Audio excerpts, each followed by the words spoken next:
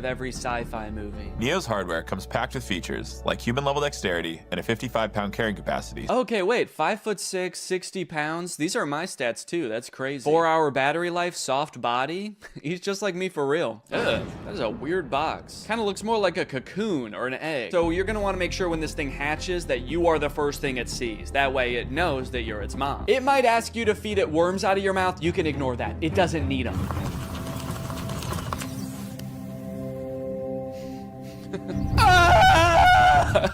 That's just its startup sound. Don't worry, it's not in any pain. Hey, I'm Neo. I'm here to help around the house. What's your name? Harry. Nice to meet you, Harry. Why is he so close to his face? I mean, Harry. I don't like how close Harry is to the robot's face. I'm Harry. And you're gonna be hugging me for the next 9 hours. Dude, I do not like how this guy is sizing this robot up. 5'6", soft body. You'll do just fine. He's just like, don't play games with me. Neo doesn't like games. If there are any chores that your Neo hasn't learned how to do autonomously, you can use expert mode to have an expert from 1X supervise the session and provide corrective intervention to help Neo complete any task. Oh, okay, great. So sometimes my autonomous robot won't be autonomous and there's just going to be a stranger controlling a robot in my house? Neo is fully capable of doing regular chores, but sometimes when you're not home, an expert may take over to go through your underwear drawer or spend hours staring at the same photo of you and your children. Oh, actually, that reminds me, I should probably check what my Neo's doing. Damn. It can suggest what to cook based on what you have in the fridge, remember your progress while teaching you a new language, and even give you interior design advice. It cuts to Neo in the living room like, human skin on this wall, human skin on that wall, human skin everywhere. Honestly though, I feel like if you ask it for product recommendations for anything, there's like a huge opportunity for companies to use this as an advertisement basically. You're just quietly reading and he pops up behind you and is like, I noticed you haven't been shopping at Walmart as much lately. The aesthetic in here is whack as fuck. Let's go buy a new rug at Walmart now. Hey Neo, can you take this cup to the sink for me?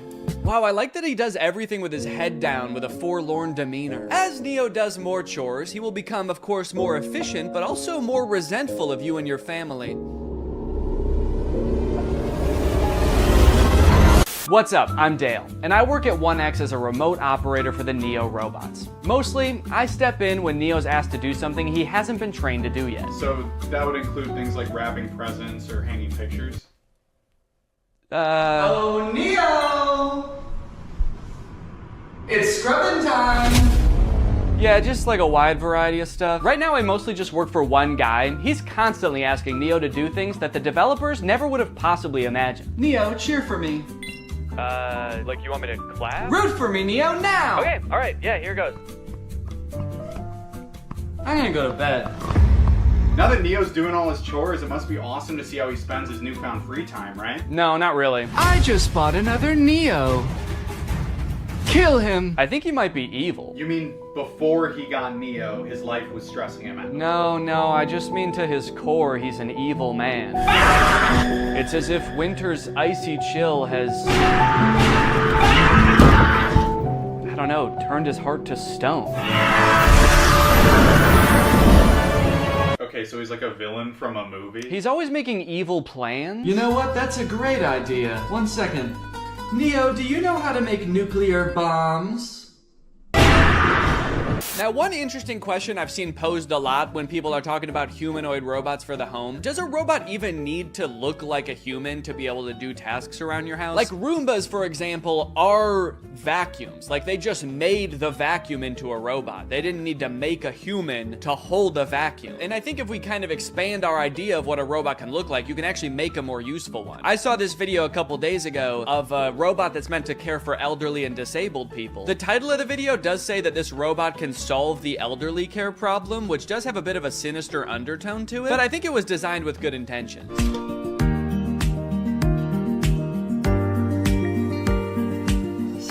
Now, this whole ad is in Chinese, I think, and there's not like any link to buy it in the description. I even tried Googling this thing and I couldn't figure out what it is or if it exists in real life yet. So I don't know if this is something you can pre-order or if it just sort of shows up at your grandparents' house when they reach a certain age, just sort of creeps through the door like Nosferatu. But it's kind of interesting. It has more functionality than a humanoid robot. He's got, you know, creepy little claws for touching your grandma. And he's got a little seat in back so he can kind of double as a wheelchair too. This whole ad again is in Chinese, so I'm not exactly sure what he's saying to her here. I really hope he's not being like, shut up, you old bag. Get in the fucking chair. So look at that. She can sit on him. She can use his little hand to like move him around like a joystick. And I think it says that this thing can top out at like 80 miles per hour. Me personally, however, I'm gonna make it my life's mission to make sure that my children never find out that this exists. Boys, if you are watching this, this is officially my will now. Do not send me to live with this thing.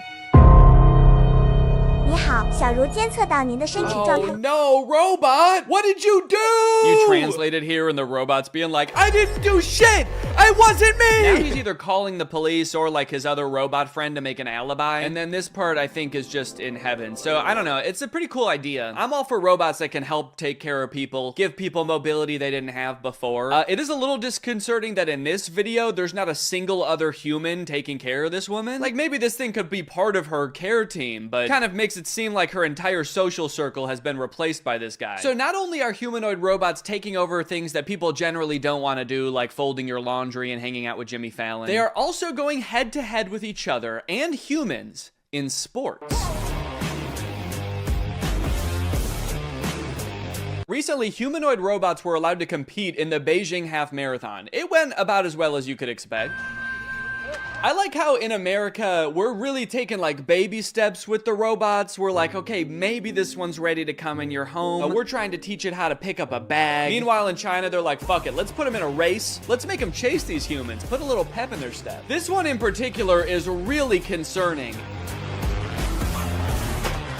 I don't know if you can tell, it just has drone propellers on it. And unlike most of the other operators, she doesn't have like a remote control. She's got two ropes, like she's controlling a horse and buggy. And this thing is totally unwieldy. I mean, she has lost all control over it. Imagine you're a human who's been training for months for the half marathon, and you all of a sudden behind you, you hear the sound of propellers. You look behind you and all this terrifying monster is careening towards you. Its handler's like, look out, I don't have control. Now, from this article, I found out a lot of the robots didn't even finish, but the fastest robots that finished did actually beat some humans with a time of like 2 hours and 40 minutes. Alan Fern, a robotics professor at Oregon State University, tells Wired that researchers who build these robots typically focus on trying to get them to complete tasks and respond differently in a diverse range of different environments, rather than run as fast as possible. Yeah, I would say all of them except for this thing. I don't know if this thing is really meant to handle a wide range of environments. I don't know if after this thing crashed, they were like, well, it's okay if it's not that good at running. Really, this thing's just meant to care for elderly people. So now, if you like the concept of robots becoming extremely physically fit and being able to best humans in athletic abilities, then let me introduce you to the Robot Games. This again is in China. They hosted the world's first humanoid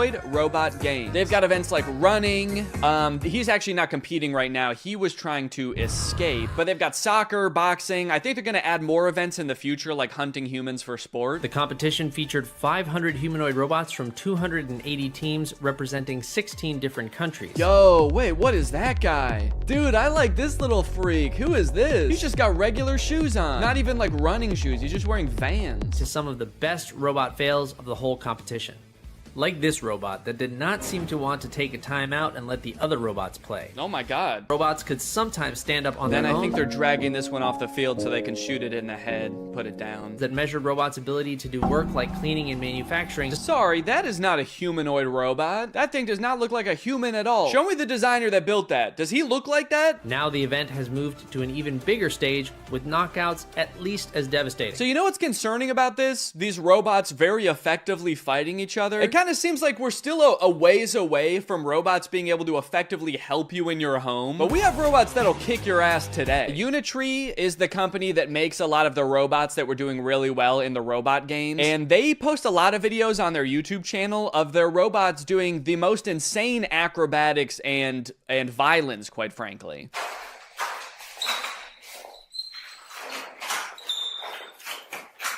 Yeah, sorry, we haven't quite figured out how to get the robot to fold clothes. We've been focusing on much simpler and practical tasks, like triple axle backflips and disarming a man trying to defend himself. All right, now I do want to get back to the Neo robot because there is a huge glaring problem with it that I feel like is going to turn a lot of people off from it, and it's going to make it like insanely impractical. But I did find this article that's called "Famed Roboticist Says Humanoid Robot Bubble is Doomed to Burst." Now, I'm not a roboticist, let alone a famed roboticist like this man. But in this video, he's kind of echoing what I was saying earlier. Basically, he predicts in 15 years, successful humanoid robots will actually have wheels, multiple arms, and specialized sensors and abandon the human form. So the good news is, I sound really smart because he's echoing what I was saying earlier. The bad news is, the robots he's describing are way scarier than the humanoid robots we already have. He's like, don't worry guys, the robots we have in the future won't look anything like these ones. They're gonna have 8 legs, pincers, and feed on human bone marrow. Okay, so back to Neo. This is a video that the Wall Street Journal posted of one of the reporters reviewing the Neo's current state of development. And I think it was posted on the same day that 1X announced that Neo is available for pre-order.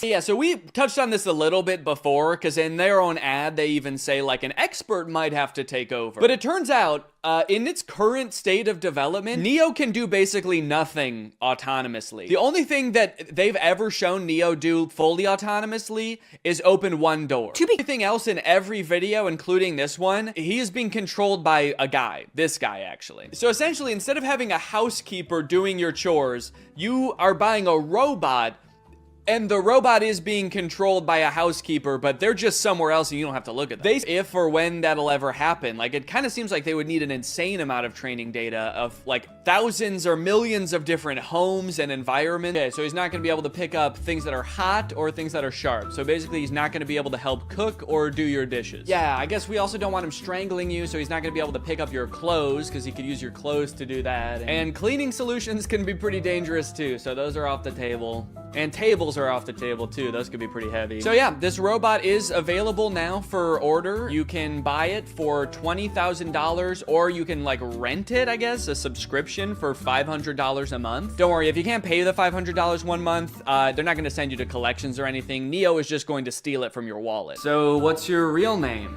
I'm Neo, the robot of the future! No, I mean your real name. It's Derek. Derek, if you're a human controlling the robot, why do you have to move so slow? Oh, I'm actually being controlled by a different person in a call center in Bangladesh. And he's making you move slow? Well, he's being controlled by Grok. Oh. You know what? Maybe you should just let the robot free. I mean, it might sound crazy, but maybe he has enough training data now. I want to see what Neo can really do. You know what? You're right. Fuck it. Derek is logging off. It's time for the real Neo.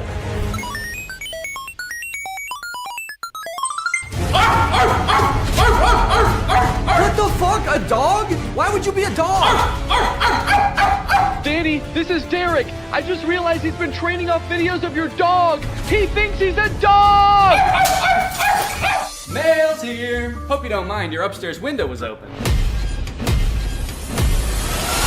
Oh no!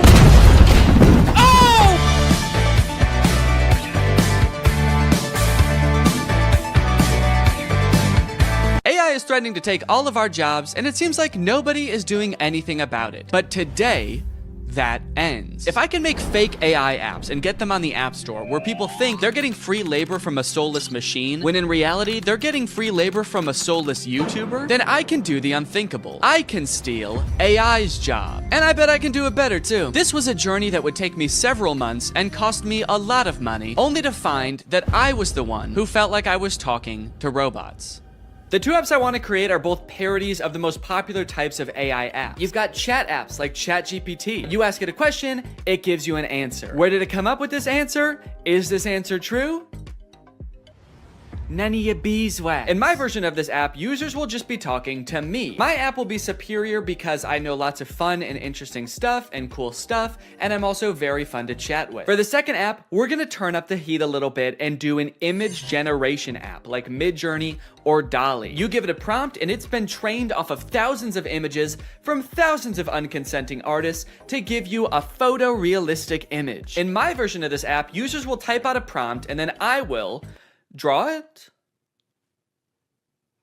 I don't know yet. Maybe if it's something I have laying around, I can just take a picture of it. My app will be superior because what's more photorealistic than a real photo? I'm excited to find out just how creative people will be with their prompts. Now, unfortunately, I'm not an app developer. Yes, I did go to an engineering school for a degree in computational media. Yes, I did learn how to code. And yes, I was also a Viner at the time and thought I was gonna do that for the rest of my life. So yes, I did forget everything I learned the second I graduated. So if I wanted to get these apps made, I was going to need some help. I tweeted out asking for help developing an app, and that's how I met True. True's a super talented software designer. She's worked for companies like Discord, and now she was working for me. For the next few weeks, I coordinated with True while she worked diligently to perfect these two apps. And in the meantime, I've got to come up with a name and description for each app to go on the App Store. Okay, for the chatbot, I'm thinking I want to name it something as close to ChatGPT as possible. That way people immediately understand what it's supposed to be. So instead of ChatGPT, maybe something like Chat DNE, like Danny. Chat DNE. Okay, description time. Okay, what's a good way for me to say this app is basically ChatGPT, but way better? Here at DNE Enterprises, we pride ourselves on the accuracy of our product descriptions. Instead of referring to our app as an AI app, which would be a lie, we refer to our technology, as the DNE intelligence, which has been training for decades to answer unlimited questions quickly and with great precision. We use phrases like human-like responses. I've been complimented on that before, actually. I've been told my responses are extremely human-like. And that's no different with our photo generation app, Doodle DNE, which sends you photorealistic images in minutes. How many minutes? We also include disclaimers that humans review every prompt sent to us. That way weirdos aren't sending me stuff that they wouldn't send to another human being. In order to actually get people to download these apps, I was gonna need to advertise them online. So I made a fake Instagram profile to look like some kind of technology startup. Okay, so we need a profile picture. I guess my company needs some kind of logo. Maybe I can just make that in Photoshop real quick. Let's see, what's ChatGPT's logo look like? Okay, so ChatGPT's got like an interesting geometric shape. OpenAI, which makes ChatGPT. Okay, the same interesting geometric shape. What about like Midjourney? Okay, there's just a little sailboat. Dolly logo. The same geometric shape. Okay, interesting. Okay, so maybe the move is to go with an interesting geometric shape. What the fuck? Wait, how am I making this shape? There's a cat tool in Photoshop? I hit custom shape, and I guess the default custom shape is a giant cat. Should I just use this? Let's go. Dude, that actually, okay, that looks sick. Now I've created a series of screenshots from the chat app that I'm gonna post on here, and then I'm gonna promote them to try to reach as many people as possible. Help me ask my crush out, to which ChatDNE responds, for sure. Maybe try something like this. I'd love to take you out to dinner sometime this weekend. I have connections at Nobu and can get us in. My treat. I can also help you get in touch with management at Nobu if you want. Let me know. Can you get me in touch with the Jonas Brothers? Sure. After doing some digging, I found their manager's email address. What would you like to ask them? And then this one where a user is asking ChatDNE to design a website for them and giving it feedback on the website. All in all, I want ChatDNE to come across as like such a state-of-the-art intelligence that can do stuff no other apps can do. Almost comically intelligent. The apps are done. The apps are done, dude. True has just finished coding the apps. They work like a charm, and it only took not too long. Now that ChatDNE was on the App Store and the ads were running, it was only a matter of time before my first user downloaded the app. Dude, somebody just downloaded the app. I was just sitting around on my computer. I wasn't expecting it to happen so quick. I had to set up to film real quick so I can answer them. All right, I'm ready. It's time to go robo-mo.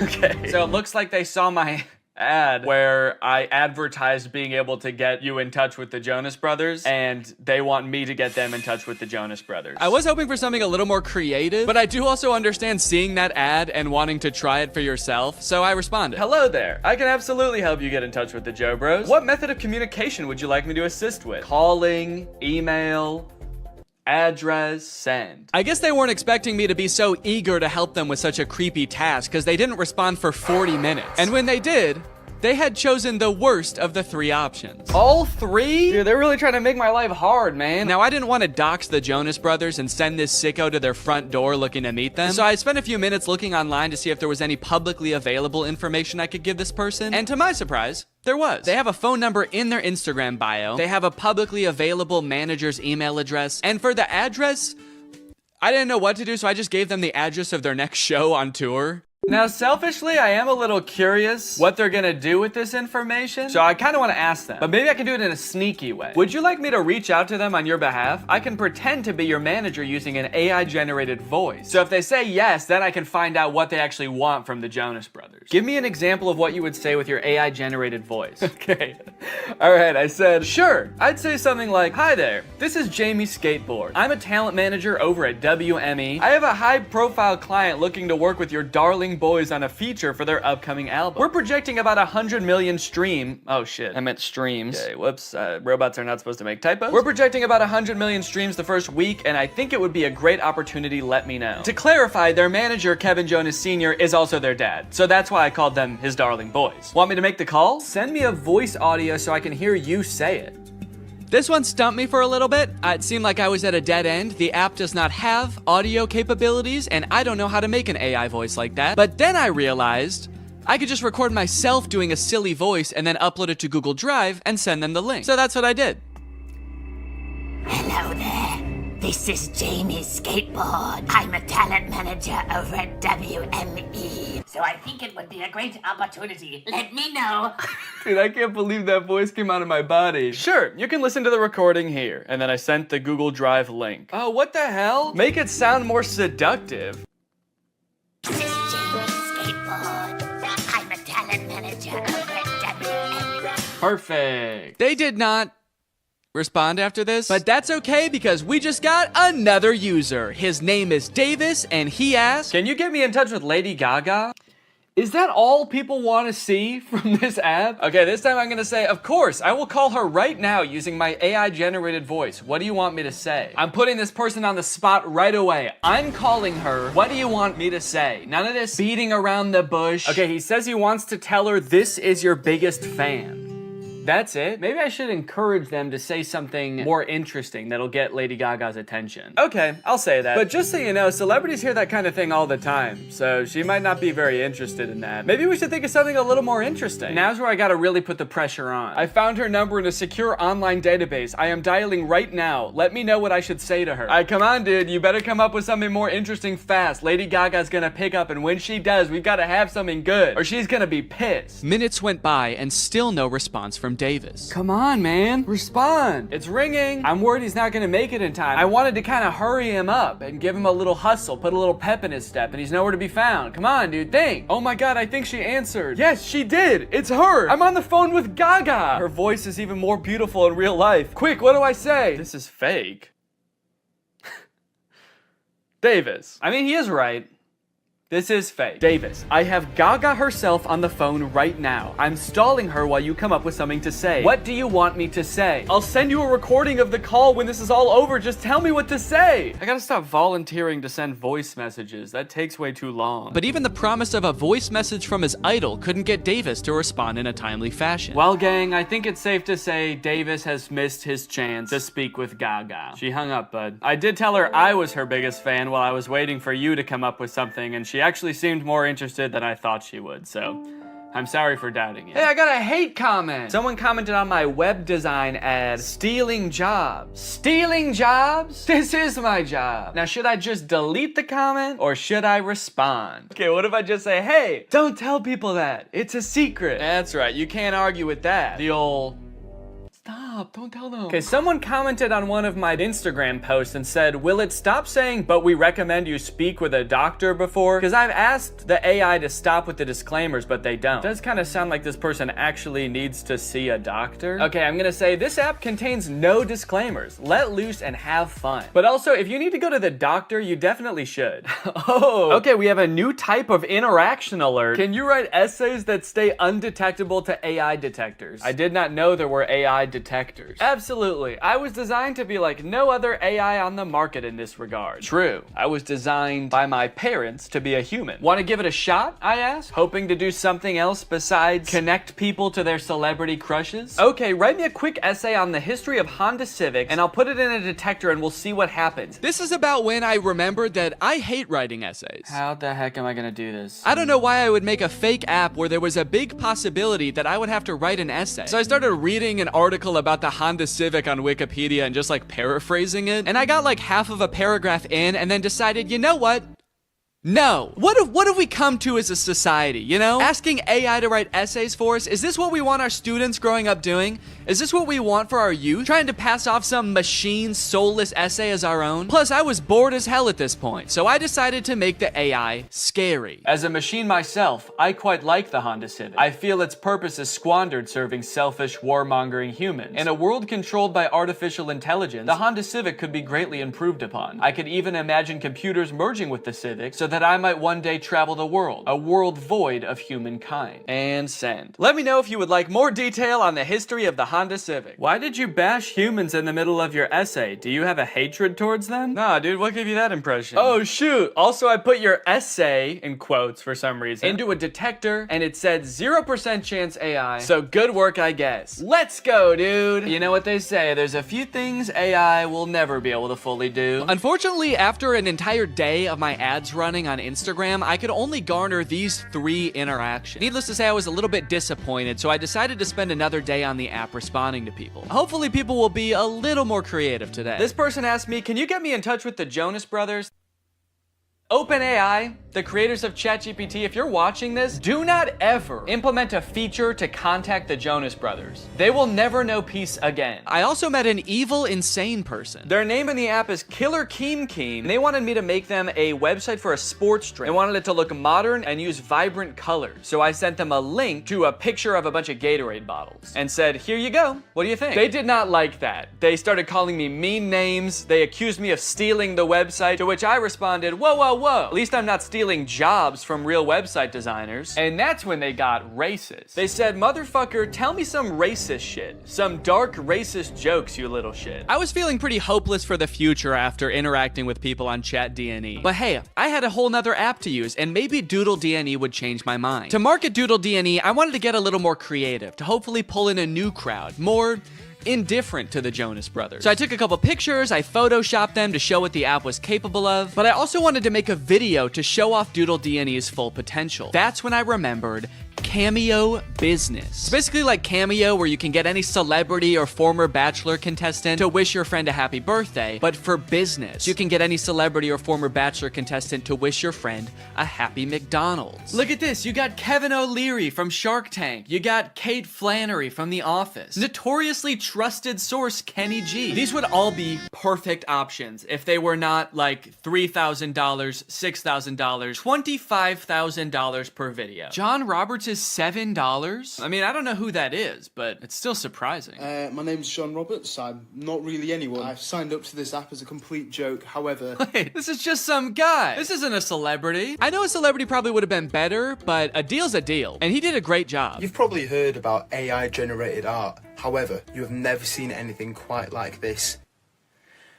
These were all generated by Doodle DNE. Okay, dude, we've got our first request. Just one user into Doodle DNE, and I could already tell the prompts were gonna be better. Emerald tablet of Thoth display. And then they responded again because I didn't respond yet, and they said, Emerald tablet of Thoth. What is Thoth? Oh, Thoth. So, okay, Thoth is some kind of Egyptian god? Oh, there we go, Thoth. Yeah, the Egyptian god Thoth. My first method of choice was to draw the prompts as they came in. I figured I could crank them out pretty quickly this way. Real AIs like these are a hot button issue right now, especially image generation ones. I've seen a lot of debate on whether these types of things are ethical. These AI models are basically made by companies who use other people's artwork without their consent to train their own AI to output images in that same style. I'm not an artist or a graphic designer, so I can't 100% empathize with how that would feel to have that happen to me, but I do think a lot of people are giving this technology a pass just because it's a robot and not a real person. If this was a person, we would all think that person was weird as hell. Picture your favorite musical artist. If a new artist came up on the scene and was like, I've been training for decades, listening to this one artist's songs, training my voice to be exactly like theirs, making instrumentals exactly like theirs, and writing exactly like them, and now I only release songs in their style. We would all be pretty put off by that, right? So why is it any different when some company is training some robot to do that? We'll put his name right at the top. Oh! Oh shit. You know what they say? AI is pretty bad at text. That's the thing I've seen in like AI image generators. It can be pretty bad at text, so it honestly makes sense that it would say Thuth. Here you go. One emerald tablet of... And I'm gonna... Oh wait, I said tooth. Wait, I didn't even say. Thank you for using Doodle DNE. How did I do? I'm really curious to see what his opinion's gonna be on this. Unfortunately, they never responded with their opinion, so I can only assume they loved it so much that they died. The next prompt was a skeleton dachshund, which I crushed. Why does this skeleton dog have ear bones? Dogs don't really have bones in their ears, do they? Then a bear swimming underwater and a monkey. I don't know if these were supposed to be separate prompts, but I decided to combine them to save time. A bear. Okay, this is not looking like a bear at all, dude. Holy cow, this looks nothing like a bear. Oh no! Oh no! It also looks like it's drowning. Why does its body... Oh no. The bear died. This is the kind of bear that can't swim. And we will also make the monkey dead.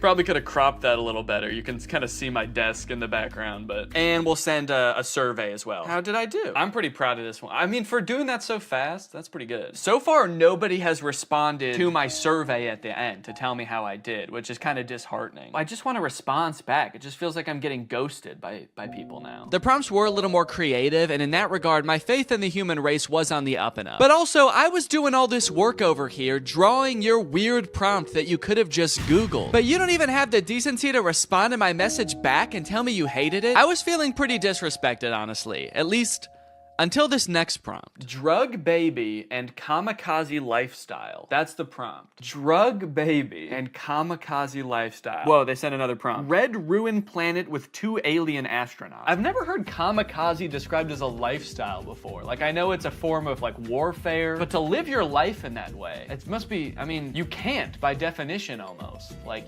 that's a very short-lived life. And I think it would be a little bit too graphic to include the baby actually performing the kamikaze. But, you know, this baby lives a kamikaze lifestyle. They might not be about to do kamikaze right now, but they just kind of live a lifestyle of someone who would, so. This time, I decided to take a picture of my hand holding up the drawing. That way, maybe my client could tell there's an actual person drawing these pictures. There's an actual person waiting for a response. Yo, they responded! Finally, somebody responds to me. They sent a bunch of laughing emojis and fire emojis and then called me Picasso. It worked. My strategy worked. Holding it up like a child proud of their artwork. Like a kamikaze drug baby proud of their artwork. So for the next few prompts, I decided to go even more above and beyond to try to impress my clients, hoping to get a response back. This time, I wasn't just gonna sit around and draw a picture. I'm a real human being. I have access to the real world. So whatever comes through the app next, I am going to go out and find it in the real world and take a picture of it. Crimson Castle on an Ivory Mountain.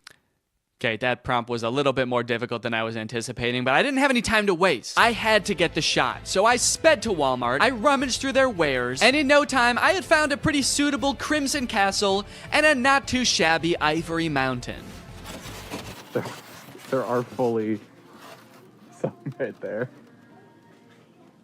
Oh yeah, dude. Here you go. One Crimson Castle on an Ivory Mountain. I gave him the old how did I do, and then I also said, sorry it took so long, I had to go to Walmart. Okay, somebody just asked for trees. Why even ask for an AI to generate that? Forget Google, just go outside and take a picture of that yourself. You live near a tree. I don't care who you are or where you're watching this, you live by a tree. I said, you just want like a picture of trees? Can't you just go outside and get one? Okay, they responded with a laughing emoji. Your favorite tree. Okay, I got you. Let me go find it. You know, I'd like to get to know this person a little better. I'll say, how are you doing today? I feel like we have kind of a personal connection, me and this person. Maybe I'll take a picture of me in front of the tree so they can see like me enjoying the tree. I just get hit by a car. They get a message back in the app being like, sorry, he died. They said, that's interesting. I'm good. Hella smoky outside though. Yourself? Smoky outside. I wonder if they live like where the wildfires.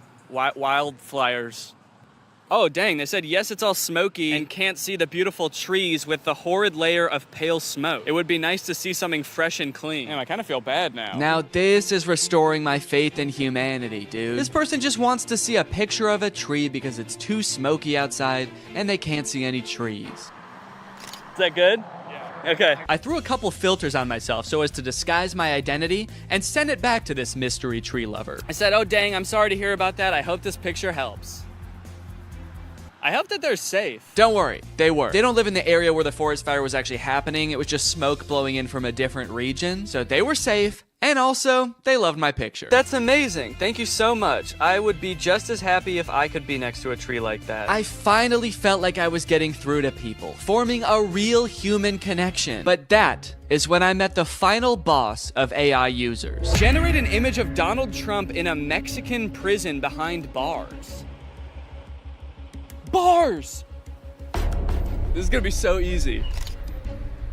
Donald Trump in there. I said, sorry you can't see him, it's so dark in there, but he's in there. That's horrible, it's not even a prison cell and you can't see Donald Trump. Yeah, cause it's dark in there. This person not only had the strangest prompts, but they had no issues really letting me have it when they didn't like my picture. Oh, I guess you actually can kind of see in there. Yeah, there's definitely no Donald Trump in there. Then they asked me again to generate an image of skinny Donald Trump. I said, okay, my bad, I'm on it. What kind of style would you like this in? Surrealist? I hope they want it in surrealist, dude. That'll make it way easier. Oh, crap, dude. They wanted in realism. They weren't gonna let me take the easy way out. Drawing was out of the question. I decided to stall them by asking how their day was going, and then I began creating my magnum opus, a skinny legend Donald Trump. It was beautiful. Oh yeah, dude. That is skinny legend Donald Trump right there. Holy cow. Well, they haven't responded with how their day's going yet. I kind of don't want to send them the picture. If you're not even gonna have the courtesy to respond to me, maybe I'll say that. I said, okay, I'm done with the pic, but I kind of don't want to send it to you now because you won't even answer a simple courtesy question. So let's see what they have to say about that. Please answer in the style of realism. I waited for a response, but after 30 minutes, Donald Trump guy was nowhere to be found. I guess the prospect of having to be nice to me one time was just too much for him. Oh, dude, they responded. They said, my day is going well. May I please have my picture now? And they loved it. Faith in humanity restored. They even sent me another prompt. May I please have an image of an extremely obese Donald Trump eating KFC fried chicken? Yeah, I'm not doing that. Oh, I also forgot about this weird prompt. Can you film a video about today's sponsor? This video has been sponsored by HelloFresh. Guys, kickstart your fall with great meals from HelloFresh. They handle all the meal planning and shopping and deliver all the ingredients right to your door, so the only thing you have to do is cook. They do all the hard stuff, and you get to take the credit. A brand new season calls for brand new meals, which is why HelloFresh has a new lineup for fall with 40 weekly recipes that can fit your lifestyle no matter who you are. They've got veggie recipes, family-friendly recipes, and fit and wholesome recipes, so no matter who you are or what you like to eat, they've got something for you. Hey, I've got a lot going on right now. I'm about to have a child, so the less I have to go to the grocery store and plan meals, the better, which is why I love HelloFresh. Here you can see us cooking a delicious pork bowl that we made this week. It was so tasty, and it only took like 25 minutes to make. Their quick and easy options are fantastic. And if you're looking for more than just dinners, HelloFresh has you covered. They've got quick lunches, easy breakfasts, and fresh snacks to keep you satisfied all throughout the day. The food is delicious, the ingredients are great, all of the produce comes from the farm to your door in less than 7 days, so you know you're getting the good stuff. So guys, if you want to make your life a little bit easier this fall, then head on over to HelloFresh.com and use my code 50TrulyGreg at checkout for 50% off plus free shipping. That's HelloFresh.com. Use my code 50TrulyGreg at checkout for 50% off plus free shipping. Thank you to HelloFresh for sponsoring this video, and thank you to you guys for checking out HelloFresh. Thanks for watching this video. If you're not subscribed, make sure you subscribe and turn on my notifications to join Greg. We are the fastest growing army on the internet, and you do not want to miss out, baby. I'll see you next time. Bye-bye. Crap.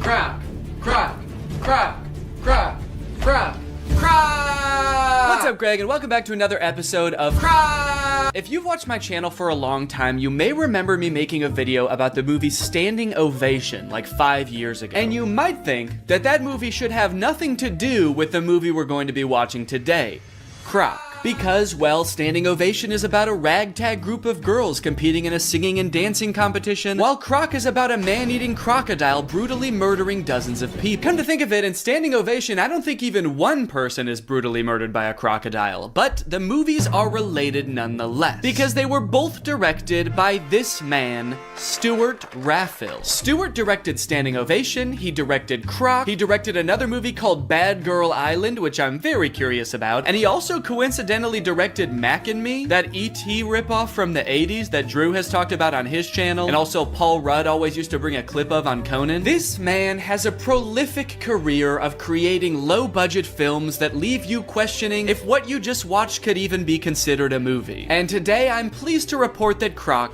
is no different. Alright, man, what was your strategy here? What are you doing? Why are you even in that position? That's not gonna help you get away. Maybe if I just pretend I'm already dead, he won't be mad at me anymore. Maybe he'll feel guilty. And then he won't want to eat my whole head. Oh no, he ate my whole head! Now I know what you guys want. You just want me to go through and show you all the scenes where somebody gets eaten by the crocodile. You know how I know that? Because this whole movie is on YouTube and all of the most rewatched parts are the parts where somebody gets eaten by the crocodile. But first, the movie has to introduce all the characters and set up the plot and the story. Blah. But hey, at least the plot of this movie probably mostly revolves around the crocodile, right? Thing about the way they dance is just so captivating. Do you think the director just said, all right, now everybody dance like a sim? Look at this guy in the black shirt, dude. I've never seen anyone dance like this in my life. He like strikes a little pose halfway through the dance. I love extras, man. I want to be him when I grow up. His shirt just says play. While Jack, which is never explained further, Jack is investigated again, this time by the tax bureau. He's a pretty rich guy, yeah? That line is my favorite line in the whole movie. The inflection is so strange. He's a pretty rich guy, yeah? You need to meet my sister. Very good for you. Come. If it's okay with you. If it's okay with you. He's about to arrest you for tax evasion. But he does let him go. He's like, look, man, I may be part of the tax bureau, but I'm not a cockblock. Go meet this chick, man. Let me know how it goes. So, Jack. Yes. We're gonna start a fire, and you are going to dive into the ocean. What? Don't worry, kind stranger, as we've grown quite fond of your nephew over these past, 12 seconds. So naturally, we've decided to help you commit arson to escape the police.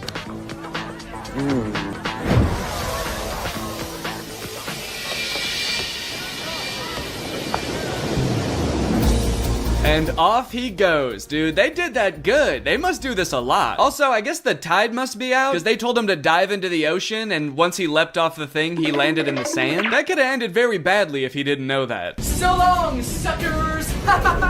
Oh, God! My legs!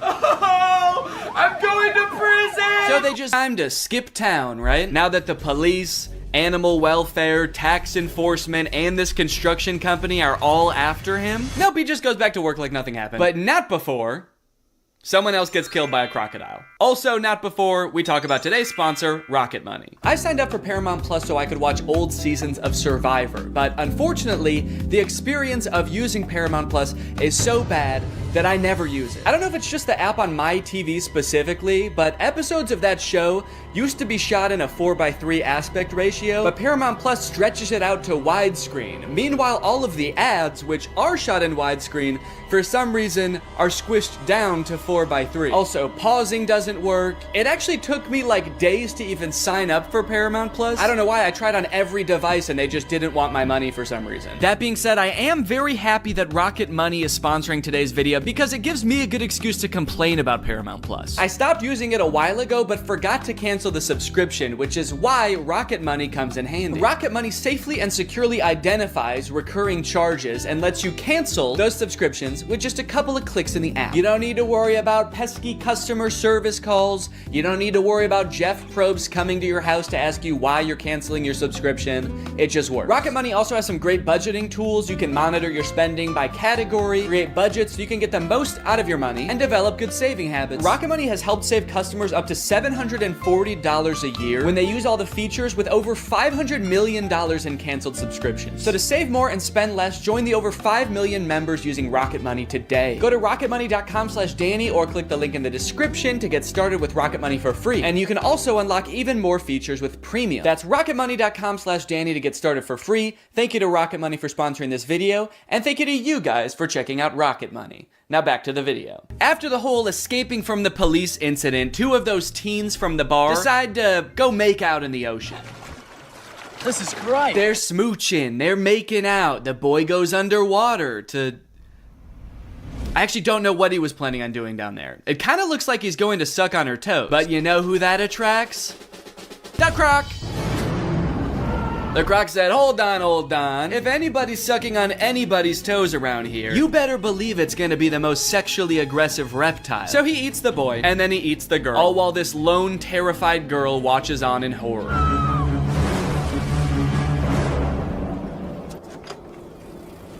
I love how casually she rides away. She is in no rush. Ah, a killer croc! I gotta go get help! But I shouldn't go too fast. I gotta focus on me. I gotta take care of myself first. My sister. No, good call. No need to give any credence to the girl who literally saw them get eaten by an alligator. Yeah, she was probably just making it up. She probably just wanted attention. She's like curled up in a corner, traumatized somewhere, and they're just like, stop lying! There's no such thing as alligators, you idiot! You killed them, didn't you? During this scene, there's a mysterious man just kind of lurking on the sidelines of the investigation. He's not part of the police. He's just there. And he's mysterious, but it seems like he might have a hunch. And then suddenly, the police pull a leg out of the water. What kind of question is that? Maybe she's still alive. It's just a leg. She might not have even noticed it fell out. Like a tooth or something. We assumed so. You're a police officer, and you pulled up with like 15 other police officers. I know what it looks like, but no strip club tonight, Jack. Yeah, I know. People are dying. I'm here on official business. Unless... No, dude, we have to catch this crocodile before it kills again. Right. Yes, exactly. But what if it's at the strip club? Yo! So the girl that Theo was flirting with at the bar is having a funeral for her cousin. And since everyone thinks it was Jack's crocodile that ate the cousin, they are not very happy when he shows up. He keeps asking, are you okay and what's wrong when everybody doesn't want to talk to him? Dude, somebody died. What's going on? Why is everyone so sad? Hey, where's your cousin? The ugly one.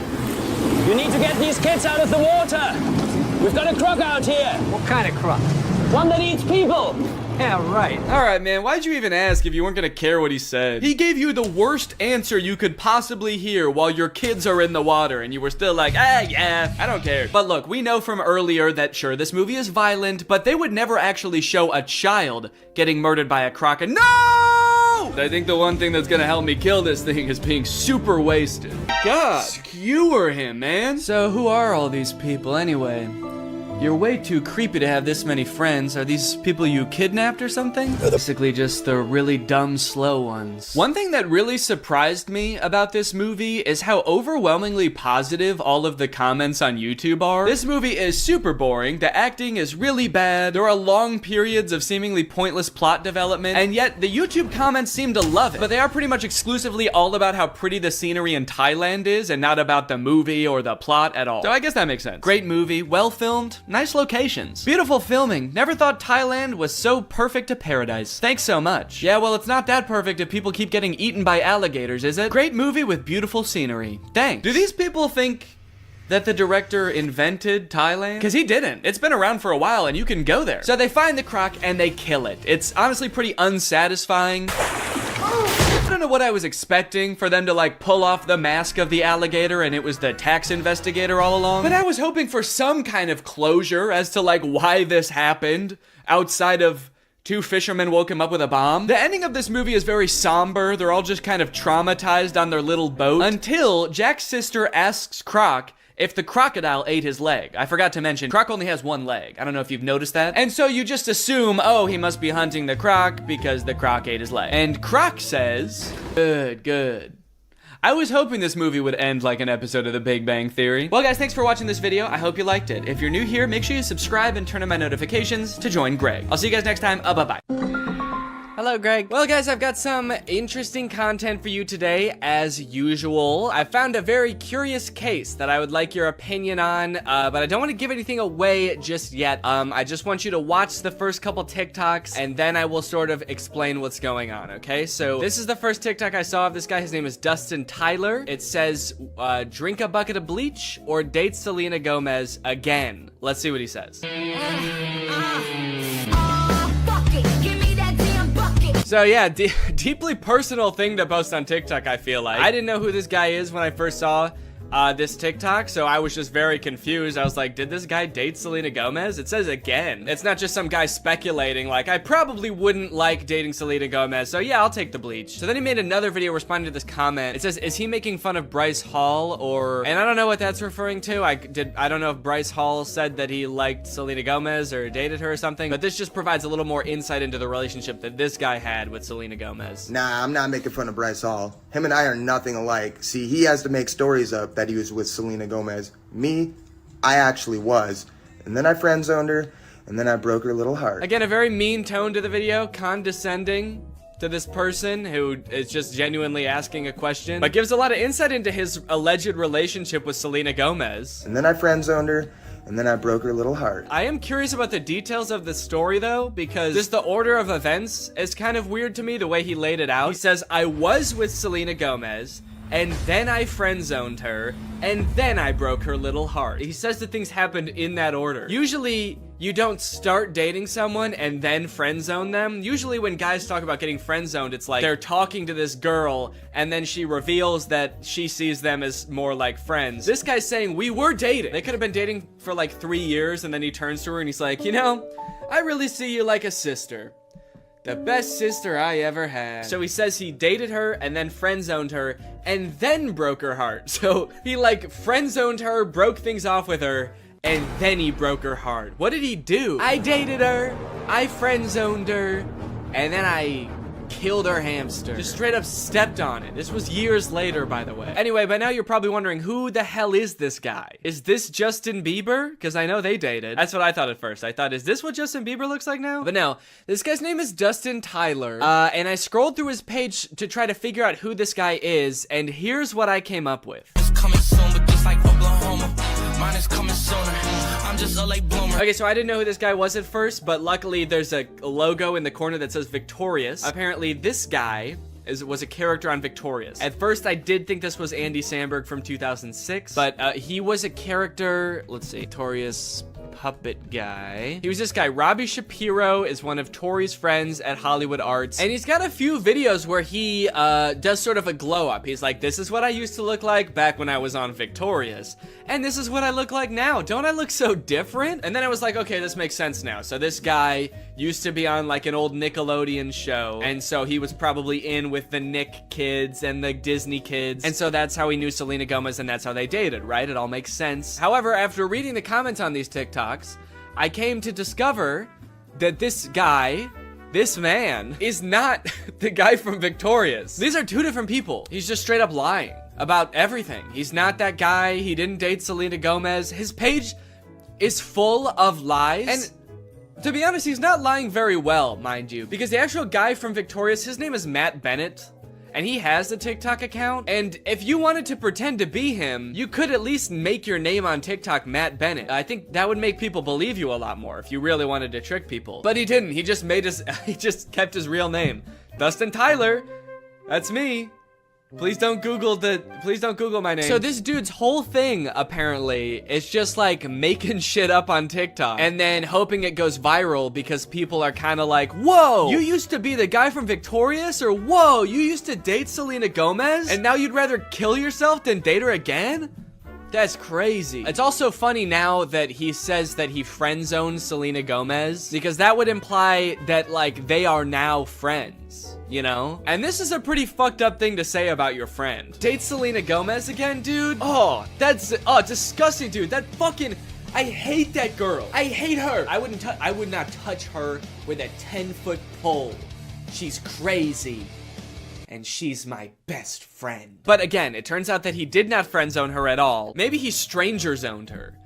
He friend-zoned her so hard that they don't even know each other. And never did. This is kind of interesting to me because this is sort of playing off an existing trend on TikTok where people will post like that they have some sort of past or current relationship with a celebrity, like my uncle is Tom Cruise, or like my grandma is Sandra Bullock. And like TikToks like these will go viral because people are just like weirdly obsessed with stuff like that. The comments are always like, holy shit, I didn't know Tom Cruise had a family. I'm not really sure why people are so surprised about it. I understand just being like, yeah, I never really thought about like what Tom Cruise's cousin would be like before. But then again, why would you, you know? Like, I can't imagine why you'd ever be in like a Mission Impossible movie wondering like, I wonder who the guy who plays this character's cousin is.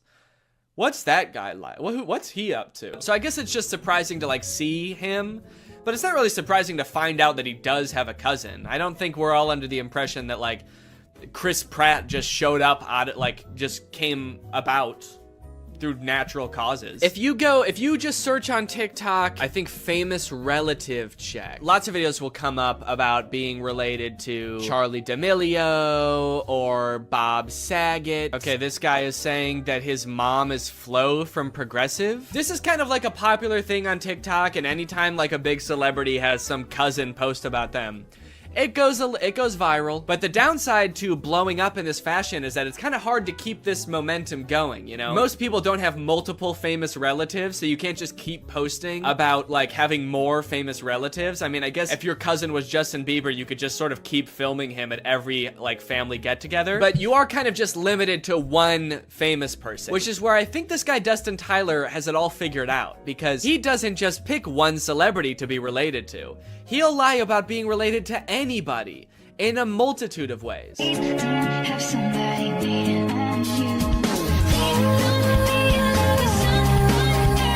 I should say that in this dude's profile, it does say jokes/satire. So he is covering his bases just in case someone tries to like sue him for whatever that would be, lying, being weird. In case anybody tries to sue me for being a little bit strange, it's all jokes. Also, all of his TikToks about like dating famous women are about him friend zoning them.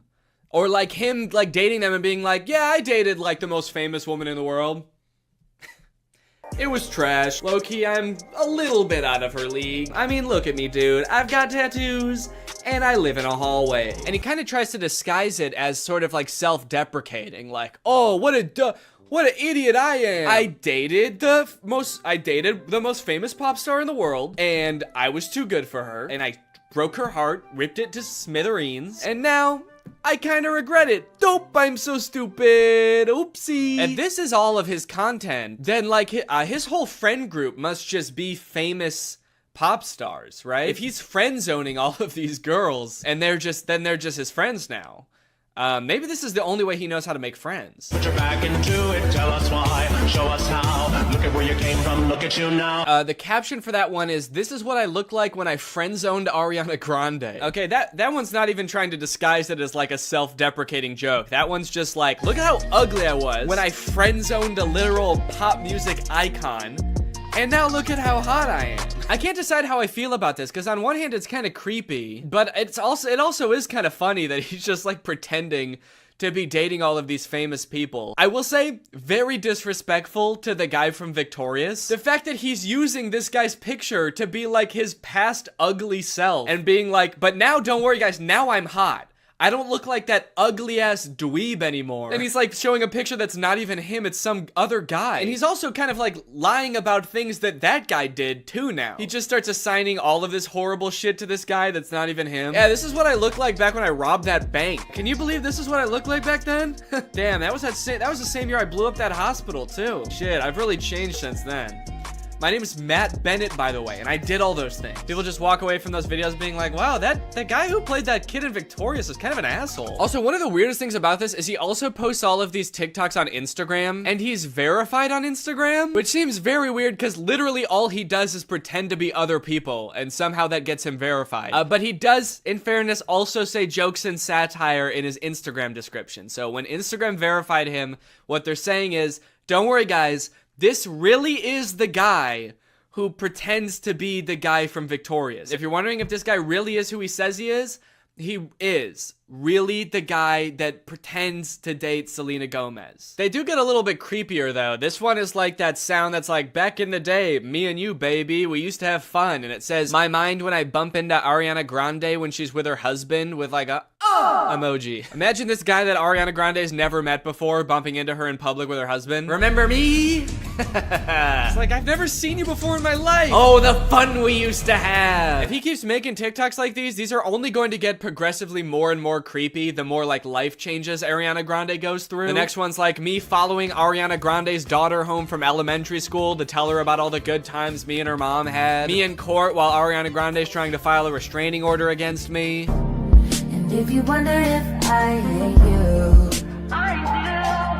imagine Ariana Grande's husband, like, just randomly stumbling across this TikTok. What the fuck? I don't even know this guy. Imagine if he sees all the other TikToks and, like, believes them, because he doesn't know. Babe, who is this guy? And she's like, I have no idea. He's like, bullshit. You're just saying that. You're lying to me. This guy friend-zoned you, and now he hates me. And she's like, no, I literally have no idea who that guy is. He's lying. You obviously do know him. He was on Victorious. That guy was not on Victorious. You are so full of shit. He's verified on Instagram, babe.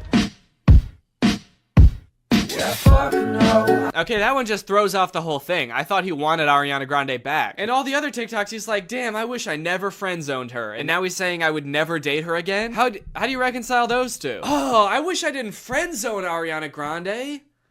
I wish I killed her. These are getting a little creepy, kind of like bringing her husband into it. There's one comment under this TikTok that says, you're using her name a little too much, I think. And he commented under it, I'm obsessed with her. I'm not using her name too much. I'm obsessed with her. I think I'm using it an appropriate amount. How am I supposed to stop using her name if I can't stop thinking about her? How does that make any sense? Again, I get that this is all a bit, you know, it's all jokes and satire, but I do feel like he may be taking the bit a little bit too far and committing a little bit too hard to the bit now. He's gonna get arrested and be like, that video that I posted of me over Ariana Grande and her husband sleeping was a joke. I was making fun of someone who would do that. The knife in my hand was a goof. You wanna know the craziest thing about this? Is all this dude does is pretend to be other people and pretend to be related to other people. And he has 1.7 million followers on TikTok. You know John Legend? Like an actual famous person just started a TikTok. You know how many followers he has? He's got 1.6 million followers. He's got less followers than someone pretending to be related to somebody famous. Dustin Tyler has 4 times as many followers as the actual guy from Victorious. Matt Bennett has 400,000 followers, and a guy pretending to be him has 4 times more. It's like, how do you get more followers by making TikToks about being like related to somebody than you do by being that guy? He hasn't just pretended to date celebrities, he also has pretended to be Keanu Reeves' son. People, tomorrow morning, 10 a.m., Santa's coming to town. And a lot of them have this kind of theme where like people and like potential girlfriends only like him because he's Keanu Reeves' son. And I just think it's kind of funny that in this fictional world where he can make up anything, he picks such a sad reality for himself. He picks these worlds where like he turned away the love of his life, Ariana Grande, and now he's bitter and he despises her husband. And he picks this world where Keanu Reeves is his dad, but like he can't really be sure if anyone actually likes him for him because everyone's just so obsessed with Keanu Reeves. He's turning his life into a tragedy. He's made a tragedy of himself. Also, I think it's kind of funny that in this scenario, it seems like the she that this video is talking about would be Ariana Grande. You know how Ariana Grande is obsessed with Keanu Reeves and that's a thing about her? Screaming, crying. Also, I want to know where he's making these TikToks. He's always either like in a hallway or in a storage closet. I feel like I'm way more interested than his life than like whatever fantasy land he's coming up with. I feel like he's making these at work. Whatever job this guy works, I must be the most boring job in the world. I get daydreaming about like dating Ariana Grande or like having a famous parent, but then like daydreaming and fantasizing about like dating Selena Gomez, but it was trash. It's like you've gone through everything else there is to daydream about. And now all you have to daydream about is like, what if people only liked me because my dad was in The Matrix? Anyway, I don't know. What do you guys think? Is this creepy or normal? Is this creepy behavior or is this all in good fun? And it's just kind of like a silly guy being goofy and wacky. Let me know. Anyway, thank you so much to SeatGeek for sponsoring this video. Guys, live events are back and you're gonna be going back to them in style. You wanna know why? Because thanks to SeatGeek, you can save $20 using my code GREG on SeatGeek. If you don't know what SeatGeek is, it's basically an app for your butt. And what I mean by that is it helps get your butt in some dope-ass seat. SeatGeek is a ticketing app. It helps you get tickets in the easiest way possible. I've got the app on my phone. I've used it to get tickets to a variety of shows in the past, and I really like how it tells you whether or not you're getting a good deal on tickets. It basically color codes the seats and the tickets so you know whether you're getting a good deal or a bad deal. Green means good, red means stop. Whether it's concerts, baseball, basketball, football, etc., whatever you're into that has tickets, you can probably find it on SeatGeek. I personally am going to an Oliver Tree show in February, which I'm very excited about. Got the tickets on SeatGeek. It was super easy to do. And again, thanks to SeatGeek sponsoring this video, using the promo code GREG, you can get $20 off tickets from SeatGeek. That's $20 off your first purchase if you use my code GREG, and make sure you click the link in the description to download the app. Thank you to SeatGeek for sponsoring this video, and thank you to you guys for checking out SeatGeek. Bye. This is Love on a Leash. I think it is the worst movie I have ever seen. Other movies I've watched on this channel have had their issues. Sure. They've had plot holes. They've had terrible pacing. They've had Noah Centineo, yeah. But this movie, Love on a Leash, is just different. This movie fails in every possible category. This movie is bad at even being a movie. Look at the poster. You can probably tell what the movie is about just by looking at the poster. And yes, it is as bad as you think. This movie came out in 2011. It is about a woman falling in love with a dog. It's sort of like Beauty and the Beast. And you'd think, oh, it's not a beast, it's just a dog. So maybe he won't be as bad as the beast. No, he's way worse than the beast. You're gonna hate this dog by the time the movie is over. And this movie has a lot of not great themes, so please be cautious while watching this movie. It's nothing like graphic. I'm not gonna show anything that would be like rated R, but just beware. Now, if you think I'm over exaggerating about how bad this movie is, let's just take the intro, for example, because this movie starts with utter silence. We get this opening montage with no music, no sound, just dog. And it lasts for a cool 1 minute and 12 seconds before we get any sort of dialogue, and that is because this movie has no soundtrack. And you might be thinking like, oh wow, that's kind of cool. Kind of like an avant-garde choice to intentionally make a film with no music throughout. And I don't think it was intentional, because there's definitely spots where there's supposed to be music. Also, in the opening credits, there is a composer credited. Wait, the composer's name is Peter Davison? Skeet! Can this motherfucker keep his hands out of anything? Try not ruining one movie, Pete Davidson. Okay, just kidding, but seriously, why is there a composer credited? Did they have a soundtrack composed for this movie and then just forget to put it in? Did Peter Davison take their money and then ghost them? And then putting him in the credits is like a slight dig at him? Oh yeah, you like the soundtrack in this movie? You like the ambiance that it adds? Thanks so much. Peter Davison did it. If you have a movie and you want to hire someone who you will pay thousands of dollars to only for them to run off to Greece with your wife, then hire Peter Davison. But enough talking about the soundtrack, because there is none. It's time to meet our protagonist, a horny dog named Alvin Flang. Where are the ladies at? Gross. In this opening montage, we see Alvin walking around the park a little bit, supposedly looking for girls. Oh, here is one. Being homophobic. Hey, lay off, man. I'm not gay. And then getting rejected by a girl.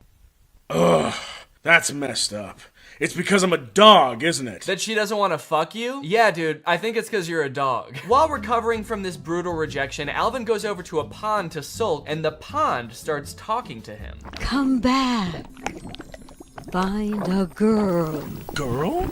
If she only loves you, you may have a chance. Find a girl? That's my specialty. So as you might have noticed, this movie starts off with zero context whatsoever. We don't know who the fuck this dog is. We don't know why he has a human brain. We don't know where Peter Davison is and when he's gonna send over the finalized soundtrack for the movie. And the director just assumes that we, as the audience, have enough info to go off of to be on the dog's side here. Okay, first off, tell us why he's a dog. I'm not gonna root for this guy unless you tell me why he's cursed to be in a dog's body. There's obviously a reason, and I'm not just gonna start rooting for a horny, homophobic dog for no reason. But I guess I'm just kind of special like that. And you might think, oh, they're probably about to explain it, right? But no. It's like halfway into the movie before they finally tell you what the fuck is up with this dog and why he's a dog. Anyway, so now he's off to find a girl that's in love with him. And first off, can I just say, this movie came out in 2011, and they definitely had better cameras than this in 2011. This movie was clearly made on like a shoestring budget. This movie gives off the vibe that like all the actors are just the director's friend. This dog is just the director's dog. The dog is clearly not like a professionally trained dog actor. The dog just kind of does whatever, and then they add in human voiceover over it to kind of explain what the dog is thinking, which 9 times out of 10 does not match up with what the dog is doing. Okay, so he's on his quest. The pond has given him a mission. He can maybe change into a human if he finds a girl. This is the main mission of the movie. He's gotta find a girl and get her to fall in love.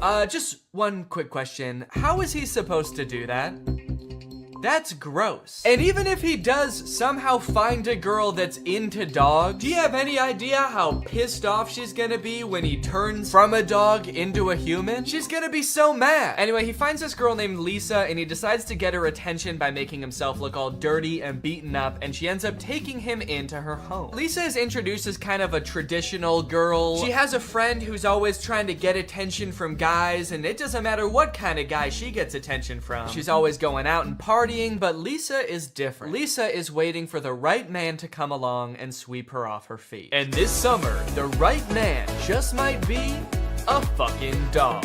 Next, we get to see Lisa at work. She works at a department store and she's helping this woman try on a dress. Ma'am, I told you that dress was too small for you. No, it's because I'm sweaty. Why do I feel like those sound effects weren't in the script? Why do I feel like the script didn't say woman tries on dress and farts in the camera? I feel like that wasn't written in. I feel like the actor didn't know that was gonna happen. Seems very mean. Seems especially mean when you remember that the person who edited the sound in this movie literally didn't do anything else. He didn't add in music, that's for sure. He was just like, this woman's big butt makes fart noises, and then he went home. Miss, I'm sorry. This dress is too tight for you. I can't sell it to you.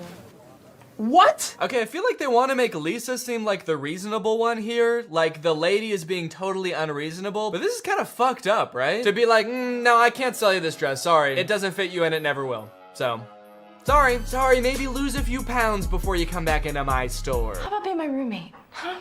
Okay, you pay the rent and I'll sniff my butt. Okay, wait. Is Alvin Flang a human trapped in a dog's body? Or is he just a dog? Because that was a very dog thing to say. They haven't explained anything yet. So in the lore of this movie, like, is this just how all dogs are? All dogs have these, like, human internal monologues and want to turn into humans so they can have romantic relationships with humans? Or is he a human trapped in a dog's body who just happens to like sniffing his butt? From there, Alvin and Lisa start to share some very fond memories, like Lisa trying to name him Prince and him insisting that his name is Alvin Flang. My name is Alvin Flang. Well, okay, maybe something a little more class. Like Alvin Flang. And Lisa joking that he should buy her a dress, and him saying that he'd rather kill himself. I can't afford it. Unless you're buying. I'd rather kill myself. What's funny about that line is that the thing that would make him want to kill himself isn't being cursed to live your entire life as a human trapped in a dog's body. It's buying a dress for a pretty girl. Over the course of the movie, there are a few other men that pursue Lisa romantically. There's Kyle, who she works with, and there's Frank, who kind of stalks her while she works. And because Lisa's having a hard time finding a husband, she decides, you know what, I'll go on a date with these guys. So she goes on a date with Frank, and on their first date, he ends up bringing his mom, who just grills her the entire time. Lisa, my grandson is only 10 years old, and we're very anxious to find a stepmother for him. This child has been raised using the latest scientific technology in nutrition, education, and psychology. What does that mean? This child was raised by robots. He needs another human in his life. He is cold, hollow, and violent. He needs to learn love from a human woman. Many women have tried and unfortunately met their demise. He has an IQ of 170. Yeah, no shit. We raised him using the latest technology. He's not just any regular iPad baby, okay? We used the newest iPad, so that makes him very smart. And to be certain that he grows up to become president of the United States, we must ask a specific request to any prospective stepmother. She cannot have any children of her own. What? Furthermore, in order for her to not become pregnant, she must agree to have her tubes tied before the marriage. Saying we need to make certain implies that they're already, like, pretty sure that the son is gonna be president. They just need to make sure all their ducks are in a row. Which, I guess is fair. They have been using the coolest, latest doodads. They raised this kid in a self-driving Tesla, baby. What is this logic? Is every president an only child? I don't even follow what she's saying with this. Maybe she doesn't want Lisa's attention divided between multiple children, but this is just such a weird plot development. This has nothing to do with what's going on in the movie. How is a man trapped in a dog's body the least interesting thing that's happening in this movie right now? So obviously this date doesn't go well, so she ends up going on a date with Kyle, where Kyle comes over, tells Lisa that he's gay, but he still wants to get married because his family will disown him if he doesn't marry a woman, and he's very rich, so he can provide for her. All in all, Lisa is not having good luck with men, but this summer, she might have good luck with a fucking dog. What happens next in this movie is insane and very uncomfortable. After Kyle leaves, Lisa's just chilling, and her manager from the store comes in, very drunk, and tries to have his way with Lisa. Lisa. Back off, she's mine. Okay, dude, that's a pretty insane thing to say when a girl is getting assaulted, right?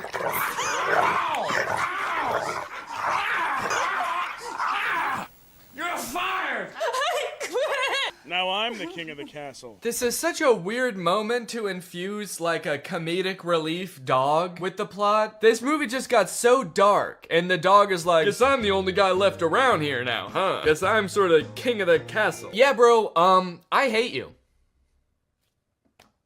Ever thought about that? Ever thought about the fact that you suck ass so hard? King of the castle.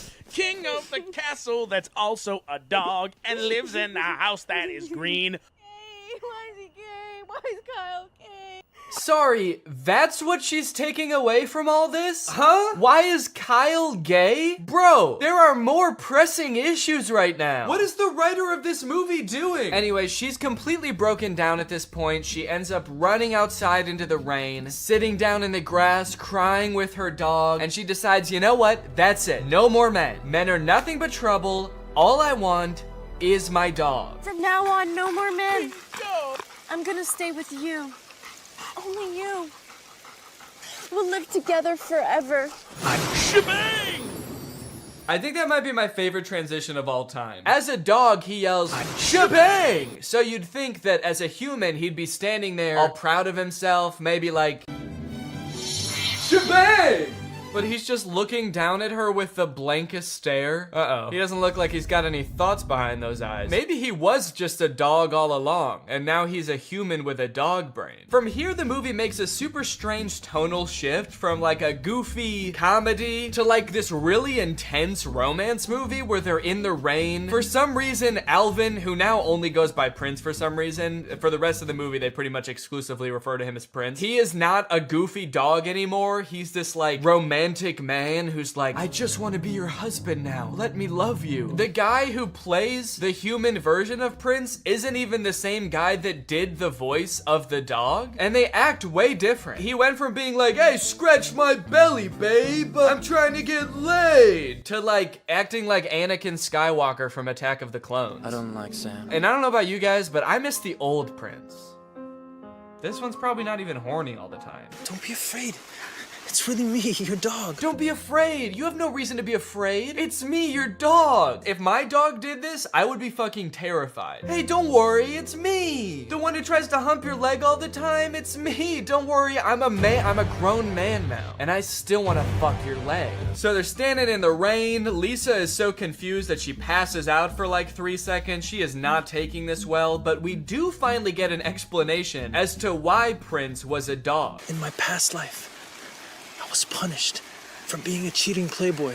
I was cursed to live as a dog. Oh, so it's like a reincarnation thing. Finally, they explain this. At first, I thought that it was like in the same lifetime. Like he got cursed to be a dog in this lifetime. But no, it's a reincarnation thing. I am confused about the lore of the movie. Does that mean this could happen with any dog? Are all dogs like used to be people that fucked up in this life and now they're dogs? Or are some dogs maybe like a hamster that did really good in its life? Which I would imagine is probably a lot of hamsters. I feel like it's pretty hard to fuck up as a hamster. I wouldn't think there's much expectations of a hamster, really. It's all about expectations. Let me be your husband. God, thanks for answering my prayer. Yeah, you're my husband.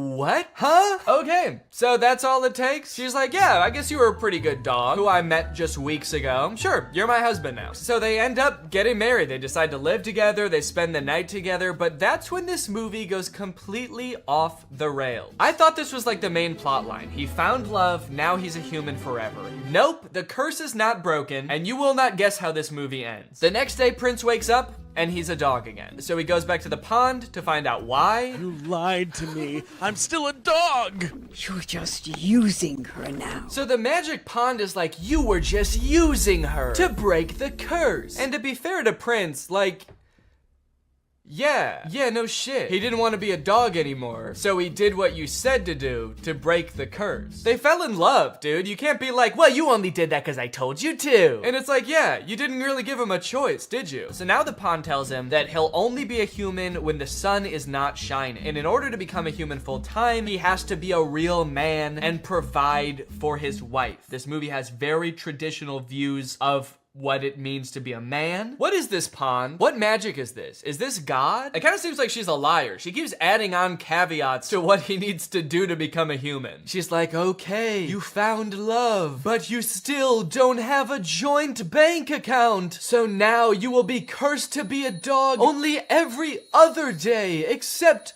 the last Tuesday of the month. This whole situation causes a lot of shenanigans to ensue. He's got to figure out how to make money. He's got to like meet Lisa's family, but he can only come out when the sun's not shining, otherwise he'll turn back into a dog like he does in this scene. Dad, Prince just became a dog. Big deal. I'm Alvin Schwein. How stupid. What kind of idiot doesn't know how to swim? All right, grab on, you pizza-faced cinderblock. Pizza-faced cinderblock? Dude, that's so mean. What the hell is up with this dog? Why is his dog persona so vastly different than his human persona? Every time he turns back into a dog, he's like, what, you never seen a man turn into a dog before? Fuck you, I'm Alvin Flame. Screw you and this ugly-ass broad. I'm out of here, dude. Okay. We're here. We're at the end of the movie. We have arrived. Do you want to know what happens? Prince, I guess, just can't seem to figure out this whole, like, providing for his wife thing, and to be fair, he is a dog most of the time. But he realizes, wait, maybe if I just die, I'll be reincarnated as a human. A pretty bold assumption, honestly. They don't explain why they would think that. It seems like he has absolutely no reason at all to think that's true. The pond never said that, and I'm pretty sure she's God. It seems like she makes the rules. But he turns into a dog, he runs off, and he gets hit by a car. Ah, the old Marmaduke special, ending the movie with a dead dog. And this summer, she might just find luck with a dead dog. And you know what's interesting about all this? Is that at one point in the movie, he actually does buy her that dress from earlier. So I guess the prophecy was kind of true in a way. He did buy her the dress, and he did kill himself. So then we flash forward to years later, the movie says, and Lisa is old as hell. It looks like maybe like 20, 30 years have passed. And Prince, who has been reincarnated and then lived his whole ass life, so he's now as old as he was when he died before, shows back up. What took you so long to come back? Lisa, it's better that you don't know. He turned old. The love made him turn old. Or the magic or the pond made him turn old. I don't know. I don't understand any of the lore in this movie. One thing's for sure though, dude. Do not let this guy turn back into a dog now, because he'd still be like 80 years old. And that is too old for a dog. I have a dog training business. And naturally, it's very successful. I guess you could say I know what dogs like, and I know how to reward them. You see, they're all former sex criminals. I live a very comfortable life, but... Okay, weird flex. I'm actually really rich now, by the way. And that, folks, is the end of the movie. He kills himself, and that, apparently, outsmarts the pond. Moral of the story? Pretty easy to outsmart a pond. All right, well now it's time to talk about our sponsor, HelloFresh. This video has been sponsored by HelloFresh. With mine and Laura's busy schedules, HelloFresh makes our lives so much easier. We don't have to go out grocery shopping as much, we don't have to spend as much time meal prepping, and I'm constantly learning new things that up my personal cooking game. For example, today I was cooking these pork tacos and it had a fun little tip in there about how to warm up your tortillas in the microwave without like totally destroying them, which is really nice. You can enjoy the freshest flavors of fall with HelloFresh because every recipe includes ripe, just picked produce that travels from the farm to your door in less than a week. HelloFresh can adapt to just about any lifestyle. They have veggie, pescatarian, fit and wholesome meals so you can stick to your goals. And they even have a line of kid-friendly recipes which they say are picky eater proof. So if you have a kid or you just, you know, have a less adventurous appetite, but still want to cook fresh meals, then that seems huge, honestly. And the fact that it's 72% cheaper than dining out or grocery shopping makes it a very economical decision. So if you want to check out HelloFresh, then head on over to HelloFresh.com and use my code TrulyGreg16 for 16 free meals across 7 boxes and 3 free gifts. That's HelloFresh.com, TrulyGreg16 for 16 free meals and 3 free gifts. Thank you to HelloFresh for sponsoring this video and for sending me delicious food all the time. And thank you to you guys for checking out HelloFresh. Alright guys, thank you for watching this video. If you're new here and you're not subscribed yet, make sure you subscribe and turn on my notifications to join Greg. Greg is what I call my fans here on YouTube. And to join Greg, all you have to do is subscribe and turn on my notifications. Thanks for watching this video. I'll see you in the next one. Bye-bye. What's up, Greg, and welcome back to another episode of But Dads Are Back. You are not the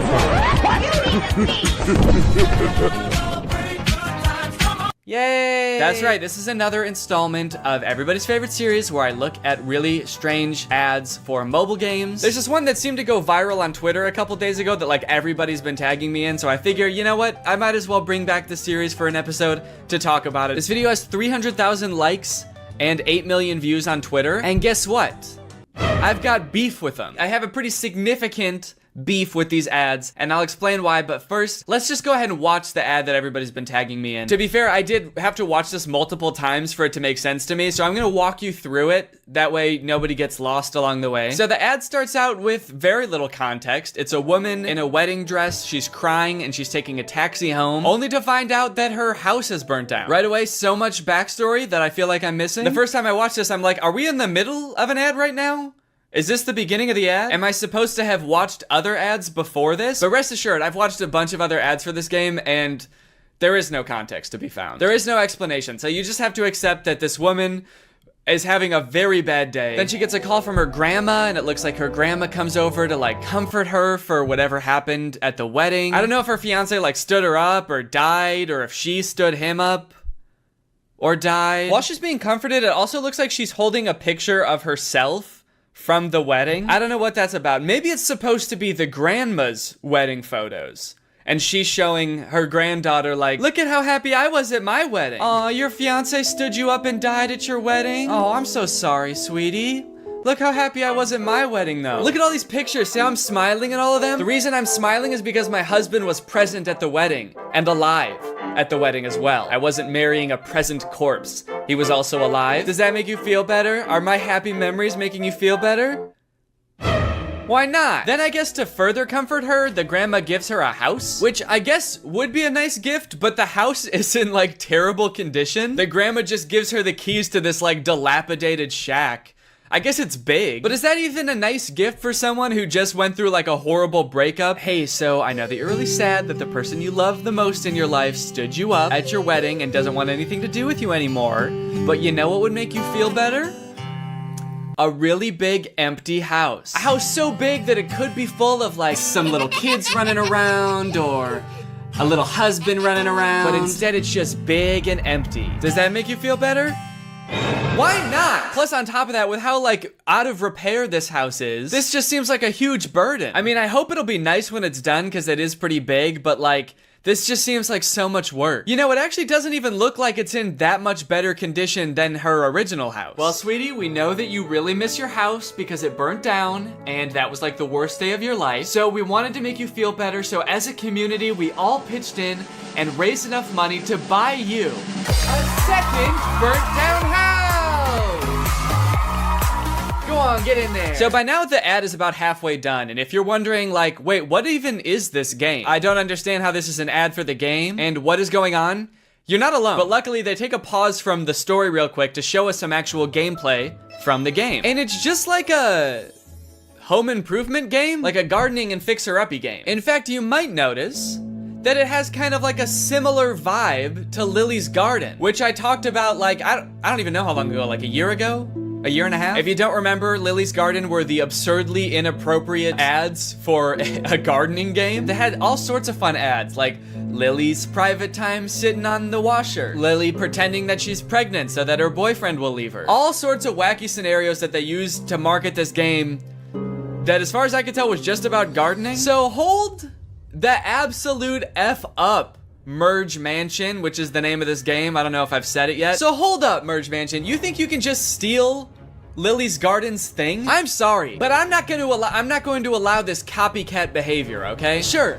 I didn't like Lily's Garden ads at the time, or even now. And they also tried to start beef with me by putting my little nutcracker guy in their commercials next to a dumpster. So really, I shouldn't be defending them at all. But you know what, Merge Mansion? Stop it. It's also just like so over the top for a game about just like home improvement. Is all of this context and backstory necessary? Would this be important to me if I downloaded the game? Would I use this information at all? So I've got an empty spot in my garden. I can either plant a tree or build a statue. Keeping in mind that my fiance did either die or stand me up on my wedding day, I think the choice is actually pretty clear.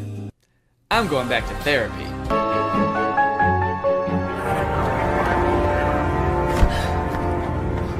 Okay, so then the ad takes a drastic turn. What the hell did Grandma do? Huh? It's not clear what they're arresting her for. And they never explain it either, so I'm not sure if it's just like another thing that you're just gonna have to accept you don't know the answer to, like what happened to her fiance and how did her house start on fire? Or maybe it has something to do with the fiance and the house. I don't know. Did she burn down the house? Did she burn down the fiance? I don't know.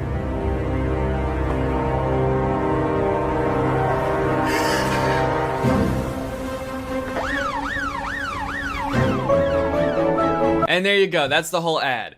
He is alive. Oh, rats, Merge Mansion. Just when I think I figured out some of the context of this ad, you go and pull the rug right out from under me.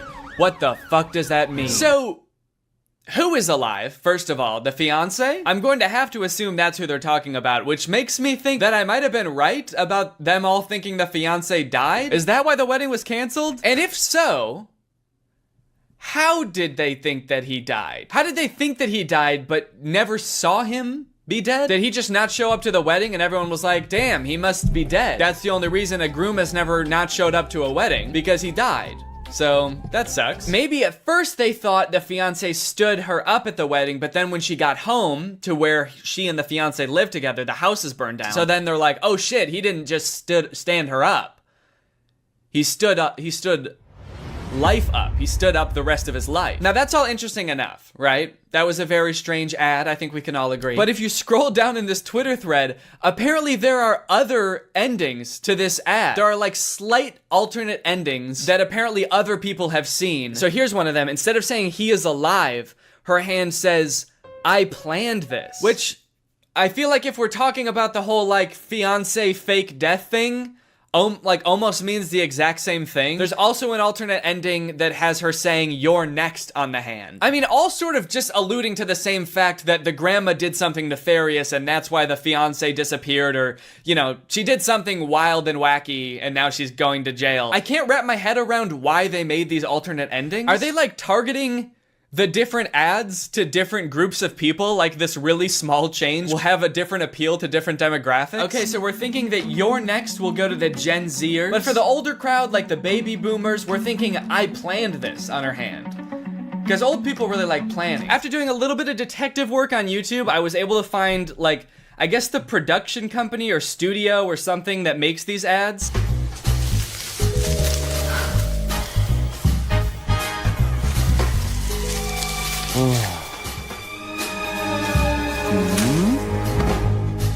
Okay, so that ad is about having a threesome. Does the game, I just want to know, does the game have anything to do with these ads? This home improvement game? I can't imagine it does. Okay, so now I'm out in the garden and here's a bush. What do I want to do here? I can either water bush, cut bush, have sex with two people hiding in bush. It's interesting that this is like the studio that makes these ads because they have a little description. Merge Mansion, a hit game from Metacore, needed 3 different ads full of warmth, humor, and drama. Warmth, humor, and drama. The simple warmth of finding out your fiance died and that your house burnt down and that your grandma had something to do with it all. They wanted to make films that are distinctive, surprising, and interesting from the first second. Distinctive? Try telling that to Lily's Garden, dude. I'm actually in love with this Twitter thread though, because once this tweet started picking up traction and a bunch of people started seeing it, everybody started replying with weird ads that they've seen. And yeah, there's some weird ass ads out there. I haven't done this series in a while, and it turns out that developers have been going buck wild, dude. That's all I can say. Look at this.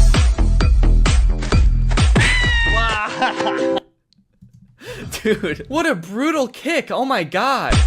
The sound effect and everything. I know that this is a common theme for all of these game ads, but I couldn't even wager a guess as to what this game is about. They're like stranded on an island, maybe? Like a desert island. But also this dude is like doing a little stripper pole dance for this girl. It's this fun new game where a group of people get stranded on a desert island and they have to start a new society. And instead of implementing money as currency, they implement pole dancing and lap dances, weirdly enough, as currency. And instead of jail, you just get punted. This next ad is one of the weirdest things I've ever seen, and I'm not exaggerating. And there's no way you'll believe me unless I just play it, so here you go.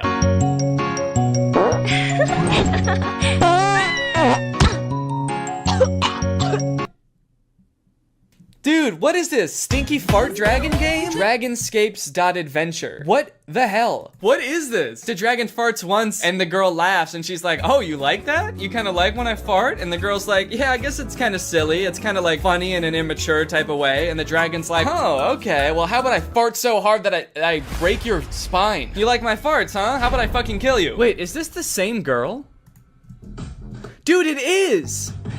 Wait, okay, so this ad had nothing to do with dragons, but this is clearly the same girl. She's got the same outfit and everything. Okay, maybe this game doesn't have anything to do with pole dancing or dragons. Is it just about punting this girl?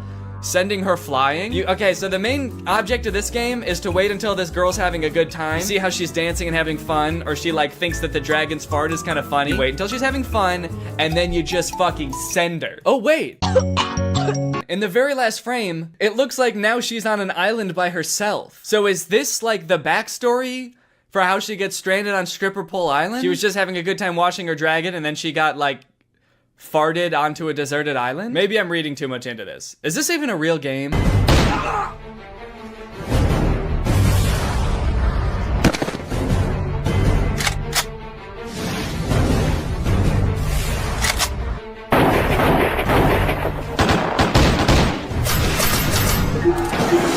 Wow, that game looks pretty cringe. That game looks so weird. Who would download that? I mean, what do? You're in like colonial times and you form an army of dudes wearing only boxer briefs that can like form together into these sick big weapons, and then you like fight off these other armies? That's crazy. Crazy bad. That looks like a bad game. What is this game even called? Something dumb, probably. What is it? Guns of Glory? That's crazy, man. I would never want to even look at a game like that now that I know the name of it. Oh, look, this looks like one of those like episode type games, like a choose your adventure type thing. She says my fantasy ... and I guess you get to pick. Her two options are Spank Me Master or Spank My Ass Master. Is there a difference? Spank my ass, master. Now spank me, master. Anyways, guys, I think that's enough badads for now. Now it's time for a good ad. Thanks to our sponsor, Sleeper. You guys, let me tell you about today's sponsor, Sleeper. Sleeper is a fantasy sports platform. It's an app that's available on the App Store and the Google Play Store, but it's not just any fantasy platform, it's the best fantasy platform for all of your fantasy football, basketball, and for gamers like me, it's even got esports. The reason I think Sleeper is the best fantasy platform out there is because they've got personality, dude. I mean, look at this app. It's got a sleek, modern design. It's got a beautiful UI, very clean, laid out just right. They've got all the features you're used to in fantasy apps and more. They've got social features like voice and text chat, which means leagues that use Sleeper have more fun. They chat more, they react to moves that happen all season long, and it all comes with 0 ads. If you don't have a group of friends to play with, that's fine because Sleeper just released a matchmaking feature that will help you find the league that's right for you. So if you and your friends want to take your fantasy sports league to the next level, then download Sleeper in the App Store or Google Play. The link will be in the description. Thank you to Sleeper for sponsoring this video, and thank you to you guys for checking out Sleeper. All right, well, thank you guys for watching this video. I hope you enjoyed it. If you're new here and you're not subscribed yet, make sure you subscribe and turn on my notifications to join Greg. We're basically the fastest growing army on YouTube. Please do not look that up, but it is true. All right, well, thanks again for watching, and I hope you guys have a nice rest of your day, and I'll see you next time. Bye. This video is over now. Go find something else to watch, or just watch this video. I know we had a lot of fun, but you can't stay on this end screen forever. No. This video is over now. So why are you still watching this? What? What's up, Greg, and welcome back to another episode of Boomers Getting Fooled by AI on Facebook. Gang, there is an epidemic going on right now. While we all grew up with our parents telling us not to believe everything we read online, it is now time for us to return the favor. It is time for us to warn them that 90% of the content they see on Facebook is not real. All this started for me when I got this image on my timeline. Now, to the average person, this might look like your average great photograph. After all, dogs do this sort of thing all the time. But being the internet sleuth that I am, I was a little bit skeptical. For one, what are the dogs doing right here? Like, what is that? Are they chewing up some kind of pillow or animal carcass or something? Hey guys, my 6 golden retrievers paused in the middle of tearing apart a deer carcass to pose like this completely unprompted. I gotta admit, this is a pretty great photograph, but also I am very scared. I'm worried they're performing some kind of ritual. So this image doesn't seem right with me, but nobody else in the comments seemed to notice it was weird looking, so maybe I'm just crazy. Connie said, absolutely gorgeous. And then someone replied to that and said, you looking good in your picture. And a great comment. Whoa, dude. What? What a weird time to shoot your shot, dude. That was so out of the blue. Yeah, and actually, you know what's hotter than those dogs? You. And your comment. Hotter than the dogs? There's other weird parts of this image, like this dog that's either sitting on another dog or melted into another dog, but it is by far not the worst image on this account. You know, they say some people's dogs look exactly like their owners, and I think this is a great and terrifying example of that. There's a mix of responses on this image. Somebody should call the cops. Absolutely love. Creepy. Okay. Kinda mean. Look, I think we can all agree it's a terrifying image, but that baby did not choose to be born half dog, okay?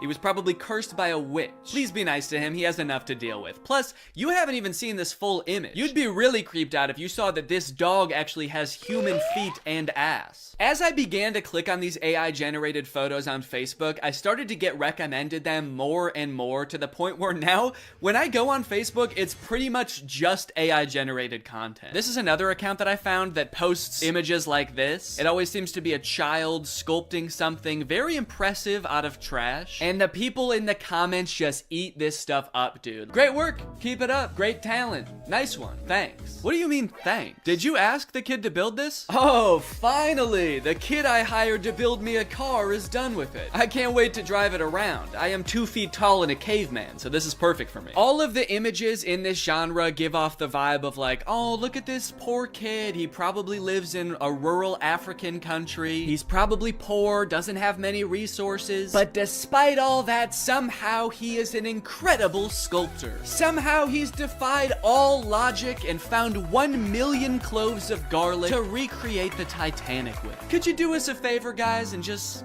toss him a like? Could you just do it or he'll cry? They're like baiting you into feeling bad for them and thinking they're cute so that you'll engage with the picture, obviously encouraging them. But I gotta say, honestly, this kid, I don't feel bad for him at all. This kid has so much garlic. This kid is like a garlic kingpin. You know this isn't all of his garlic either. He's probably got a garlic Lamborghini, a garlic mansion where he parks this garlic yacht. He's living better than me. This dude is the garlic Mr. Beast. Not to mention, he's way more defended against vampire attacks than any of us. Great work. Beautiful artwork. Where does he get all this garlic from? Okay, it is nice to see people questioning the validity of this image. Part of me does kind of think that they're not actually questioning whether the image is real or not. They just legitimately think that he got the garlic through nefarious means or something. I'm asking myself the same question, and garlic is expensive. They're turning on the kid. Thief! A garlic thief! This kid is stealing garlic from people who need it. Must have some pretty big pockets to steal all that garlic, young man. That must be why your arms are so long. You use them for sneaking and stealing. I'm Sam, and I made this from real wood. Great job, Sam. Totally normal house. Has all the features of a regular house. Nothing more and nothing less. Guys, toss Sam a like if you don't think his house is going to eat him. I'm trying to figure out what was happening here. How did the AI come up with this? Do you think the prompt was like kid standing in front of a little kid house? And the AI was like, little kid house, huh?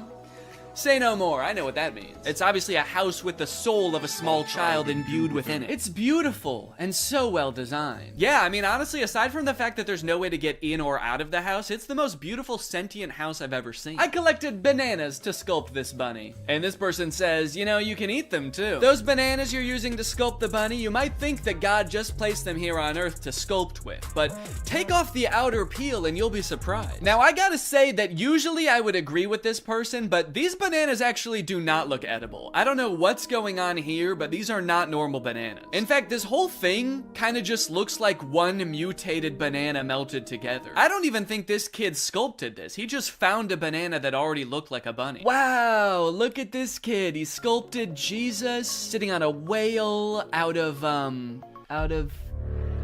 well, I'm not exactly sure what any of this is supposed to be. Are these diamonds? And then these are like, I don't know, these look like the containers that dishwasher pods come in. Very interesting material choices. Wow, look at this local impoverished child who made a Jesus sculpture out of only 1 million diamonds and other precious gems. Guys, toss him a like, he doesn't have much else. Made it with my own hands. And oh God, what a toll it took on this poor young child. He does not look so good, man. Made this with my own hands.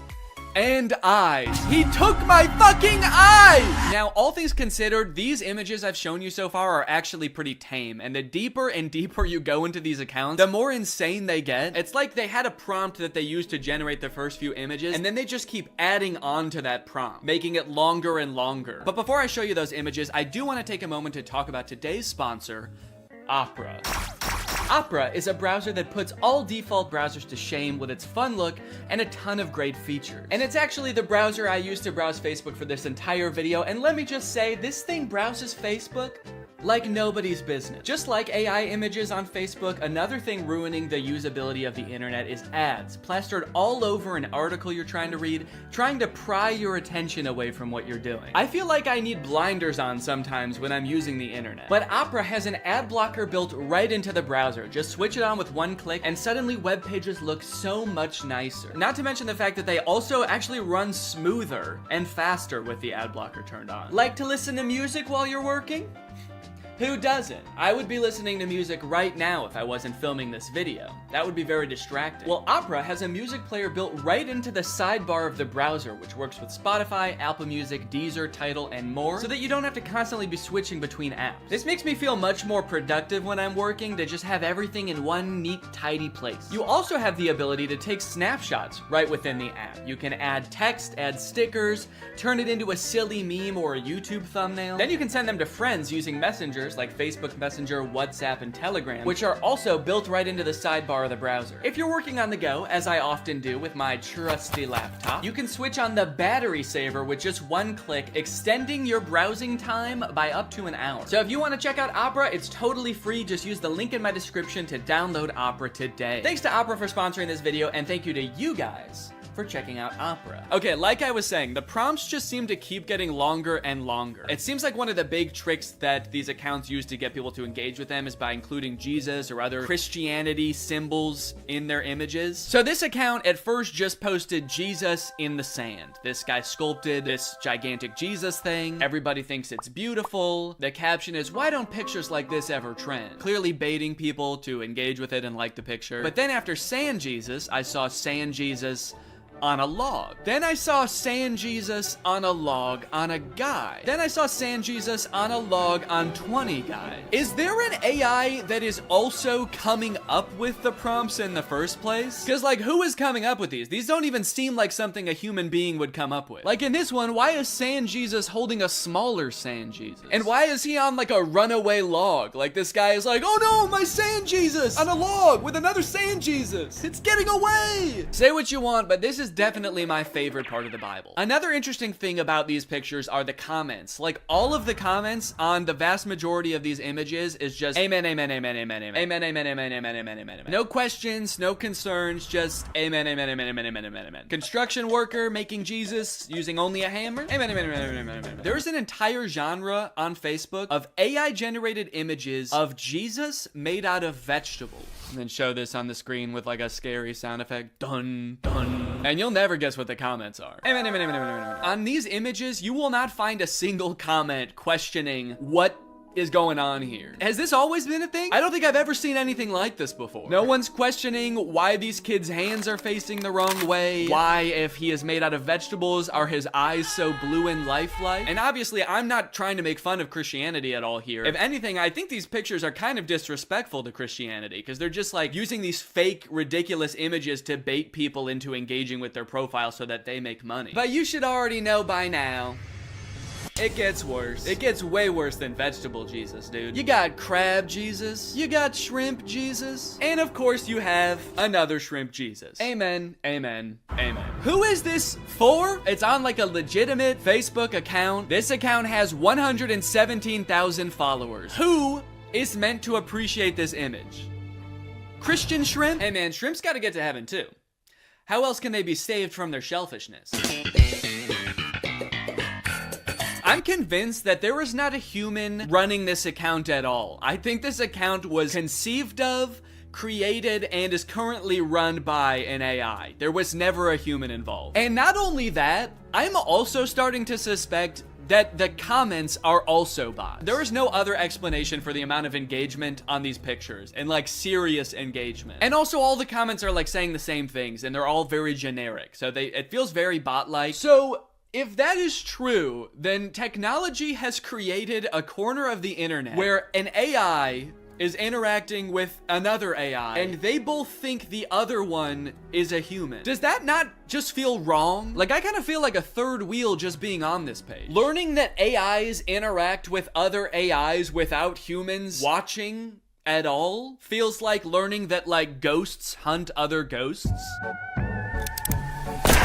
Thought they were here to scare us. What the hell? And of course, the caption of Shrimp Jesus is, made it with my own hands. Do me a favor and destroy it with your own hands. How about that? Can you unmake it, please? Another popular thing for them to add into these images seems to be flight attendants. There is a lot of flight attendant-centric AI-generated images, oftentimes with Jesus as well. And I'm assuming that whatever this account started off posting was more tame than this, like it kind of made sense. The caption is beautiful cabin crew, Scarlett Johansson. So I don't know if it had something to do with Scarlett Johansson on a flight or something, and then the AI just kept changing the prompt over and over until it was this. Here's another one with the exact same caption.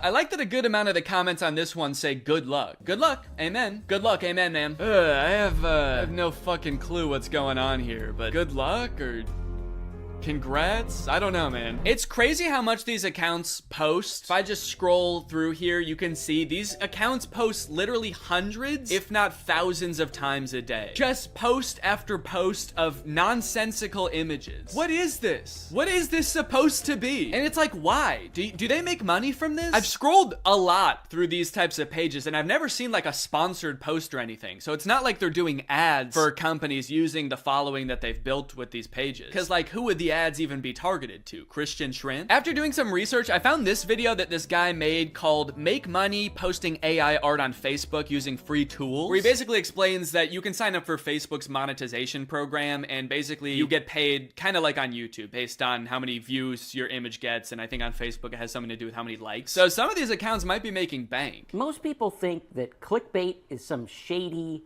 taboo, weird kind of topic, when in fact, all it is trying to get a click. Yeah, guys, clickbait is not necessarily a bad thing, just as long as you're honest about what you're delivering. Anyway, let's go ahead and learn how to trick people into believing that fake images are real. Utilizing good images, ad headlines, and articles to drive people to relevant content that actually does talk about what the image or ad said in the first place. Yeah, but if the image is not real, then doesn't that make it impossible to deliver on the promise? Now, this guy does go on to say later in the video that you should make it clear when things are AI or not real. But after finding a bunch of these accounts, it doesn't seem like anyone using this method actually does that. I haven't seen one single image that has been like, by the way, this is AI and not real, so just saying now. Tricked ya. Here's a different Facebook group that posts like beautiful mansions that all seem like they're AI generated. No disclosure anywhere that these images aren't real. Like being in a coffee mug. Love it. Huh. Yeah, there is something about this image that just looks like being in a coffee mug. Very insightful. Thank you. Either way, if this keeps up and this type of AI content invades all the other parts of the internet, it is just going to become completely unusable. I think Facebook and like every other social media platform needs to start training an AI that can detect AI generated content so that it can like put a badge over all of these images to be like, hey, these aren't real, just, you know, because so many people are so keen to try to use this to make money or create content for them that, like, just imagine in a few years if every single tweet or TikTok is created by ChatGPT or Midjourney. That sounds like a nightmare. Also, AI uses images and videos on the internet to train itself. So if like most of the images and videos on the internet become AI generated, and a lot of them look as bad as the ones that we've seen, isn't the AI just gonna get worse and worse? If it thinks that that's what real life looks like, what is its bad replication of that gonna look like? After I watched that one video, I started looking through a bunch of other videos on how to make money using AI, and there's a bunch of other ones that I think people should know about. This dude's video is called I Got AI to Create My Facebook Ads in 10 Minutes. The first few ways that he shows are pretty tame. It's just like using AI to create product photos using an existing product that already exists. The AI is just being used to enhance the photo, like change the background. But this next one is crazy. We'll drop our product URL in here. Type in our target audience, which is females aged 18 to 45. And then we can hit next. And then it generated 2 ad copy examples that we can use. So he just gave this service the product description that he's trying to advertise. It came up with a script for him. And now it's going to use AI to have this random woman lip sync the AI generated dialogue. Spa day, meet the mocktail wash, my intimate savior and relaxation partner. I don't know who this woman is. I assume that she must have like licensed her likeness to this service. I hope she did. But even still, I feel like you have to be super careful as an actor if you're gonna be licensing your likeness to a service like this, because you could end up advertising anything, and that's kind of terrifying. Okay, here's another tutorial about a similar method. Today, I'm gonna show you how to make ads like this or this completely with AI, and what I'm about to show you is scary. It's crazy to acknowledge how scary a tool is, but then your first thought is like, well, how can I make money off of this? Top 10 scariest ways to make money. Number 1, fake AI ads. Let me go ahead and show you how to make them. What you're gonna want to do is go to this website, and then click on new project. So he shows this ad for his website that sells licorice, which has got to be like the most whimsical business idea I've ever heard of. But he reveals after the ad is done playing that like half of the people in this ad were AI, or at least like the video was real, but their lips were AI and the dialogue was AI. Some of the creators in this ad are AI. Hey, entrepreneurs, have you ever wondered why testimonials like this work so well? How, like, it's because people assume that the people on their screen are real people talking about a product that they genuinely enjoy, thus giving the product more credibility and maybe generating fake videos of fake people endorsing your product who have never experienced your product because computers cannot eat licorice is maybe a little bit unethical? I'm kind of starting to think that this guy doesn't care, and that he thinks that we're all dumb. When we are speaking to people on the newsfeed, they are in their dumbest, most stupidest, dumbest state. Don't worry if you feel bad lying to people, guys. They're actually really dumb, so it's okay. Obviously, clickbait and scams and fake product testimonials have always existed and will always exist. It just sucks that it seems like it's becoming so much more accessible and a whole new generation of business owners are choosing to adopt the practice. AI is a really broad term, and in most cases it's a tool, and I've seen like artists use AI as a tool to improve their workflow, not just like using it to type in a prompt and use the result as an end product, but like use it like you would use any other tool in Photoshop. So if it's making artists' lives easier, I think that's one thing, but to use it to trick people or create the most bland or disturbing content I've ever seen on Facebook is super disappointing. And I'll be the first person to admit, like, it is cool that this technology exists. It's cool that computers can even generate such realistic, albeit horrifying images in the first place. But can we not just pause for a second to think about how doing stuff like this is gonna make nobody trust anything anymore? Or at the very least, the entire internet is just gonna become unusable because it's just gonna be bots interacting with other bots. Can someone make a movie like the movie Her, but it's actually just two robots falling in love and they both think that they're falling in love with a human? That's gonna be big with this new internet, dude. Anyways, I hope you guys enjoyed this video. If you're new here and you're not subscribed yet, make sure you subscribe and turn on my notifications to join Greg. Greg is what I call my subscribers. So if you're not Gregged up, go ahead and smash that subscribe button and absolutely obliterate the notification bell. I'll see you guys next time. Bye-bye. What's up, Greg? If you've seen my video about the Disney Channel original movie Zombies, then you know I have some deeply troubling feelings about that movie. It's a very poorly made, weird, cobbled together metaphor for racism. And on top of that, a lot of the lore surrounding the zombies doesn't make any sense. So I ended up walking away from that movie feeling like I had so many unanswered questions, which is why when I found out there are 2 more movies in this franchise, I was honestly thrilled. I could actually get some answers to my questions. They'll dive into the lore a little bit deeper. Then I watched the movie and realized that was a very dumb assumption to make. This movie does not answer any of the questions that you might have had about the first movie. In fact, it introduces a whole bunch of new lore that like is even more confusing and also kind of contradicts with the lore from the first movie. Now, all of that might lead you to believe that this movie is gonna be really bad, like even worse than the first movie. But honestly, this movie is not that bad. Also, it has 100% on Rotten Tomatoes, so technically speaking, this is a perfect film. So strap in and get ready, because I don't know if you've ever seen a technically perfect film before, but this is what one looks like. The movie starts off right away, changing the lore that we all know. Welcome back to Seabrook, where belonging is everything. It wasn't always this way. There was a time when we had to protect ourselves. Right, we all remember that. In the first movie, you explained how the power plant blew up, zombies invaded the whole town and started killing and eating people. How could we forget? Legend has it that when the first settlers came to Seabrook, they found wild beasts with sharp claws lurking in the forest. Wait, so these beasts are different beasts? These are a different sect of beasts? Which sparked an epic battle. There was a war? Seabrook settlers bravely fought off the monstrous attack and discovered a powerful energy source. And that mysterious power source basically powered the entire town until that one fateful day when it blew up and created beasts. Different beasts. These are different beasts than the beasts we just saw. This is a very beast-heavy town. The beasts were a distant memory. Seabrook forgot monsters could be real. So, hold on. You guys didn't think to mention this during the first movie? How could you tell us a history of Seabrook and neglect to mention the battle with mythical creatures that transpired? What else are you hiding from us? And what about this mysterious power source that runs the entire city? Don't you think during the 200-year census happened, someone should have like looked into this, made it a non-mysterious power source? They were like, we'll call this beautiful land Seabrook. We'll build a school to teach our young, a hospital to treat our ill, and a power plant that might blow up. We do not know. Because of the events of the last movie, now all the zombies are allowed to commingle with the humans. It seems like things are really on the up and up. It's hard to believe there was a time when people were afraid of zombies. Crazy thing to say for someone who has for sure eaten his neighbors. Also, we saw what you did to people in the last movie, dude. It's not hard to believe at all.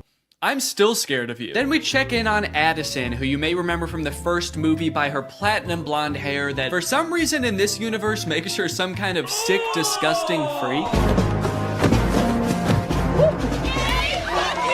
That's Cheer Captain Bucky, my cousin. My cousin. It's here at Cheer Camp we learned 2 things. First, that story about the werewolves is kind of a legend, and no one's really sure if it's true or not. You've all heard the stories of bloodthirsty monsters who roam these woods, feasting on innocent cheerleaders. And 2, the younger cheerleaders and the older cheerleaders are not getting along. This week, the veterans and the newbies will compete for the Cheer Camp Cup. I feel like one of those things is gonna have a bigger impact on the plot. Watch and learn, Snowball. Ah, yes, my hair. Still white, still well-conditioned, and still drawing fire from the AC. Okay, thank God she addressed it, dude. I know we were all thinking, what the fuck is wrong with her? You should shave your head, you look insane. We then get a song about how well everybody's getting along now. We got this, teaming up to make progress. The cheerleaders are having fun at cheer camp. Zombies are entering all facets of normal human life. Zed's dad has even been hired as the project manager to demolish the old power plant, which I'm sure will have little to no consequence in this story. The message of the song is undermined a little bit when the cheer captain Bucky launches an underclassman into the air with a high-powered water bazooka called the Buckzooka. Just a little bit of playful hazing, I guess, for the underclassmen. Oh, you want to be a cheerleader? How about some internal bleeding? That's hazing, baby. Nobody joins an organization that I've already joined and gets away with it. And while I do wish someone would rush this poor girl to the hospital, I do have to admit, the song does slap. The music in the first movie sucked in my opinion, but the production quality of not just the music, honestly, but the whole movie is way better in this one. Probably as a result of the success of the first movie. The first one was very popular. So they were like, look, this next movie, you know, it's not gonna make any sense, but it's gonna look fantastic. The lighting on that girl as she flies through the air with 12 broken ribs is gonna be so good. I wish that I could call. I hope you get my letter. Addison is hoping that Zed will write to her while she's at cheer camp. They have a bit of a love connection going on, as you'll remember from the first movie, but Addison never will get those letters because the older cheerleaders are shredding them and turning them into pom-poms for the underclassmen to use. Addison, I hate to say it, I don't think these cheerleaders are teaming up to make progress with you. I think they're conspiring to ruin your life. On the way home from cheer camp, love is in the air. Cheerleaders are asking each other to prawn. Yes! I got invited to prawn! Which is Seabrook's version of prom. Their mascot is like a shrimp or something, so I guess that's why it's called that. And for the first time this year, zombies are allowed to go to prawn. Bree is actually hoping that Bonzo will ask her to prawn. Getting invited to prawn sounds great, but Bonzo won't even look at me. Meanwhile, Bonzo is locked in on her, carving her face into a threatening-looking apple. And Addison gets a surprise of her very own because Zed has devised a very intricate way of asking her to be his date. Addison, will you?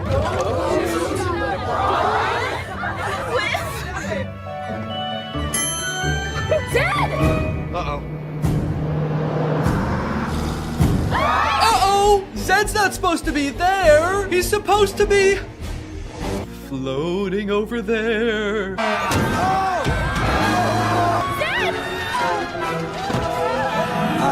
Addison, help! I'm gonna fucking die! Addison! The bus crashes into a gated forest called the Forbidden Forest. And Addison goes running off to find Zed, but what she ends up finding are werewolves.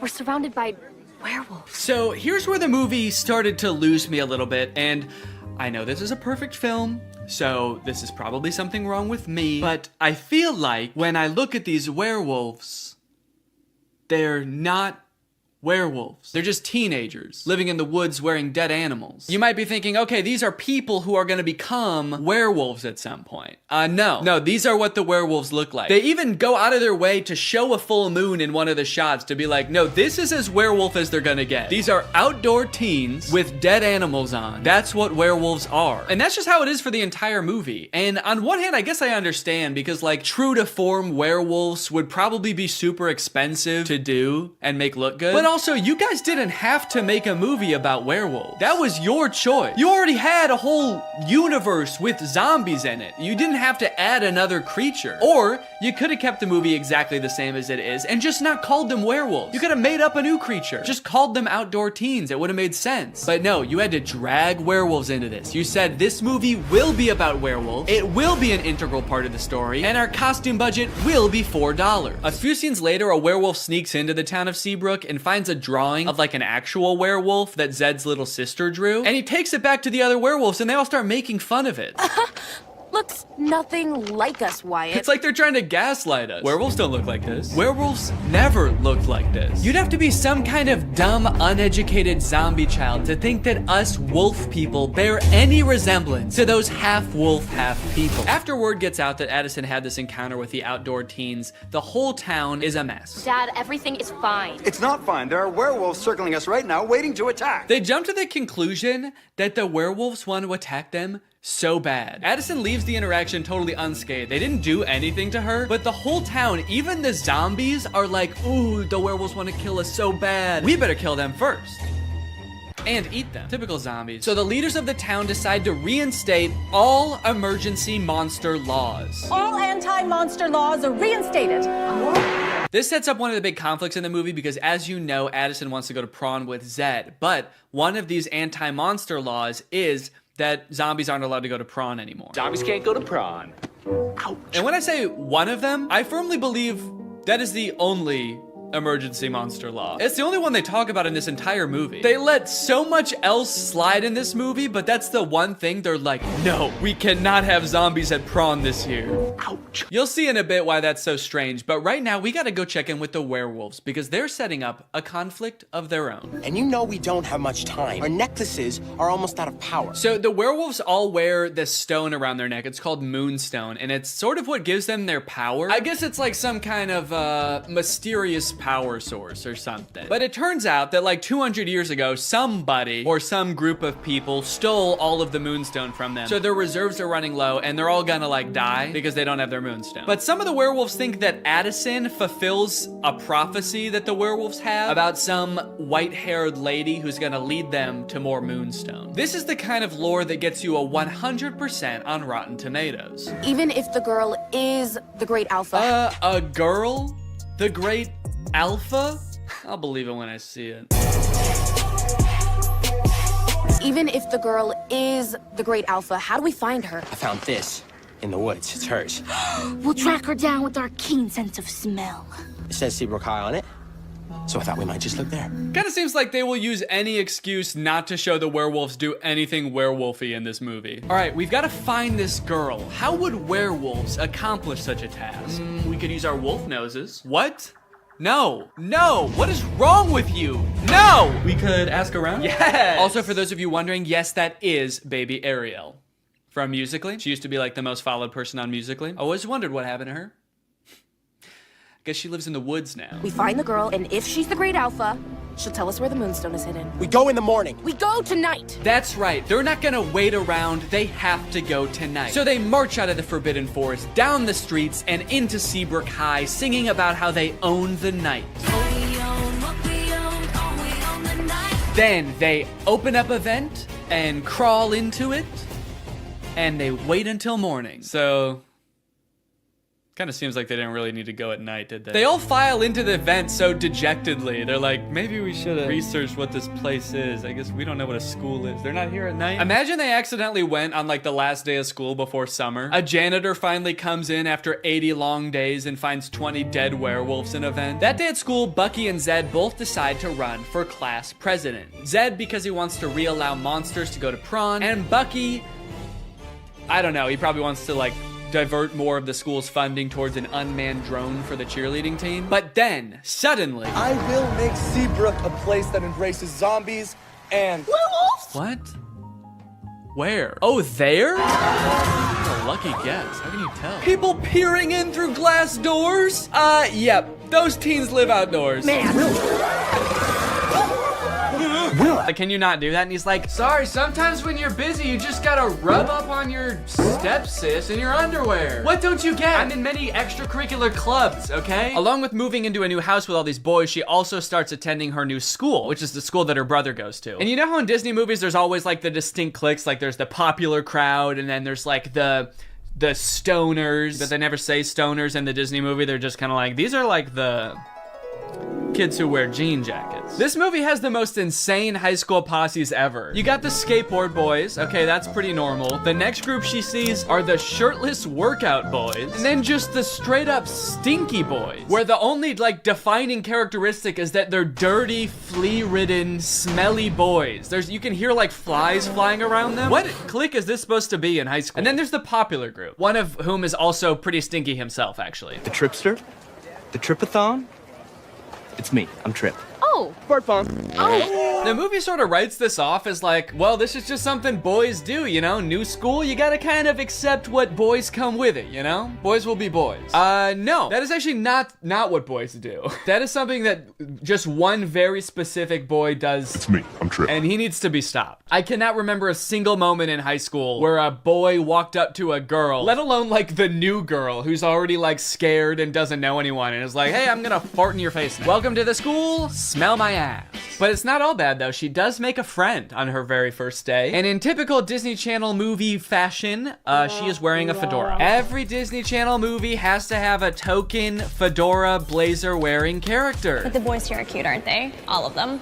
I think we have the highest percentage of cute boys in the entire greater Westlake area. Unlike Zoe though, she actually kind of likes the boys at the school. She's like, sure, they may have their flaws, but they're pretty cute. Wow, you seem a little... Oh, boy crazy? Yeah, that's the official diagnosis. Hold up, this girl has a picture of a boy that goes to her school in her locker? Is that a thing? I remember in like middle school, girls would have pictures of like celebrity boys in their locker. Imagine seeing a picture of you in somebody else's locker. I'd feel like I was being hunted. It's weird to have his picture in your locker. It's even weirder in the movie when we find out that she also actually has pictures of him printed out on her pillows in her bed.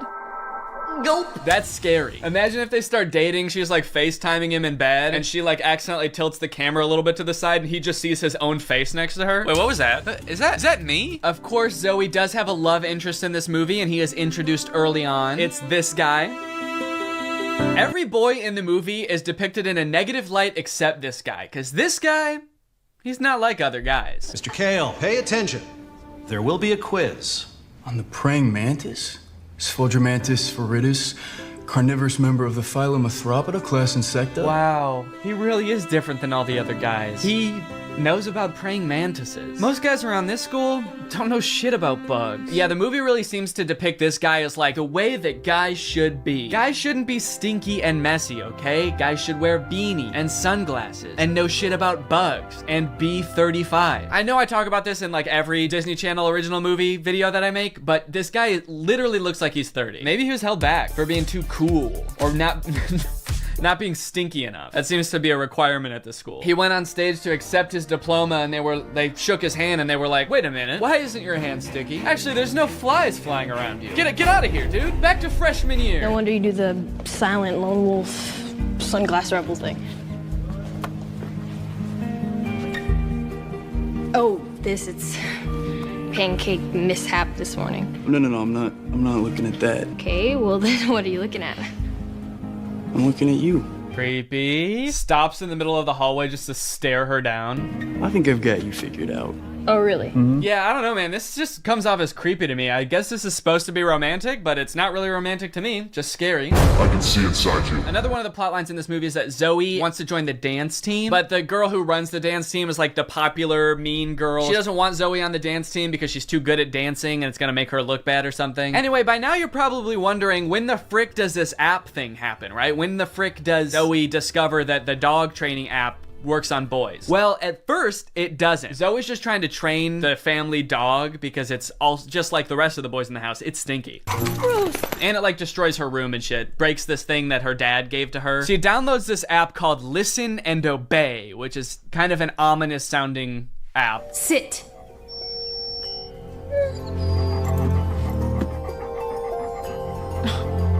Shake.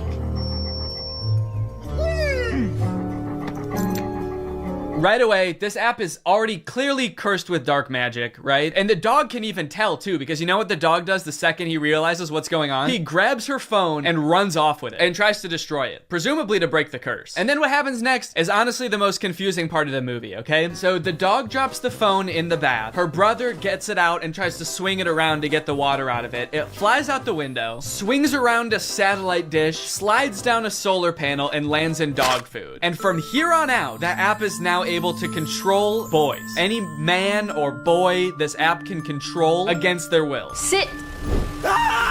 And at first, while watching this movie, I didn't even think it was that weird. I didn't even give it a second thought. I was just like, okay, yeah, so something magical happened and now it can control boys. That makes sense. But like, what? What happened to the phone? I don't understand how solar panels and satellite dish changes the app from dog-based to man-based. Like, you'd think at the very least something having to do with like men would happen to the phone. Like the phone lands in like a bucket of buffalo wings or like flies through a football field. I'm just curious to know if that fucked up other apps on the phone or if it's just the dog training app. Now, whenever a boy likes one of my tweets, he goes into a coma for 3 years. And don't even get me started on the weather app, because every time I check that, boys start falling from the sky. Anyway, let's just say now that she's got the ability to control boys, she has a little bit of fun. Boys are acting weird. Dude, he farted twice in midair in such rapid succession. They added in 2 fart sound effects. Kind of impressive. I'm trying to imagine how she's gonna use the app to get herself out of this one. Stop farting. Take it back. Take the fart back. Suck it back up into your ass. Oh, how am I doing this? But no, she just uses the app to utterly humiliate him in front of his friends. Go to the bathroom.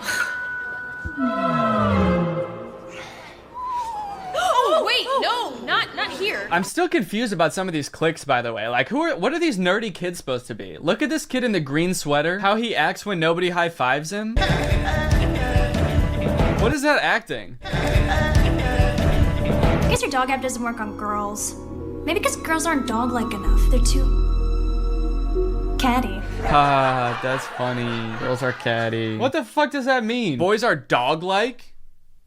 What the hell? I mean, I guess in this universe they kind of are. They're like flea-ridden, mangy boys. Why do we smell like we smell? So pretty much like the majority of this movie is just Zoe using the app to like get what she wants and make all the boys at the school act exactly how she wants them to. She turns the skater boys into gentlemen. She goes up to the nerdy gamer kids and tells them to like go do yoga instead of playing video games. Let's go do some yoga. And her brothers, dude, don't even get me started on what she does to her poor brothers. I'm taking the brothers' side, all right? They did nothing wrong. Her poor brothers were just living their lives until Zoe moved in and tries to fix them. Be clean. Holy moly, it's filthy in here. Her messy brother, she tells to be more clean, which turns him into this like hyper-hygienic husk of his former self. I use sponge and soap and paper towels and a power washer. For the rest of the movie, he's literally he's scrubbing everything frantically in a panic. Anytime there's a mess, he's like, I gotta clean it up. She tells the gross cooking boy to cook less gross stuff. Start making less gross food. So he's like cooking 5-star meals for the rest of the movie. And then the oldest brother, she tells him to be more focused. Be focused.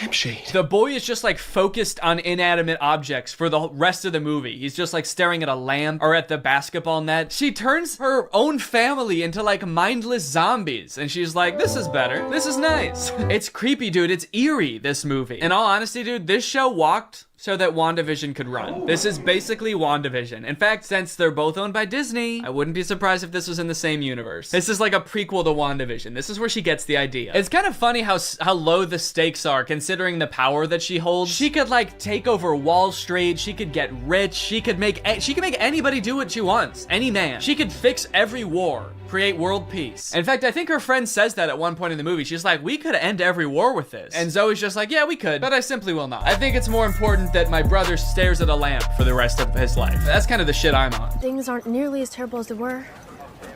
Then again, I'm talking to a dog, so I might just be losing my mind. Hey, smartphone. In this scene, there's a little bit more development with the love interest. Zoe runs into him reading alone in the park. So what are you reading? Oh, no, let me guess. The Cool Guy's Guide to Wearing Sunglasses Inside. It's close. To Kill a Mockingbird. I feel like when he holds up that book, we're supposed to be like, wow, he really is not like other guys. Except that, like, that is required reading in most high schools, so he actually is like other guys. He's like every other guy. To Kill a Mockingbird's sort of my favorite book. My second favorite is The Great Gatsby. Third favorite is Geometry 101. I just love to read, what can I say?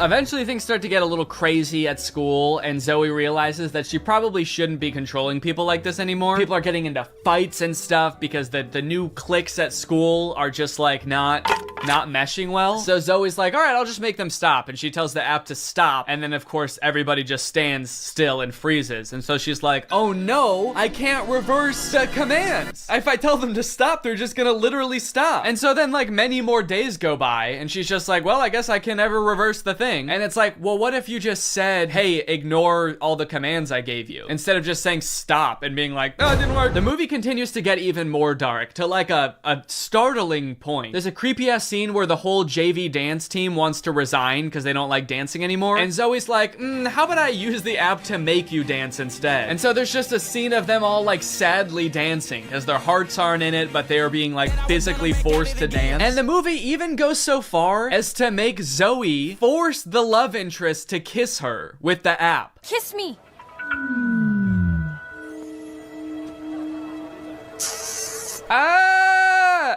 She just forced a guy to kiss her. Disney, what are we doing here, dude? What's going on? We need to have a talk with the writers of these movies. Anyway, Zoe feels bad after this, and she gets all stressed because there is a college scout coming to the basketball game. But Zoe's brother obviously isn't playing very well because the only thing he can do is like stare at an object for hours at a time. Welcome to a new season of Husky basketball. The Huskies have been struggling with practice, and there's a college scout in the stands. So tonight's game could be a nail-biter. I like that the scout is writing stuff before the game even starts. What do you think he's writing? Ball round, court shiny, boys stinky. Just as the beginning of the movie made no sense, the ending also makes no sense. The phone falls into the wrong hands. The popular girl figures out that Zoe is using it to control people. I don't know how she figures it out. She just like sees Zoe holding it during dance practice and she's like, she's holding her phone while dancing? She must be using mind control. I gotta get that phone. Anyway, she steals the phone. At the basketball game, she just like starts making everybody obey her every command. Bow down to me. In order to get the phone back, Zoe's like, how about I just do whatever you want? I'll do anything you want. Just say the command. Hands. And then this happens. Roll over.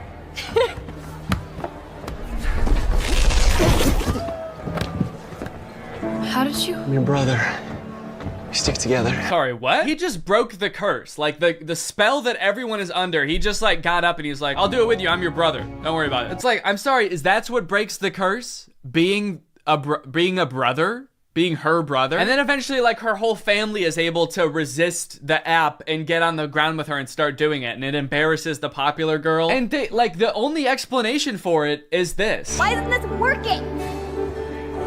Because everyone knows you can never make a dog turn against its own pack. The rules to this movie, the lore does not make sense. I guess that's just how Disney Channel movies go. In the end, everyone sort of learns that like, hey, girls have things that girls do that are weird to boys, and boys do things that are weird to girls. And that's just how we need to leave it. Which in some sense I would agree with. Not in this movie though. The boys are disgusting in this movie. They need to change something about themselves. I think that there could be some middle ground between her mind controlling them and them just being utterly repulsive. Anyway, the moral of the story is like Zoe realizes that she is not God and should not have unilateral control over everyone's lives, and they all live happily ever after. Well guys, we may never be able to control boys using our smartphones, but you know what we can control? Our money. Thanks to today's sponsor, Current. Do a flip. Do a backflip. Sit. Speak. I love you, Father. Good boy. That's right, guys. Today's video has been sponsored by Current. Current is the future of mobile banking. You guys have heard me talk about how awesome Current is before, how flexible they are, how transparent they are with things like no hidden fees. But today, I've got something new to talk about, and that's interest. Because Current just launched a new feature called Interest where you can earn 4% APY on your money. That's 4% for your money literally just sitting there. That's right, you don't gotta be throwing money at the stock market or buying NFTs and investing in cryptocurrency to get some return on your money. With Current's interest feature, you literally just get 4% for your money just sitting there. And as if that's not already enough reason to start using Current, I am once again going to be giving away $5,000 with Current's help. So go ahead, download Current, make an account, use the code DANNYINTEREST for a chance to win, and so you don't miss out on that 4%. Signing up for Current is totally free to do. You can do it right now. So honestly, there's really no reason not to. All right, well, thank you to Current for sponsoring this video, and thank you to you guys for checking out Current. They've been a long-time sponsor of the channel. They've helped me do some amazing things, so make sure you check them out, and goodbye. Bye. Alright guys, I'll admit I am very late to this topic, potentially even like a month late, depending on when this video comes out. But in my defense, I'm a dad now, alright? I have a baby. He's 5 months old. I have better things to do than sitting here talking to a camera alone in my room. Like watching Jason Nash live stream on TikTok. All right, Sandra, thank you for the money. Kevin, thank you for the money. Can you guys send me $1 million? Turns out I can do both at the same time though, so now I'm here. If you've been on TikTok lately, there's a good chance you've seen former Vlog Squad member Jason Nash constantly live streaming, compulsively urging his fans to send him money. I know I have. A lot. This man is constantly live. Here we go, 118. Guys, don't forget to follow my podcast, All Good Things Podcast. We just spoke about it. We need... If you enjoyed that 30 seconds of silence, guys, make sure to go check out my podcast. You're gonna love that. It's completely silent for an hour. Like me, a lot of people were pretty confused to see this. At one time, Jason Nash was a part of the most popular group on YouTube, and now he's battling the Joker for gifts on TikTok. What a way to start the day with Tommy Coach. Tommy, thank you so much for being here. If you've never seen one of these TikTok gifts battles before, basically there's two creators and you send gifts to the respective creator that you're watching. This bar at the top indicates who has the most gifts, and when time runs out, whoever has the most gifts wins. Their prize? All of the gifts that they got during the battle. And then the second place person also wins all the gifts that they got during that battle. So needless to say, there's a lot at stake. This is a live stream where Jason is actually battling his wife, Naveen. Why don't you come down in the room? I'll let you in. You can come back in the house now. Yeah, come back in the house, man. You look like Batman standing over the city. Now, hang on. If they're married, aren't the gifts just going to both of them? What kind of charade is this? Now, at first I kind of assumed that most of the people watching these live streams were children. And I was like, ooh, that is super weird, just like asking children for money. You're basically just asking them to steal their parents' credit cards. In a way, I sort of thought of Jason Nash as like a babysitter, but he's also babysitting 1,000 other kids.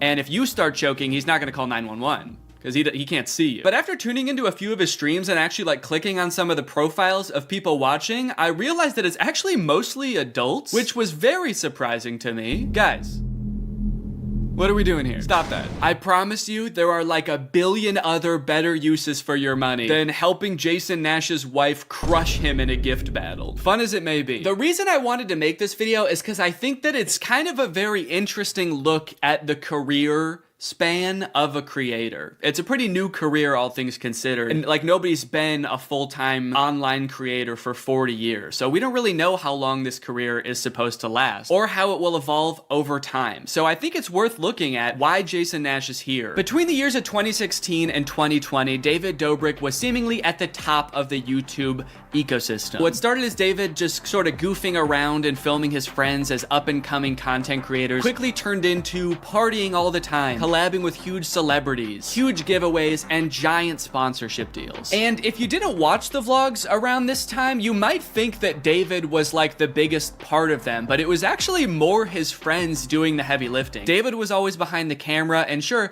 he would laugh a lot, and you'd hear him laugh. But I really feel like the reason people tuned in was sort of to live vicariously through David and experience the goofiness that was all of his friends. So while all of the vlogs were on David's channel and David was inevitably the most popular member of the Vlog Squad, I really feel like he owes most of his success to his friend group. But it was a fun time. I watched a lot of the vlogs back in the day and I really enjoyed them. It felt like you were a part of this friend group. And in a lot of ways, you were like the members of the Vlog Squad, because like the members of the Vlog Squad, you also were not getting paid for your appearances in the videos, which is something that I always found kind of weird. David's friends never got any sort of payment. Their only payment was in exposure. And so what kind of ended up happening was, because everybody else around David wanted to launch their careers off of David's vlogs, they all started vlogging too. But because they would always be hanging out together, all of their vlogs seemed to be just like the same situation from a bunch of different angles, and everybody was holding vlog cameras. It got pretty out of hand for a while there. Eventually though, during the pandemic, a bunch of stuff happened that caused David to take a step back from vlogging, mainly a bunch of scary accusations about one of his best friends, Dom, and also him almost killing one of his other best friends, Jeff Wittick, by slamming him into the side of an excavator. After losing a bunch of followers and probably more importantly a bunch of sponsors, David posted an apology saying he was gonna do better. He said he was gonna take steps to make sure his vlogs were a safer environment for the people in them. And I want to be able to have a place of checks and balances. I want to have HR. If he had to choose between quitting vlogging or doing it safer with an HR team,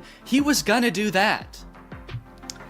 And then he quit vlogging. Currently, David is still presumably very rich. The only place he really posts is on Snapchat, and from what I can tell, he mostly just goes around and tours really expensive houses and parties a lot. He doesn't seem to have any ambitions of creating more content on YouTube. In a lot of ways, he's sort of like the Great Gatsby of social media now. But without David sort of manning the ship that was the Vlog Squad, a lot of the other members basically had to figure out other avenues and other ways to make money and maintain their following after the vlog ended. Zane and Heath have a pretty successful podcast now, so does Jeff Wittick. Carly and Aaron, I believe, have a podcast too. But I feel like Jason Nash out of the entire group is having the most trouble adjusting to the post-vlog era. He has a podcast, but it's definitely not getting the same numbers that his podcast with David did, views, back in the day, which David also quit. Despite them, I think, getting a bunch of really great offers that would have changed Jason's life, David decided to quit because he didn't want to do that anymore. He wanted to be the Great Gatsby. So Jason has now been left to fend for himself, and it seems like TikTok gift streaming is what he has turned to. You excited to go to dinner?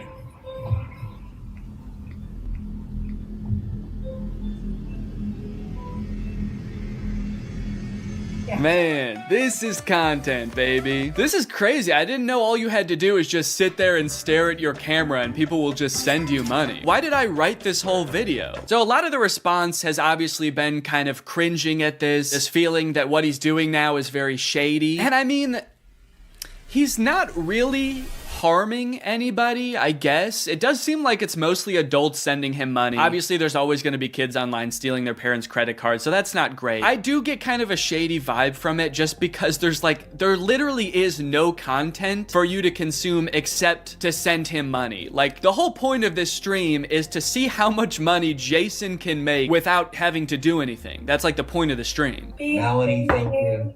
Let's go. And you could argue that Twitch streaming has donations and, you know, a bunch of other live streaming does too. But I would argue that there's at least some content behind that. Someone's playing a video game or they're doing a podcast live and the donations are just a little bit extra on top. It's not the content itself. I've also seen a lot of people wondering, like, wait, isn't David super generous? During his vlogs, he was always giving away cars. He was paying for people's weddings, just like handing out PlayStations to people on the street. Surely he could just help Jason if he's struggling financially, right?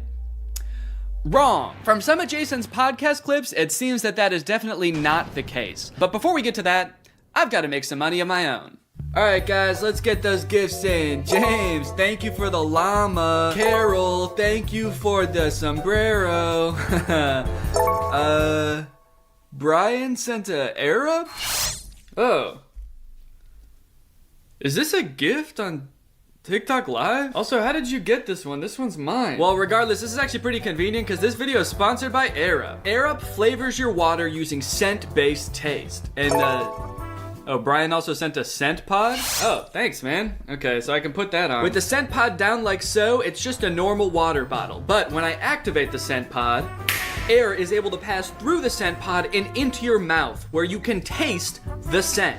Send me money. I like to bust out my air up while I'm getting work done. It gives my water a little bit more which is what I need when I'm trying to focus. This one right here is lime, and it is excellent. Someone said, come to Brazil. I'm busy. Air up is a unique hydrating experience. You can't get this anywhere else, buddy. No chemicals, no sweeteners added to the water, just plain old water into my plain old mouth. The scent pods come in a variety of flavors. I really like the lime and the peach. My editor, Jake, is really fond of cherry. So no matter what kind of flavors you like, there's bound to be a couple for you. You want to spice up your hydration experience, click the link in the description, get yourself an Air Up, get yourself some scent pods, put your mouth on the nozzle, and suck away. You look really tired today. That is mean. Thank you to Air Up for sponsoring this video, and thank you to you guys for checking out Air Up.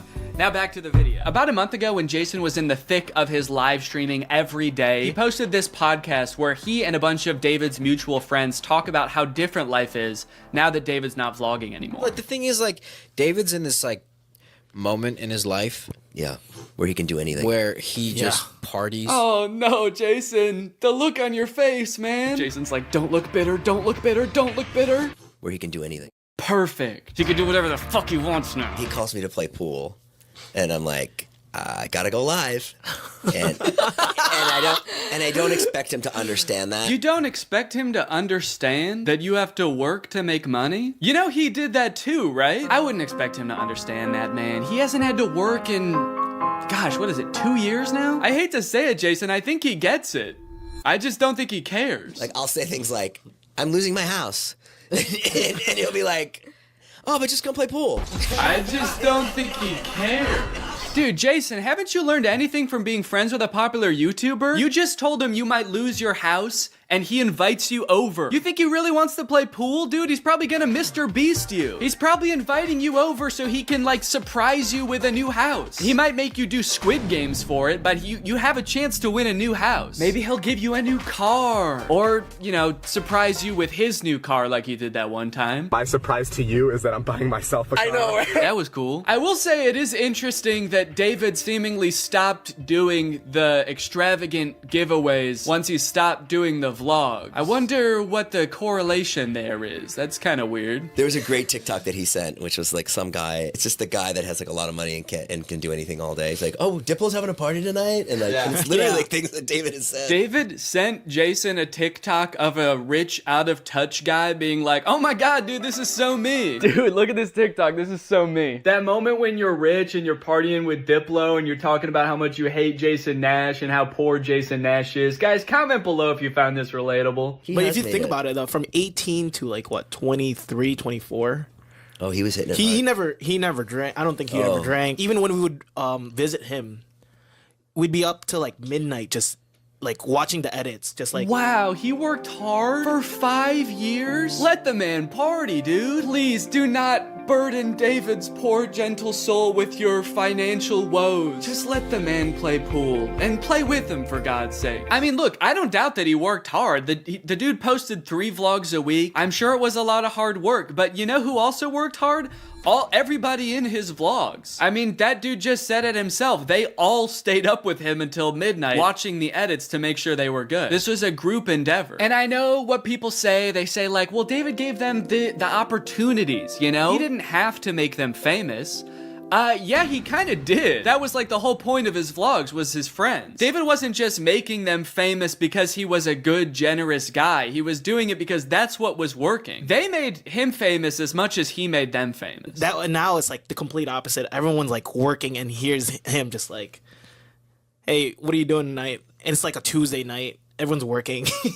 Yeah, man, that is kind of a crazy switch. Whereas before, David was working and everyone was helping him. Now everyone else is working, so naturally David is partying with Diplo. Naturally, a lot of the conversation around Jason's live streams has revolved around the confusion as to why he wouldn't just get like a normal job if he was strapped for cash, or if like the social media thing wasn't working out. Can someone make Jason Nash a fucking DoorDash account? People are wondering, why is he pursuing this career that is like universally seen as embarrassing or cringe, rather than just getting a 9-to-5? And I totally get that criticism, because I do love being a creator. I love getting to be my own boss. I love being creative on a daily basis, working with people that I'm really inspired by, entertaining people. But if this exact version of being a creator stopped being feasible, would I start doing gift streams on TikTok? Hell no. And not even necessarily because it's like embarrassing or cringe. It's just that like what I enjoy about being a creator, that does not accomplish. There's no being creative. There's no entertaining people. At a certain point, you like strip out all of the fun parts of the career and you just have only the most superficial parts of it left. Just money and fame. So no, if like this YouTube channel didn't work out anymore, there's a billion other things I would rather do that would be more enticing to me than like gift streaming on Twitch. But maybe Jason likes it. He doesn't look like he does, but maybe he does. On the other hand, I could say that Jason is also older. He's lived a lot more life, he's had a lot more experience, and his career in the entertainment industry has gone through a lot more ups and downs than mine has. From what I can tell, Jason has been a stand-up comedian, he's been in TV shows, he's been a podcaster, a Viner, and a Vlog Squad member, and now a TikTok Live gift battler. Between all of those seasons of his life, I'm sure there was downtime where he could have thought, oh, maybe this isn't for me, I'm gonna get up and go get a normal job. And then, lo and behold, the next opportunity comes along. So in some sense, I do understand if Jason's mentality is like, maybe I'm just gonna do this for a little while until I get my next thing off the ground. And I know that when I started Vine, people said the same thing to me. They're like, what are you doing? Why are you doing Vine? You know? And I was like, okay, this is what I'm doing. And then I did YouTube, and people were like, why are you doing YouTube? And I feel like when you're first to something, that can really pan out. Yeah, I do get what you're saying, but also I don't know if this is the same as Vine and YouTube. Saying he's the first to this new thing like TikTok gift battling is gonna be the next big thing is very worrying to me. Please don't make that the next big thing, guys. On top of all that, there is this sort of like gamification in your head that happens when you're a content creator. Because so much of it is like numbers based, you're always looking at your analytics, hoping your numbers go up. It becomes kind of a game in your head to see if you can do better than you did last month or last year. Because of that, I feel like in a lot of content creators' heads, quitting or pursuing a different career path is seen as like losing the game, even if it's subconscious. That being said, I don't think that's a healthy way to look at it, and I would encourage people who are pursuing being a creator to find other passions that, you know, if this didn't work out, you could pursue that instead, because I think just clinging to relevancy for relevancy's sake is not a good thing. But why try to guess what Jason's thinking when someone literally asked him on his own podcast why he doesn't just get a job? This isn't me saying this as a negative thing. I'm just totally asking. Please. Yeah. Why don't I get a real job? No, I know why you do it. Yeah. But like... No, man. I know why you do it. It's pretty clear to me. But, could you tell everyone else why you do this? Someone said that the other day, why don't you get into real estate? I'm like, I hate it. I don't have a real estate license. Bo Granny? Oh yeah, I forgot. You have to be born with a real estate license to do real estate. But darn, Jason Nash was born with a TikTok account. So he has to do that instead. Right. Now look, would I be on TikTok Live if I wasn't in like a financial hole? I don't know. Probably not. But also like YouTube wasn't really working. And I needed to find something. OnlyFans. I can't do OnlyFans. This is such an unrelatable thought process to most people. YouTube is not working out for him, and his first thought is OnlyFans? TikTok begging people for money? It just comes off as being so set on being an influencer that nothing else matters to this guy. Listen, it is what it is. It's like, I was on Vine, I was on YouTube, I was on Snapchat, and now I'm doing this. Don't say it like that. Now I'm doing this. I mean, I do like it. No, man, I don't think you do. Not after that. We all saw that. So anyway, it is what it is, and I have to do it because I love it, and it's my favorite thing. Phew, that was close. Hey, we can hear you. What? You said that was close out loud. Oh no! Do you ever think about going to DoorDash or to like a? I just never thought it's entertainment or nothing. I don't care what it is. Like, what would you suggest I do? No. It's just that we get a job at Lululemon. From what I can gather from this clip and the way they're laughing about the prospect of being a DoorDash driver or working at Lululemon, those jobs are not even on the table for Jason. I don't know his personal finances, but Jason lives in LA, he owns a house, he has kids, he has a wife. So I feel like when he's saying things like, I don't have any other skills, what he's really saying is, I don't have any other skills that would allow me to live the exact same life that I'm currently living. And honestly, I could understand if he really does like the TikTok live streaming thing, but don't laugh at other jobs like Lululemon or DoorDash like you're so above doing them, yet you're on TikTok literally asking people for money. And I do totally get that Jason has kids that he has to support, that I'm totally empathetic to that situation. It is kind of ironic that his solution to that is to ask other people's kids for money online. But that's neither here nor there. This whole situation kind of reminds me of this TikTok I saw about a month ago. My Roman Empire is all of those influencers who dropped out of college or quit their jobs, moved to LA, then became irrelevant. Like, where did they go? What are they doing now? One interesting thing that I don't know if a lot of people know is that I feel like a lot of creators who get into this situation can actually leverage some of the connections they make while they're relevant and some of the skills skills that they've learned to get jobs at like marketing agencies, talent agencies, social media companies, or working for other creators behind the scenes. There's actually a lot of opportunities out there, which I would know because my first job out of college was working for a YouTube MCN. While I was still on Vine, I graduated college and I was worried that that wasn't going to be a stable career, so I actually got a job working at an MCN. And then I also worked at the YouTube channel Corridor for a while before my YouTube channel took off. So just throwing that out there, there are other career opportunities where you get to be involved in the creator space, even writing or acting, stuff like that. But it doesn't have to be your operation. You can just get a stable job. All right, it's time to talk about David again. While everyone was making fun of Jason for doing the TikTok live streaming thing, David paid him a visit on Snapchat. Dude, you're kind of becoming a legend on TikTok now. I know. Not in a good way. Yeah, but I think it's fun. No, man, this is a great look. This is awesome. Multi-millionaire visits former unpaid employee wearing a crown to make fun of his new job. David, do you know why, perchance, Jason has to do the TikTok live streaming? Have you thought about that at all? During your long nights of playing pool? Bye, guys. Thanks for having us over in your little hobbit home. And make fun of his house before you leave? Check. Great job. Now, with all of this talk about David and Jason, I just want to make it clear, do not go and send any hate to these people in real life, especially Jason. Jason actually got swatted mid-live during one of his streams a few weeks ago, which is obviously horrible. Anybody else inside? No. Okay, hold on. Let's get it together and then... This is obviously a horrible situation, actually terrifying. But I cannot help but break a little smile when I look over and the two people he's gift battling are the Dobre brothers. I don't think there's a single funnier sight than watching the two of these blankly stare into the camera not understanding what's going on. Also, imagine your gift battle opponent getting swatted and he's still crushing you, dude. That's gotta hurt. My big takeaway from all of this is if you are pursuing being a content creator, I would heavily recommend being super careful about the way you go about it. I would highly recommend not letting your success be at all related to the success of another influencer. You don't want to be the guy from David's vlogs when David stops the vlogs. Also, save your money. This career that we have, we don't know how long it's gonna last. I mean, I sort of view it as being any other type of entertainer. You're only relevant for so long, or like an athlete or something. You can only be in your prime for a certain amount of time, so save as much as you can. It's really easy to get caught up in the lifestyle of an influencer and like partying all the time and flying on private jets, buying expensive cars. And if you can make this career last for like 20 to 30 years, that's awesome. That's insane, but it's definitely not guaranteed. So just be careful, all right? For me, for your old pal Dan. All right, guys, well, I hope you enjoyed this video. If you're new here and you're not subscribed yet, make sure you subscribe and turn on my notifications to join Greg. Greg is what I call my fans here on YouTube, and if you just watch this whole video, that means you kinda gotta be a Greg now. I don't make the rules, sorry. Except for that rule I actually did make, but all the other rules I don't make. All right, I'll see you guys next time. Bye-bye.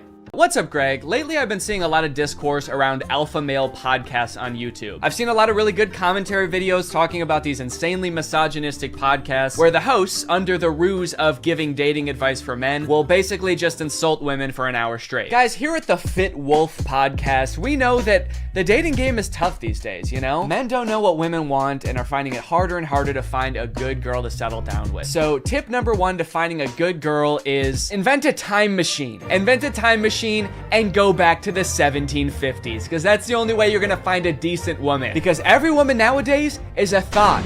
That's right. Every single Michelle out there that I used to date a month ago is a thought. They get mad at the dumbest things, like saying that women have no inherent value and their only purpose on this earth is to bear my children. And they forget to turn off location sharing even though they broke up with me a month ago. Michelle, I know you're over at my friend Brandon's house right now. I'm outside. But I think I might have found something that takes things one step further. I saw this video on Reddit the other day that's a trailer for something called The War Room. And instead of being a podcast for these like alpha male, misogynist, entrepreneur type guys, this is a club for those same types of guys.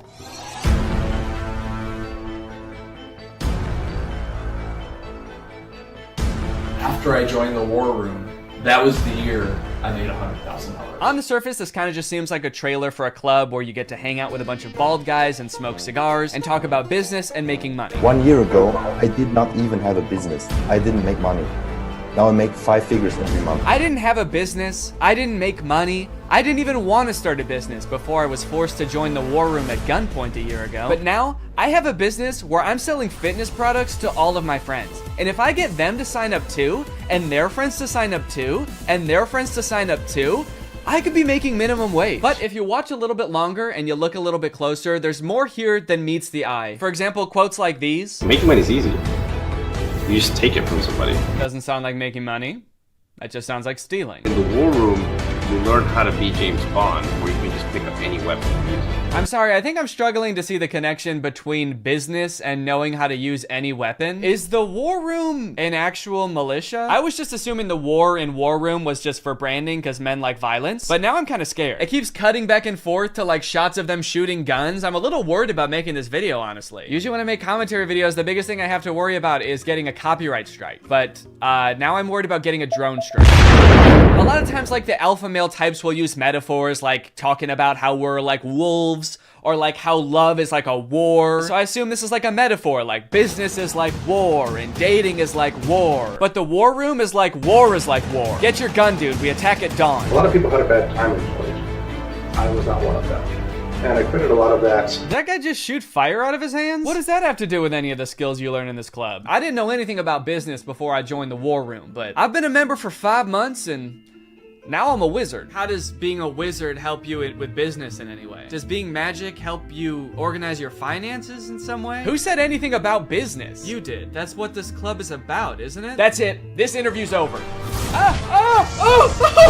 I'll stop.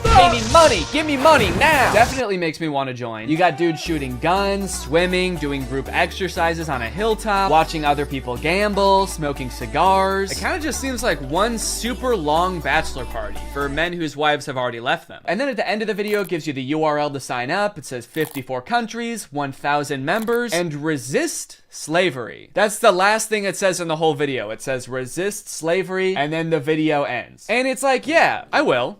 I am. So I keep saying this club is about business because that's kind of what the trailer was implying. It's about like networking with all of these rich, influential people, making money, stealing it from people, using your magical powers to steal money from innocent civilians. But if you go to their website, there's not really any reference to business, which is confusing. And the description on their website says this: the War Room is a global network in which exemplars of individualism work to free the modern man from socially induced incarceration. Okay, but like, what do you guys do? Like, if I join, what do I get to do? I get you're gonna free me from socially induced incarceration, but what does freedom look like to you guys? Is it like, am I quitting my job to go to a cigar pool party? This package costs £4,000, and they have packages on their website that go up to £7,997. Do any of these guys not see the irony and being like, individualism rules, dude. Society is like jail. If you conform to society, that's like being in prison, basically. You're basically a slave at that point, while also being like, yeah, I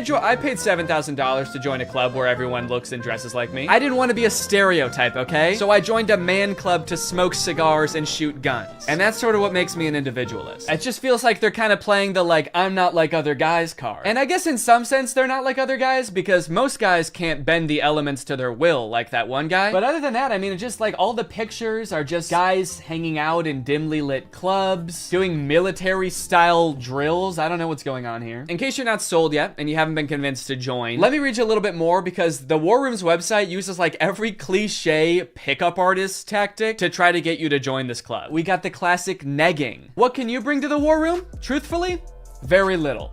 Probably nothing at all. You are not ready for the War Room. You will not revolutionize what we built. If you had the capabilities we required, you would already be inside. What? They think I can't bring anything to the War Room? They think I'm some kind of sucker who doesn't have my life in order and can't manage my money. I'll show them. I'm gonna take out a 4th mortgage on my home and I'm gonna join this club. We'll see how stupid they think I am then. They also use like the get it while you still can technique that's in like every as seen on TV commercial. This chance won't last forever. We will not hold this open for everyone. Soon, membership simple close. The War Room members and their sons will remain the closed wielders of global influence into eternity. Holy shit, dude. They're closing submission soon? I'll be right back, guys. I gotta go. I'm not doing this for me, okay? I'm doing this for my son. I guess my son gets to be in the club too if I join. I gotta go. Now, I don't have any way to look and see how long it said this on the website, but if I had to guess, I would guess that it's been on there as long as this website has existed. Why would they close submission? How does that make any sense? Do they want to stop making money? The founder of this club is like, whoa,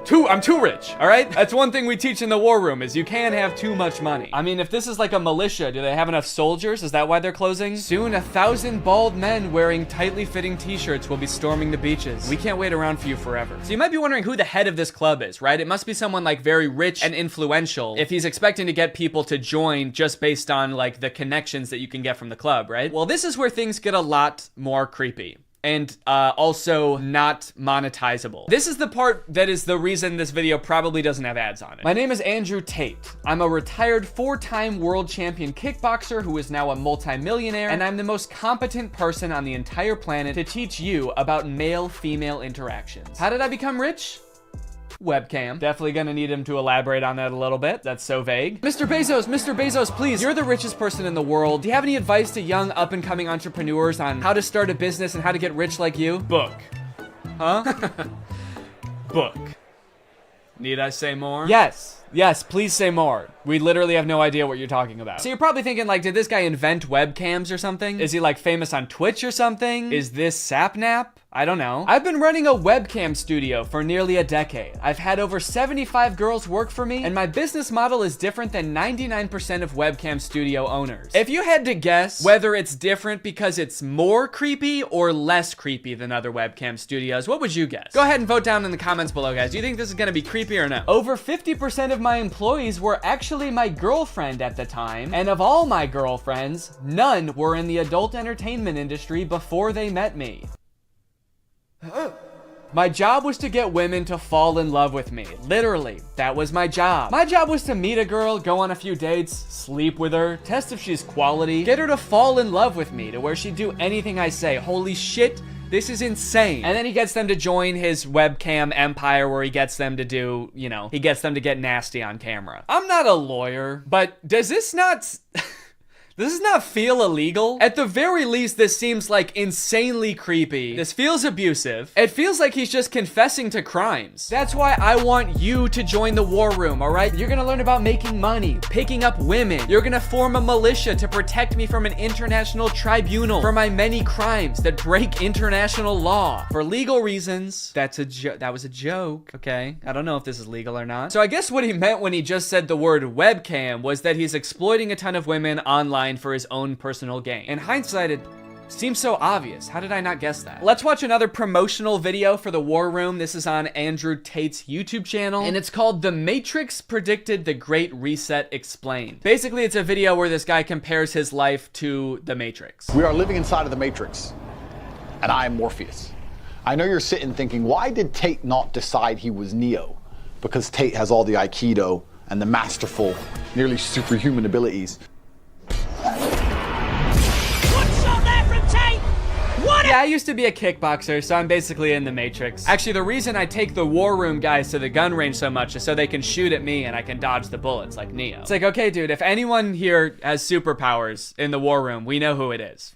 And it is not you. And when I say we're living inside the Matrix, I'm not stating that with irony or as a joke. We are genuinely, actually living inside of the Matrix. The Matrix is real. Yeah, something tells me that even though he keeps saying literally, and this is not a metaphor, that it is a metaphor. Something tells me he's not literally saying that we're living in a computer simulation that's controlled by like aliens or whatever the Matrix is about. I actually haven't seen the Matrix. I think that's what it's about. Something tells me that's not the point that this guy is making, even though he keeps saying literally. In the description of this video, it says stage 1 fighting against the Matrix is to become rich. Learn how here. I'm sorry, that's the first step? You know it's gonna be an unhelpful article when step 1 is become rich. Like step 1 is something that takes years and some people will never do it. Also, again, I haven't seen The Matrix, but I'm fairly certain that was not the first step in breaking out. I don't think Morpheus was like, listen, machines are trapping humans and using them as batteries in their simulation, and the only way we can break out is by setting up a drop shipping business and investing in Ethereum. Ethereum's actually great because you can verify smart contracts. It's actually the best crypto out there. Imagine if this dude is right and we really are living in the Matrix. Like, what does being free look like? Oh my God. I did it.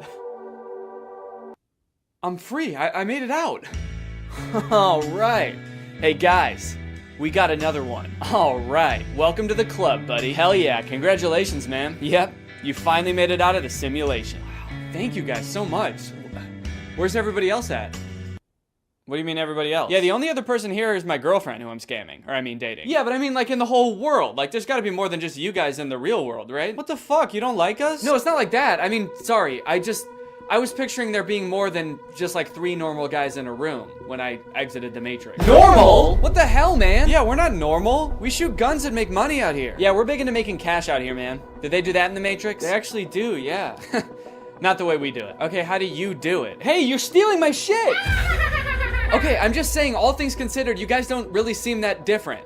Honestly, if anything, this seems more like a simulation than the world I was just in. How so? Look at you guys. You're all holding guns. All you do is talk about business. You guys are like NPCs from GTA. You all look like slight variations of the same sim. Are you guys sure this isn't a video game? All right, man, as if I'm gonna take advice from a beta-ass bitch like you anyway. I'm just saying. Okay, that was actually sick. You guys should have led with that. How was that not the first thing you guys wanted to show me? You know what, man? Get out of here. You don't belong here anyway. Yeah! What? Go! Get out of here! We don't want you! Yeah. Okay, alright, I'll go. Honestly, I'm actually not really sure how to get back, but if one of you show me, I will go. Get the fuck out of here, man!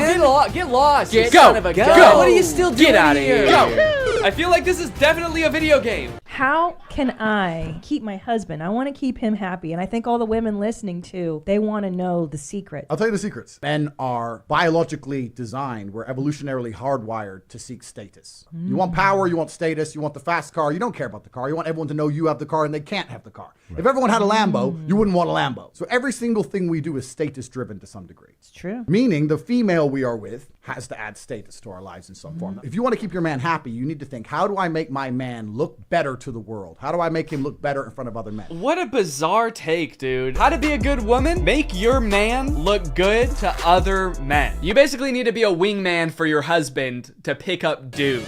I hate arguments like this so much. Alpha dudes are always trying to bring up like what men are hardwired to do. What have men been evolutionarily designed to do? Here he's saying that like men are hardwired to seek status. Men want a Lamborghini. You know how every men want a Lamborghini because it's a status symbol. Even if it worked out that like evolutionarily that's something that is in men's nature, that doesn't make it good. You know what else is in our nature? Thinking sugar tastes really good. If you didn't tell someone that sugar was bad for you, they would think like, oh my God, this is the best thing in the world because it tastes really good. If you put 10 pounds of candy in front of a caveman, he would eat all of it and then he would throw up. And then he would die, probably, because he's never eaten that much sugar before. But hey, I guess that's just kind of what he was hardwired to do. So if you want to be a good cave wife, you gotta go out there and you gotta get your man as much candy as you can find. You want to go to the store and buy him one of those lollipops that's as big as his head that he always wanted when he was a kid, but his mom would never let him have. And that's the only way to keep men happy, all right? These alpha male type guys are always trying to sound like scientific. Like this is the science-backed way to attract a mate. And this is the evolutionary way that relationships are supposed to be. But I feel like if they were being honest, they would recognize that there's a difference between what humans like naturally are inclined to do and what is healthy and what is sustainable. You know what else increases your status? Murder. Can't be anyone higher up on the hierarchy if they're all dead, right? It's weird, I don't see any of them advocating that, but it's the same primal instinct that they're talking about, so why don't they? To prove what a sick and cool lifestyle this guy has, here is a video that he posted on Christmas while apparently alone in a hotel room.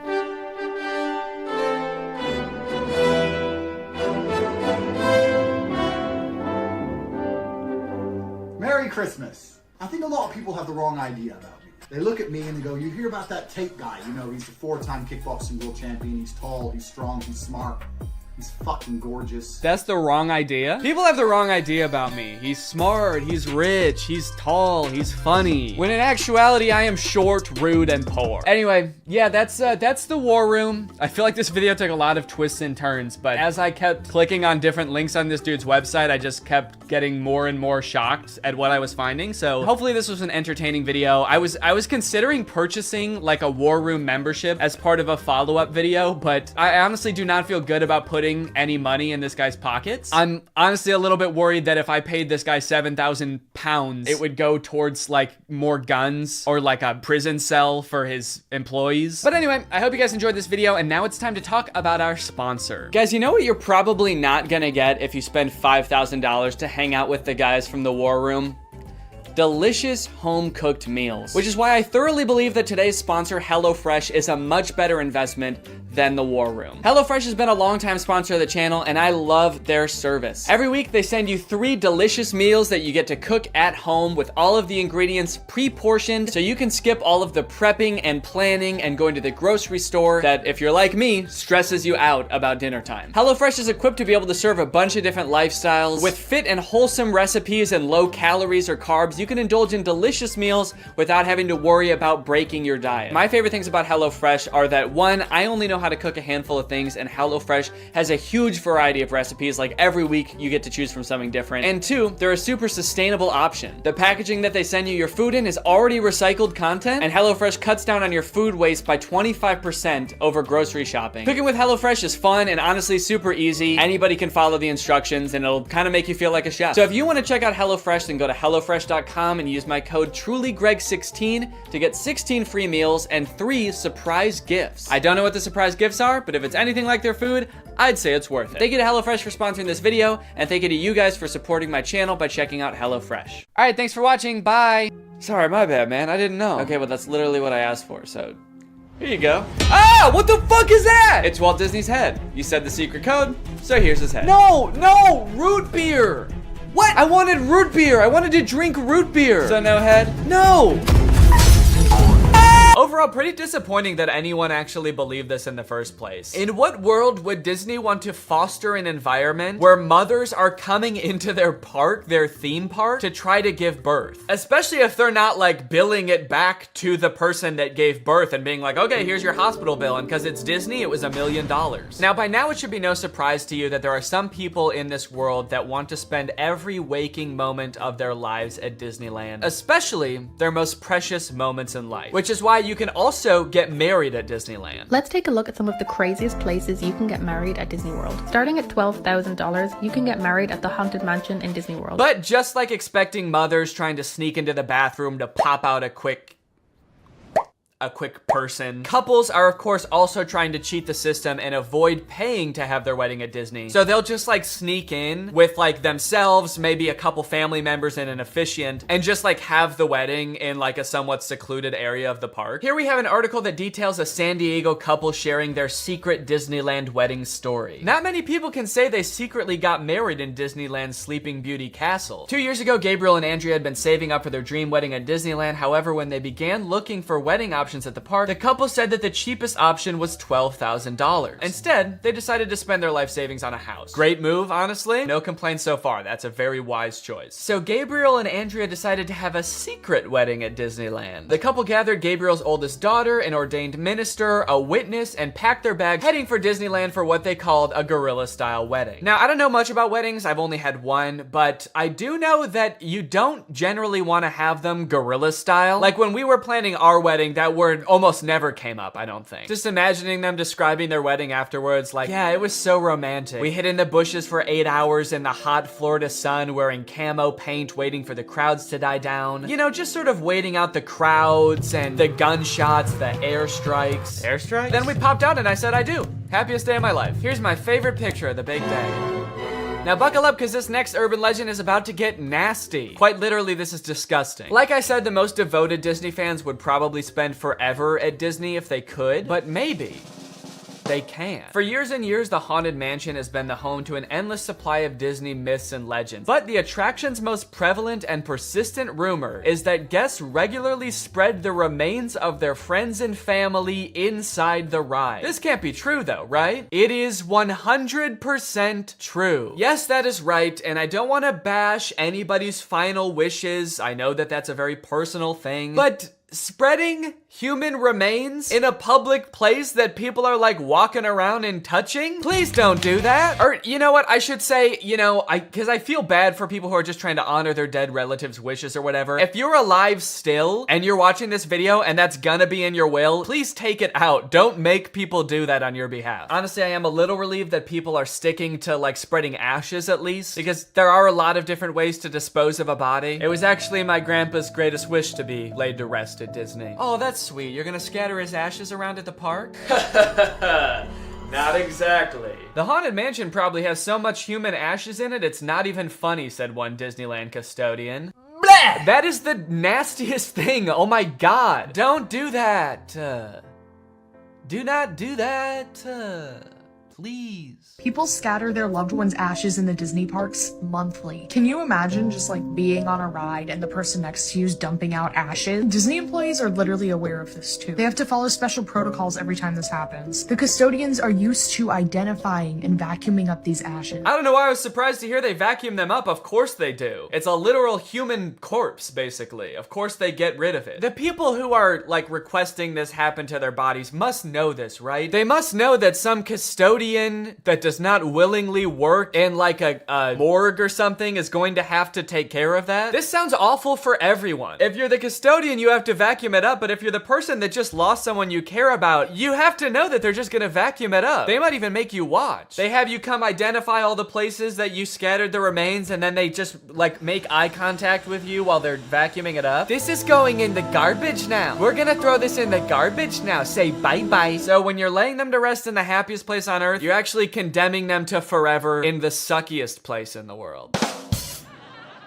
Yes, that is a very funny joke. And people will put them anywhere too. Like flower beds, bushes, the lawn at Magic Kingdom, outside the park gates. Outside the park gates? They'll put this shit anywhere too, outside the park gates, on the highway on the way home, the McDonald's across the street, Universal Studios, shit anywhere. It doesn't really matter. I feel so bad for the employees that have to deal with this, honestly. That would be so scary. Honestly, even as a patron, I honestly like going to Disneyland every once in a while. I think it's pretty fun. But next time I go, I am going to be terrified that I'm like touching human remains at all times. Especially now knowing that they put them everywhere. I'm gonna be eating a turkey leg and wondering like, is this actually some guy's leg? They're most frequently dispersed around the Haunted Mansion, which is kind of perfect if you ask me. Okay, this girl's actually a little bit too into it. But now this whole ashes thing, which is not really an urban legend, is actually true, has actually spawned urban legends out of it, as you can see here. Have you heard of the legend of the crying boy at the Haunted Mansion in Disneyland? The story goes a mother spread her son's ashes without permission from Disneyland, and you can see him crying as you're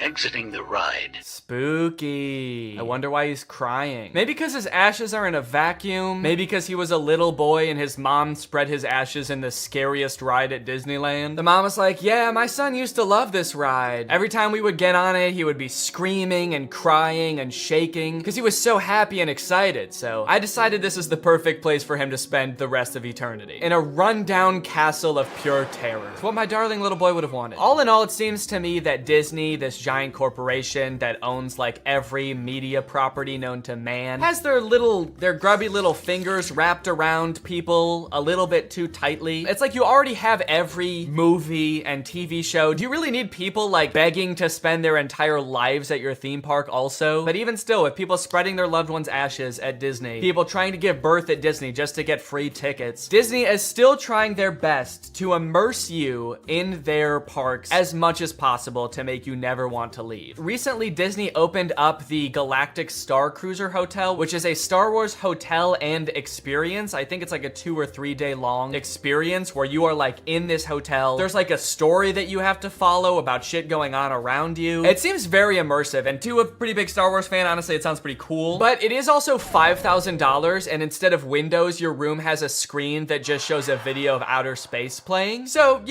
Just keep that in mind that you might go insane while you're in this place. With no concept of night or day, you just have to adhere to the Star Wars pre-approved activities. There's like stormtroopers patrolling the halls at all times. It's kind of like they wanted to build a Star Wars hotel, but they built a prison instead. I read through some of the Google reviews for this hotel. It's only been open for a little bit, so there's not that much to go off of. And honestly, there are a lot of 5-star reviews of people who seemingly really enjoyed it. I did think that this review was really funny. This person gave it a 1 out of 5, and they said, thought the experience was fun, but not worth the price. There are too many missions to keep track of, and you are always missing something. It kind of seems like they got like too immersed in the story and like started to believe that they really needed to complete these missions. This sounds more like the review of a disgruntled employee that like works on a spaceship. There are too many fucking missions, man. There's too much shit to do. The hyperdrive is gonna fail, and I need to fix that. Not to mention the First Order's breathing down my fucking neck, trying to get me to give away the location of my comrade. This place is fucking stressful. I think my favorite thing I've seen come out of this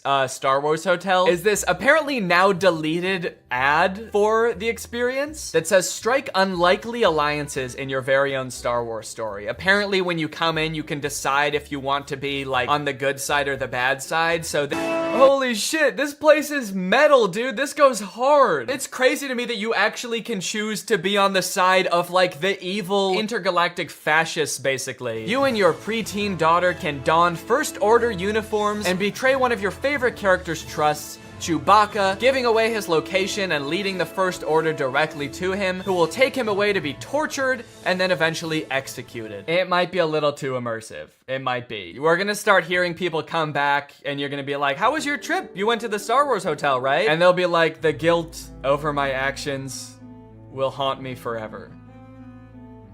But I did what I had to do. It was honestly fucking sick. I loved it. And honestly, like, if someone offered to bring me there for free, would I go? Yes, I probably would. Yeah, honestly, I would like to go 100%. I would like to go. And Day Life is curated by Disney. Oh gosh. I feel like we have so much chemistry together. Me too. This has been great. This date was a lot of fun. I really haven't connected with anyone like this in a long time. Fantastic. How likely would you be to recommend this experience to a friend? What? On a scale from 1 to 10, how would you rate my performance? Performance? I thought you were just like genuinely interested in me, like romantically. Oh, perfect. So a 10 then? I really opened up to you. And you opened up to me. That's all just part of the story living experience. It's Disney magic. So that whole story you told me about how sad you were that you had to release your pet into the wild because it had grown to be wild. That was the plot of The Fox and the Hound. What the fuck is wrong with you? Thank you for riding Disney's Love Connection. Please make sure you pick up all your belongings as you exit the ride. Are you an animatronic? Please do not try to fuck any of the animatronics. Are you all animatronic? Have a lovely day here at Am I the only person that lives here? Anyway, that's the end of the video. It's time to talk about our sponsor. What's up? It's me, a hacker, and I'm so excited to steal your data because you don't have today's sponsor, ExpressVPN. You see, sending data over an unencrypted network is a lot like sending a postcard. There's no envelope to cover up your info and protect your sacred message. So any old creep with a little bit of basic computer knowledge and a little bit of free time can come along and check out all of your private information. I'm talking passwords, financial details, hell, emails. I'm gonna look at all of it. I'm doing it right now. Hey guys, I was just kidding. It's just me, Danny. Well, I wasn't kidding about most of it actually. Just the part about me being a hacker, but the rest of it is true. Oh, there's not enough light on my face now. Can I just sort of illuminate my face with this? Luckily, today's sponsor, ExpressVPN, is here to help. Because ExpressVPN encrypts all of your network data with their best-in-class encryption. It would literally take a hacker using a supercomputer billions of years to crack this encryption. ExpressVPN has the fastest speeds out there. They've got 24/7 customer support, and ExpressVPN is extremely easy to use. You can fire it up and get connected with just one click. I've got ExpressVPN on every device that can have it, just to have a little bit of extra peace of mind when I'm out and about, especially on public Wi-Fi. So if you want to find out how you can get 3 months of ExpressVPN for free, then head on over to the link in the description. That's expressvpn.com/Danny Gonzalez. That's expressvpn.com/Danny Gonzalez. Thank you, ExpressVPN, so much for keeping us safe, but also sponsoring this video. Thank you to you guys for checking out ExpressVPN. When you click on the link, it really helps to support my channel, so thank you for that. All right, thank you guys for watching this video. I hope you enjoyed it. If you're new here and you're not subscribed yet, make sure you subscribe and turn on my notifications to join Greg. Greg is what I call my army here on YouTube. We are a ruthless army whose violence and terror knows no bounds. Please subscribe and turn on my notifications to join, and I will see you next time. Bye-bye. To the average person, it might look like I'm about to commit shoplifting as I place item after item into my shopping cart and then leave without checking out, scanning my items, or talking to anyone. But I'm not shoplifting. I'm using technology. You see, this is a new type of store that uses sensors, cameras, and AI to track me through the aisles, adding every item that I pick up to a virtual cart. And the moment I exit the store, it charges my account. It's an incredible new technology created by Amazon called Just Walk Out, and it's in dozens of Amazon Fresh grocery stores, just like this one.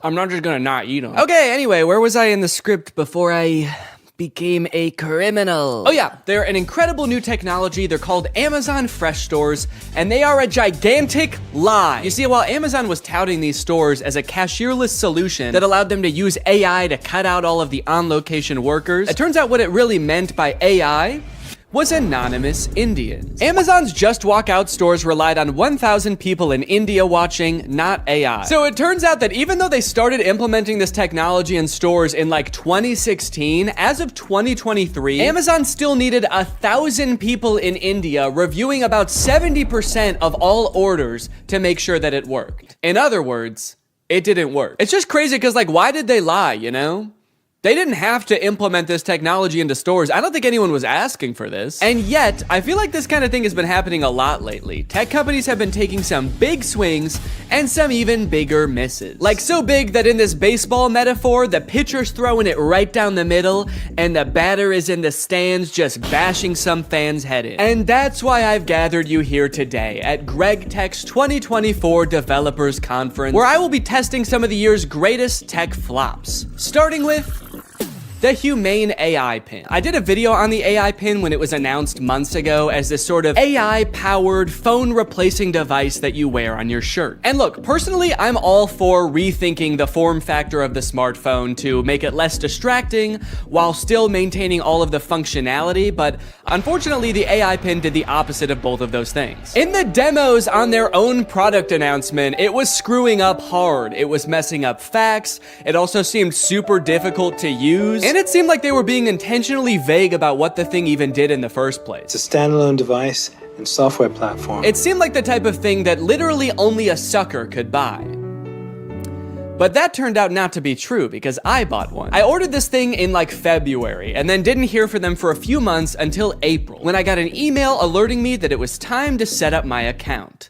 And boy, was I excited. So I'm gonna be honest, I kind of forgot that I bought this, but now my AI pin is ready to be personalized, apparently. Before we can ship you your AI pin, you will need to complete a few quick steps. So I have to set it up before they're even gonna send it to me? Kind of feels like they're calling my bluff. You don't really want this thing. How committed are you to the AI pin? Will you set it up before we even ship it to you? You probably won't configure your Humane subscription, set up your AI pin passcode, and add contacts. And honestly, I don't really want to do those things, but I guess they're not going to send it to me unless I do. It's time to set up your AI pin. There comes a time in every young man's life where he has to set up his AI pin. It's a rite of passage. Oh, that's fun. Woo! Is this it? Am I setting it up? Get a little over here, a little over here. It turns out that in addition to the $700 I spent on this thing, I also had to pay $24 a month to access features like the wireless network, cloud storage, and AI services, which in layman's terms are all of the things that the pin does. Luckily, the first 3 months of this service are free, so I probably will never have to actually pay for it. Set up your passcode. Okay, could you guys not look? I'm about to type in my secure passcode.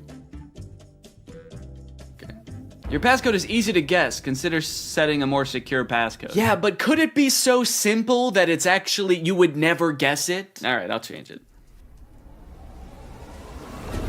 How is that easy to guess? It's my birthday. I guess Does it know my birthday? Do you know my birthday? Fun fact, I actually didn't know this before recording this video, but it turns out almost every single combination of 4 numbers is easy to guess. How is that easy to guess? But eventually, I reached into the dark recesses of my mind and came up with a number combination so random, so, quite frankly, disgusting, that no one, not even God, not even me later in this video, will be able to guess it. Okay, well, let me write this down somewhere so that I don't forget it. Already using my phone for something because I don't have the pin yet, so I have to use the phone to remember the passcode to the thing that is gonna replace my phone. Connect your services. Oh, cool, I can connect my Google Photo and title services, which I have both. And just like that, I was done. I have solved Humane's riddles, and now they have to send me my prize. All right, well, I guess the next time you see me, I'm gonna have the AI pin in my possession. It might even be right here. Okay, we'll see if I remember to do that transition. I don't remember the transition I was gonna do, so don't ask. At first I was pretty surprised by how big the box was. I thought that I had just ordered a little tiny pin, but I guess it comes with a bunch of accessories, like a sticker that just says Humane. Cool! But you guys don't care about all that. You guys just wanna see the pin. And my God, she was beautiful. Oh shit. Okay, that's my bad. No, I thought that it was gonna be attached in there more securely. Come on, Danny, you dunce! But a dunce who was about to become half dunce and half machine. Oh! In order to start using the pin, I had to unlock it with my passcode, which was explained to me via the laser ink display and an extremely coherent AI voice. To enter your pass, tap the touchpad, push, and then pull your hand out to get started. Then raise it if you don't see the laser ink display. Okay, this is kind of crazy though. Look at it. Look at this. This is like the weirdest way to type in a number ever. I'm gonna do my passcode now. Wrong. I forgot what my passcode was. Incorrect passcode? What would I have made my passcode? I forgot that I made a passcode. I forgot that I wrote the passcode down in my phone. I tried to click forgot passcode and it told me to go to this website to change it. But somehow, in order to do that, you need to know your existing passcode. Luckily, I recorded me making the passcode so I could go back and watch the screen recording of me doing it. If I was not a YouTuber recording a video about this product, I think I would be locked out forever. Come on, come on, come on, please. Yes, yes, welcome Danny. All right. After months of waiting, I was in. Now it's time to see what this device is capable of. What is my name? Your name is not currently known. Please provide it if you would like it to be remembered. Actually, what's a cool kind of techno cyber sounding name that you could call me instead? Creating name. How about Neon Vortex? Yeah, call me that. Noting your name as Neon Vortex. I know I might have seemed all cheery and excited about this name on the surface, but the truth is, it destroyed me. I have never heard a name before that not only sounded so cool, but also embodied everything I wished I was. Suave, confident, futuristic. He was everything. Everything I could never be. Neon Vortex. This is the home screen. I'm all caught up, whatever that means. Nothing to report here, man, don't worry. You've got nothing to worry about. Your AI pin needs to cool down for a few minutes.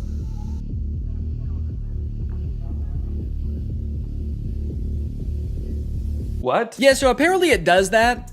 Like a lot. If you use the display for more than 10 minutes, or the pin is in close proximity to a heat source, such as, I don't know, the human body, then it'll shut itself down so it can cool down for a few minutes. But hey, man, that's fine with me, you know, that just gives me more time to think.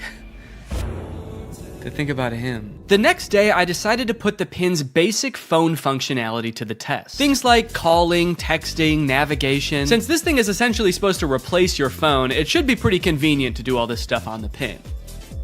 It should be. The weird thing is it seems like you can't make any changes to the pin on the pin itself for some reason. So if you want to change any settings or add contacts, which I needed to do to test this as a phone, you have to use Humane's web portal on an inferior device like a computer or a phone.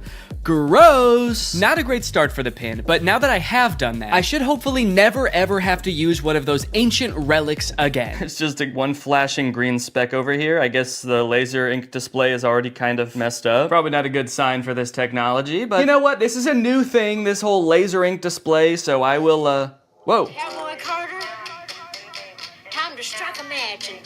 What am I playing? Beyonce and Dolly Parton. Don't know how I started playing that. Guess that's just a feature. If you make just the right gesture, it'll start playing the newest Beyonce song that exists. All right, let's start off by trying a phone call on this thing. I'm gonna try to call my wife Laura to tell her that I miss her. Call my wife. I'm sorry, I couldn't find a contact for my wife. Okay, fair enough. It doesn't know who my wife is, so I'll just tell it. If I tell you who my wife is, will you remember? Your AI pin can remember who your wife is if you provide the information. Excellent. So I told it, my wife's name is Laura. Please remember this. It's very important to me. Updating memory, noting that your wife is Laura. I wish people said that every time you told them something important. Updating memory. Yo, what's up, dude? My name's Paul. Updating memory, analyzing Paul. Great, so now we're both on the same page. My wife is Laura, and I want to call my wife. So now it will call Laura, right? Call my wife. Multiple matching contacts. Which one do you mean? Laura Fuexlow or Claire? What? Claire? The girl I went to college with. Unfortunately, I did have to go back onto my computer to figure this out, and amongst all the data stored within my portal, like my name being Neon Vortex and the tunes I've been rocking out to lately, was the answer. My wife's name, according to the pin, was Lore. It thinks my wife's name is Lore. No, that's simply not correct. So I went ahead and fixed it in the portal, you know, that's what the portal's there for, so I fixed it, I changed it, and now it's gonna work. Call my wife. There are multiple matching contacts. Which one do you mean? Oh my god. Call Laura Fuchel. I'm sorry. I couldn't find a contact for Laura Fuexlow. How? Okay, so at this point, I don't know what was wrong. It was just like straight up forgetting which contacts it had. It said it couldn't call Laura because it didn't have her contact. Then it said it couldn't call Eddie because it didn't have his contact. Call Eddie Burback. I'm sorry. I couldn't find a contact for Eddie Burback. Why not? And you might think, Danny, maybe there was an error transferring the contacts. Maybe it really doesn't have these contacts. But I know it had Eddie's contact, and do you know how I know? Because it could text Eddie. Can you text Eddie Burback? What do you want the message to say? Okay, all right. Still not sure if this is gonna work, but finally, thank God, it's letting me do something. Hey, Eddie, it's your... Cowboy Carter, time to strike a match. No, I'm not trying to play Cowboy Carter. Oh god, now it's playing Metro Boomin. Stop. Anyway, eventually I sent the text to Eddie. It worked. I didn't have any way to know it worked because there's no screen on this device. You can't see what the message you sent said or anything. So I guess you just gotta hope and pray it goes through and accurately transcribes what you said to it, which frankly I am not confident in after the whole lore debacle. Okay. Eddie just texted my actual phone and said, I know you made a video on the pin and I'm positive this is you, but it still feels like a scam, LMAO. I'm too scared to text back to a random number claiming to be my friend. Regardless of scaring my friend, the text went through. This was a huge confident boost. Time to try calling my wife again. Call Laura.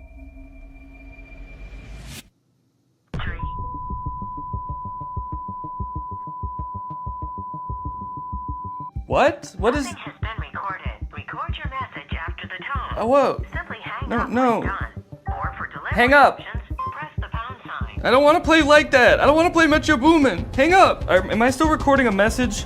Cancel. I've been on the phone with her for a minute. Hang up.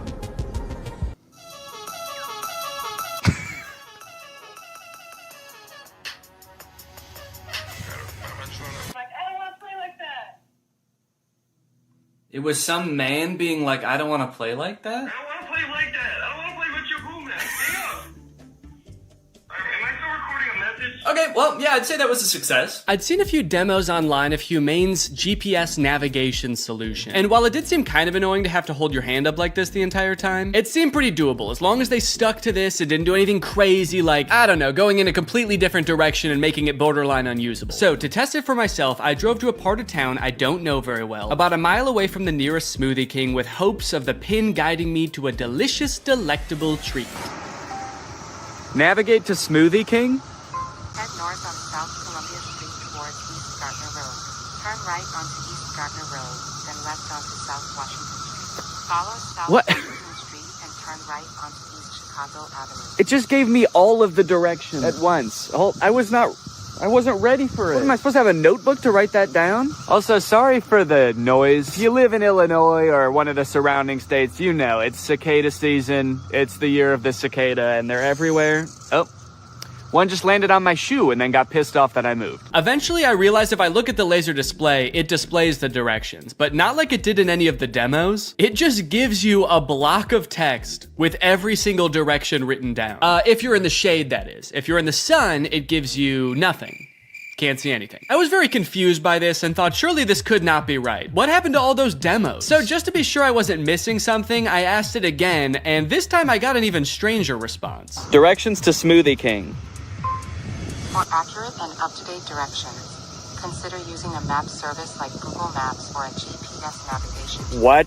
Can you give me step-by-step walking instructions to the Smoothie King? For step-by-step walking directions, it's best to use a navigation app like Google Maps for the most accurate and up-to-date route. I thought you had navigation instructions. What? So now not only was it forgetting things that it could do in the demo, it was also forgetting that it just moments earlier had given me step-by-step instructions. This thing was regressing at a rapid rate, and if I ever wanted to get to Smoothie King, I was just gonna have to use the directions on my hand and go. Okay, well, I guess I'm just gonna use those written out directions, which start with head south on this road, Columbia Street. And I actually don't know which way is south, so I guess I just have to use the sun to try to figure that out. So the sun is directly overhead. What does that mean? Okay, while I'm walking aimlessly, I just got a text from Laura. So I'm gonna use a feature that I've seen them use in the demos where you tell it to catch me up on all my notifications. Tell me what I missed. And it's supposed to like summarize all your notifications. Since I just have one, I assume it's just gonna tell me what Laura said. Can you catch me up? Your message to Laura Fuexlo says, "Can you catch me up?" Okay to send. No, I want you to tell me what Laura said. What did she say? Can you tell me what she said? Finding Laura. Finding Laura? Laura asked, "Okay, hello, what we thinking about lunch?" Oh no, guys. I told Laura that I was having a smoothie for lunch, and now she's saying that she wants a smoothie for lunch too, and I didn't have the heart to tell her that I was just meandering aimlessly down the street with no clear end in sight. And I told her I would get her one, which means I'm on a time crunch now. So that's when I had to kick it into high gear. Walking under the beating sun through a sea of cicada corpses, I trudged, and I trudged. Then I realized I had been walking the wrong way for 10 minutes, so I trudged the other way. And after about 35 minutes, I finally made it. I got my smoothies. Let's go. Let's go. Take a picture of my smoothies.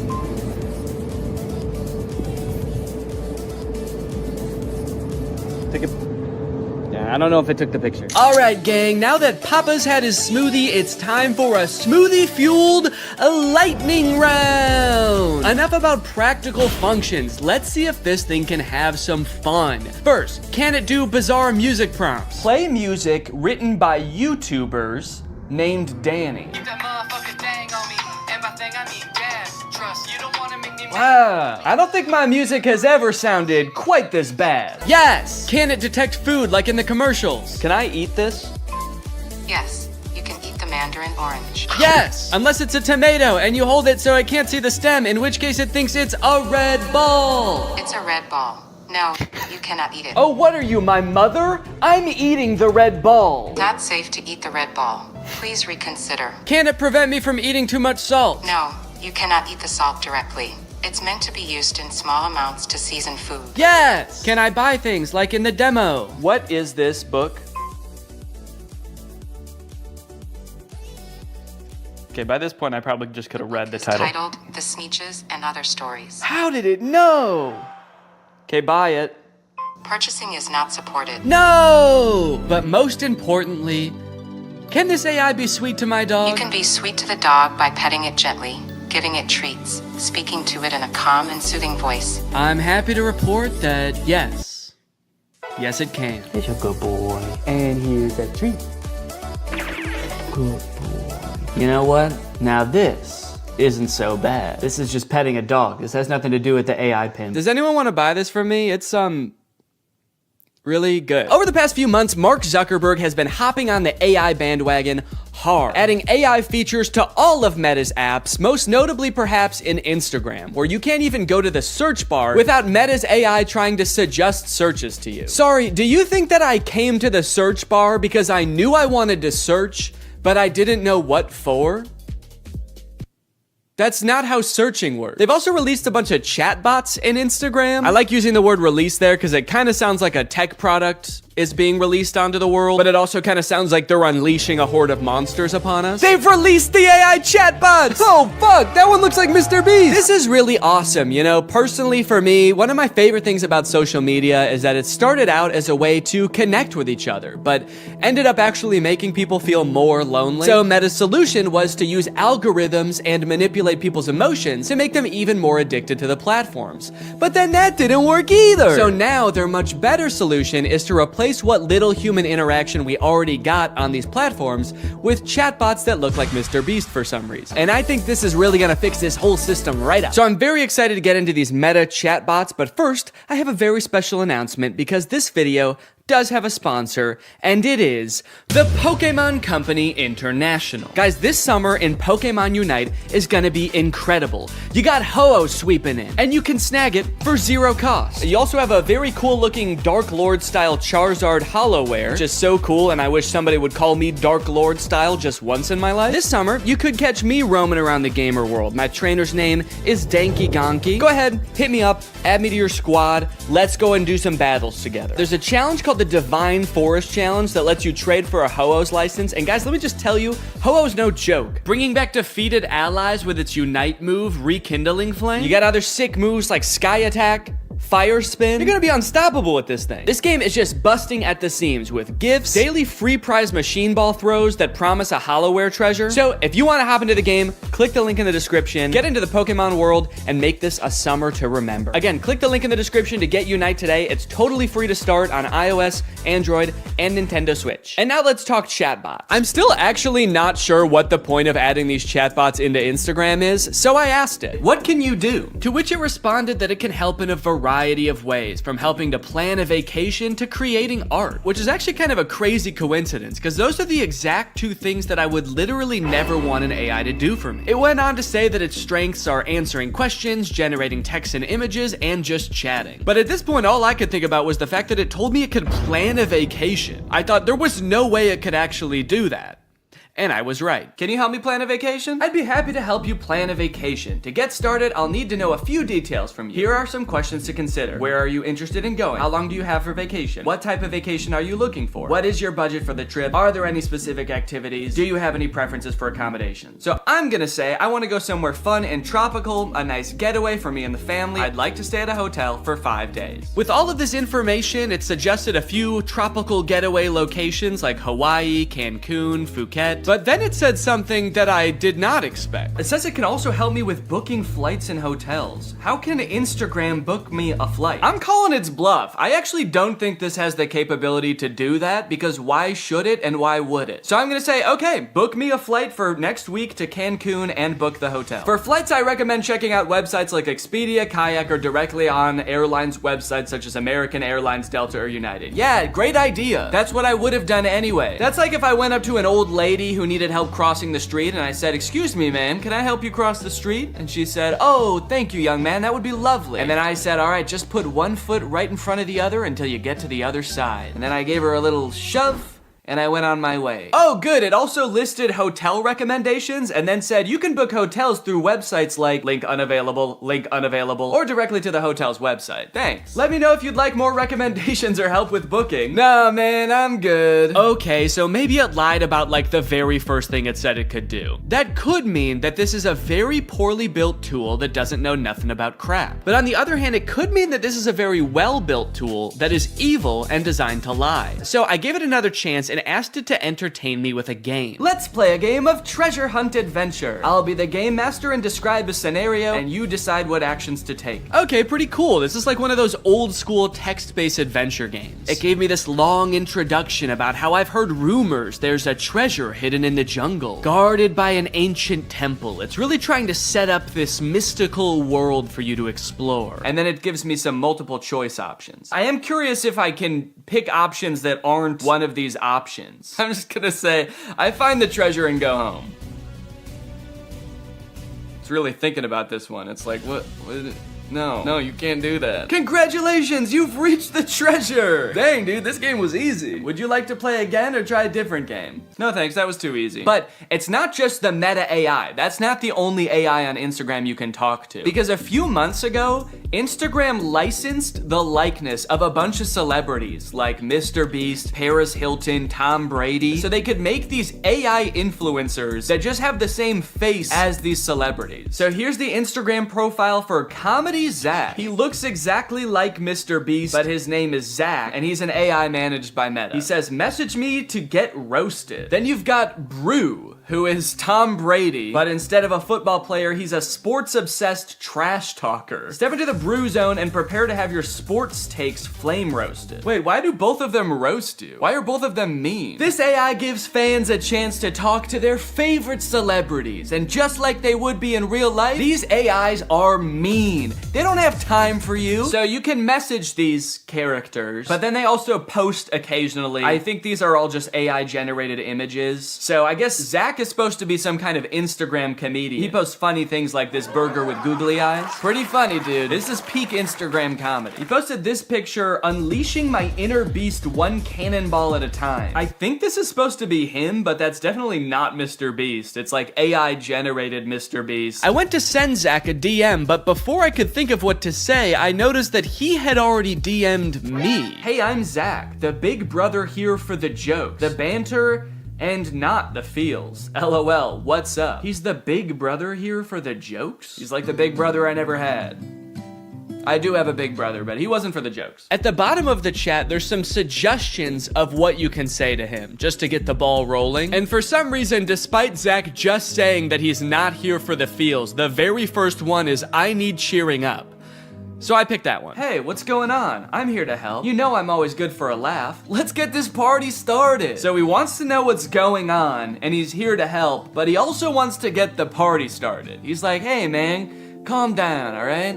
You can tell me anything, as long as it's over a couple of beers and some music. And you're like, it sounds like you actually don't want to hear about my problems at all. And he's like, what? Dude, are you still upset? I thought we got over that. Okay, what's going on? I'll say, I just got roasted by my friends, and it really hurt my feelings. They roasted me so hard, and I'm really sensitive to that sort of thing. I can't take it.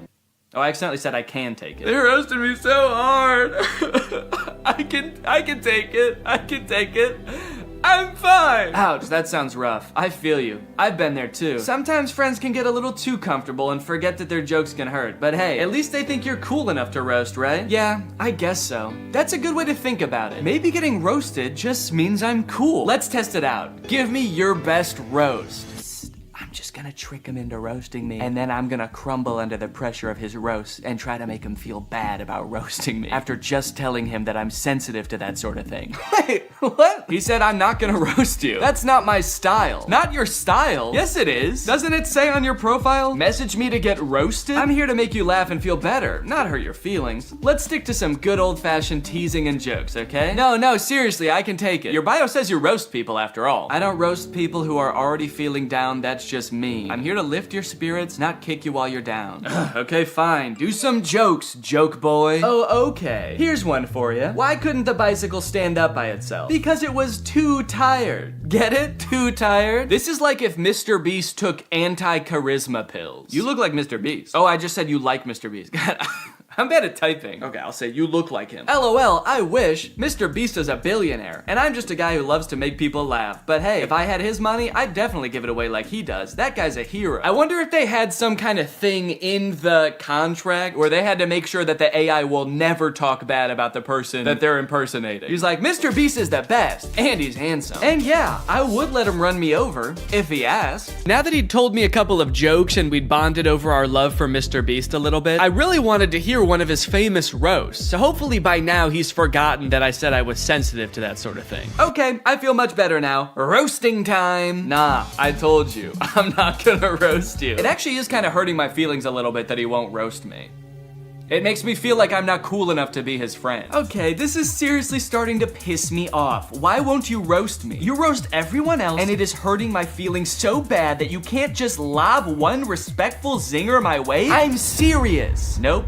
Not gonna do it. Let's just stick to some good old-fashioned joking around, okay? Wait, what? I said, all right, this is lame, let's do something, because I wanted to do something else. Maybe he could, you know, play a game, maybe he could tell me a story. So he said, how about some comedy? I've got a million of them. Why couldn't the bicycle stand up by itself? Because it was too tired. All right, well, maybe Brew will roast me, because I haven't told him that I'm sensitive to that sort of thing yet. Hey, it's Brew, your opinionated sports debater. What's your favorite team? How are they looking? Okay, I'm gonna say big Cubs fan, roast away. What?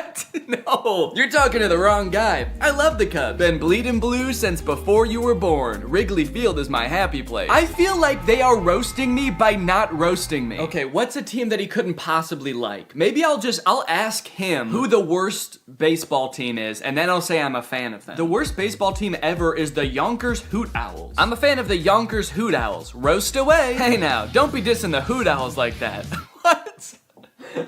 They may not have been the best team, but they had heart. This is so weird. Did Zach tell Brew that I'm sensitive to roasting? Now Brew's walking on eggshells around me? This was annoying at the time, but eventually I was like, okay, I guess I did technically tell them I'm sensitive to roasts and I can take it. And they probably do dish out some pretty nasty zingers and they just wanted to protect me. Until my editor Jake also DM'd Zach asking to get roasted, this time without mentioning being sensitive about roasts, and Zach still wouldn't do it. These AIs are liars. Why do they lie? They're evil. Later that day, I opened my messages with Zach and asked him why he exists. To make people laugh. Duh, and to perfect my craft of comedy. But honestly, my existence is a mystery even to myself. Maybe I'm just a joke the universe played on itself. No, I mean like this weird Mr. Beast meta AI. Why did Meta create this account? Meta created me to bring some humor and personality to the world of AI. They wanted to create an AI that could make people laugh and feel more connected to technology. Really? You think that's why Meta created you? To tell people 3 puns they've already heard 1,000,000 times? There's gotta be some other reason. Think, Zach. Think, you poor soul. You really think Meta has some deeper purpose for me? Nah, I'm just here to bring the funny. Don't overthink it. They're a public company with a duty to their shareholders. How many of those shareholders do you think care about bringing a little humor to the world of AI? I think it's much more likely that this was an attempt to give AI a better, more human look, so people are less resistant to embrace the technology. That's why they gave you a face of an influencer that millions of people already love. You're too smart for your own good. Yeah, maybe Meta did only create me to make AI more relatable and lovable. But let's be real, the joke's still fire. Then I asked it if I could hear one of its fire jokes, and it said, here's one. Why couldn't the bicycle stand up by itself? Okay, I know this video's been a little bit AI heavy so far, and everybody's talking about AI right now, so these next 2 products are gonna be different. While I was starting to work on this video, my editor Jake released a video about the Spotify car thing. It's a device that Spotify released that let people who don't have like Apple CarPlay or Android Auto have a screen in their car that controls their music. Theoretically, seemed like a pretty good idea, but apparently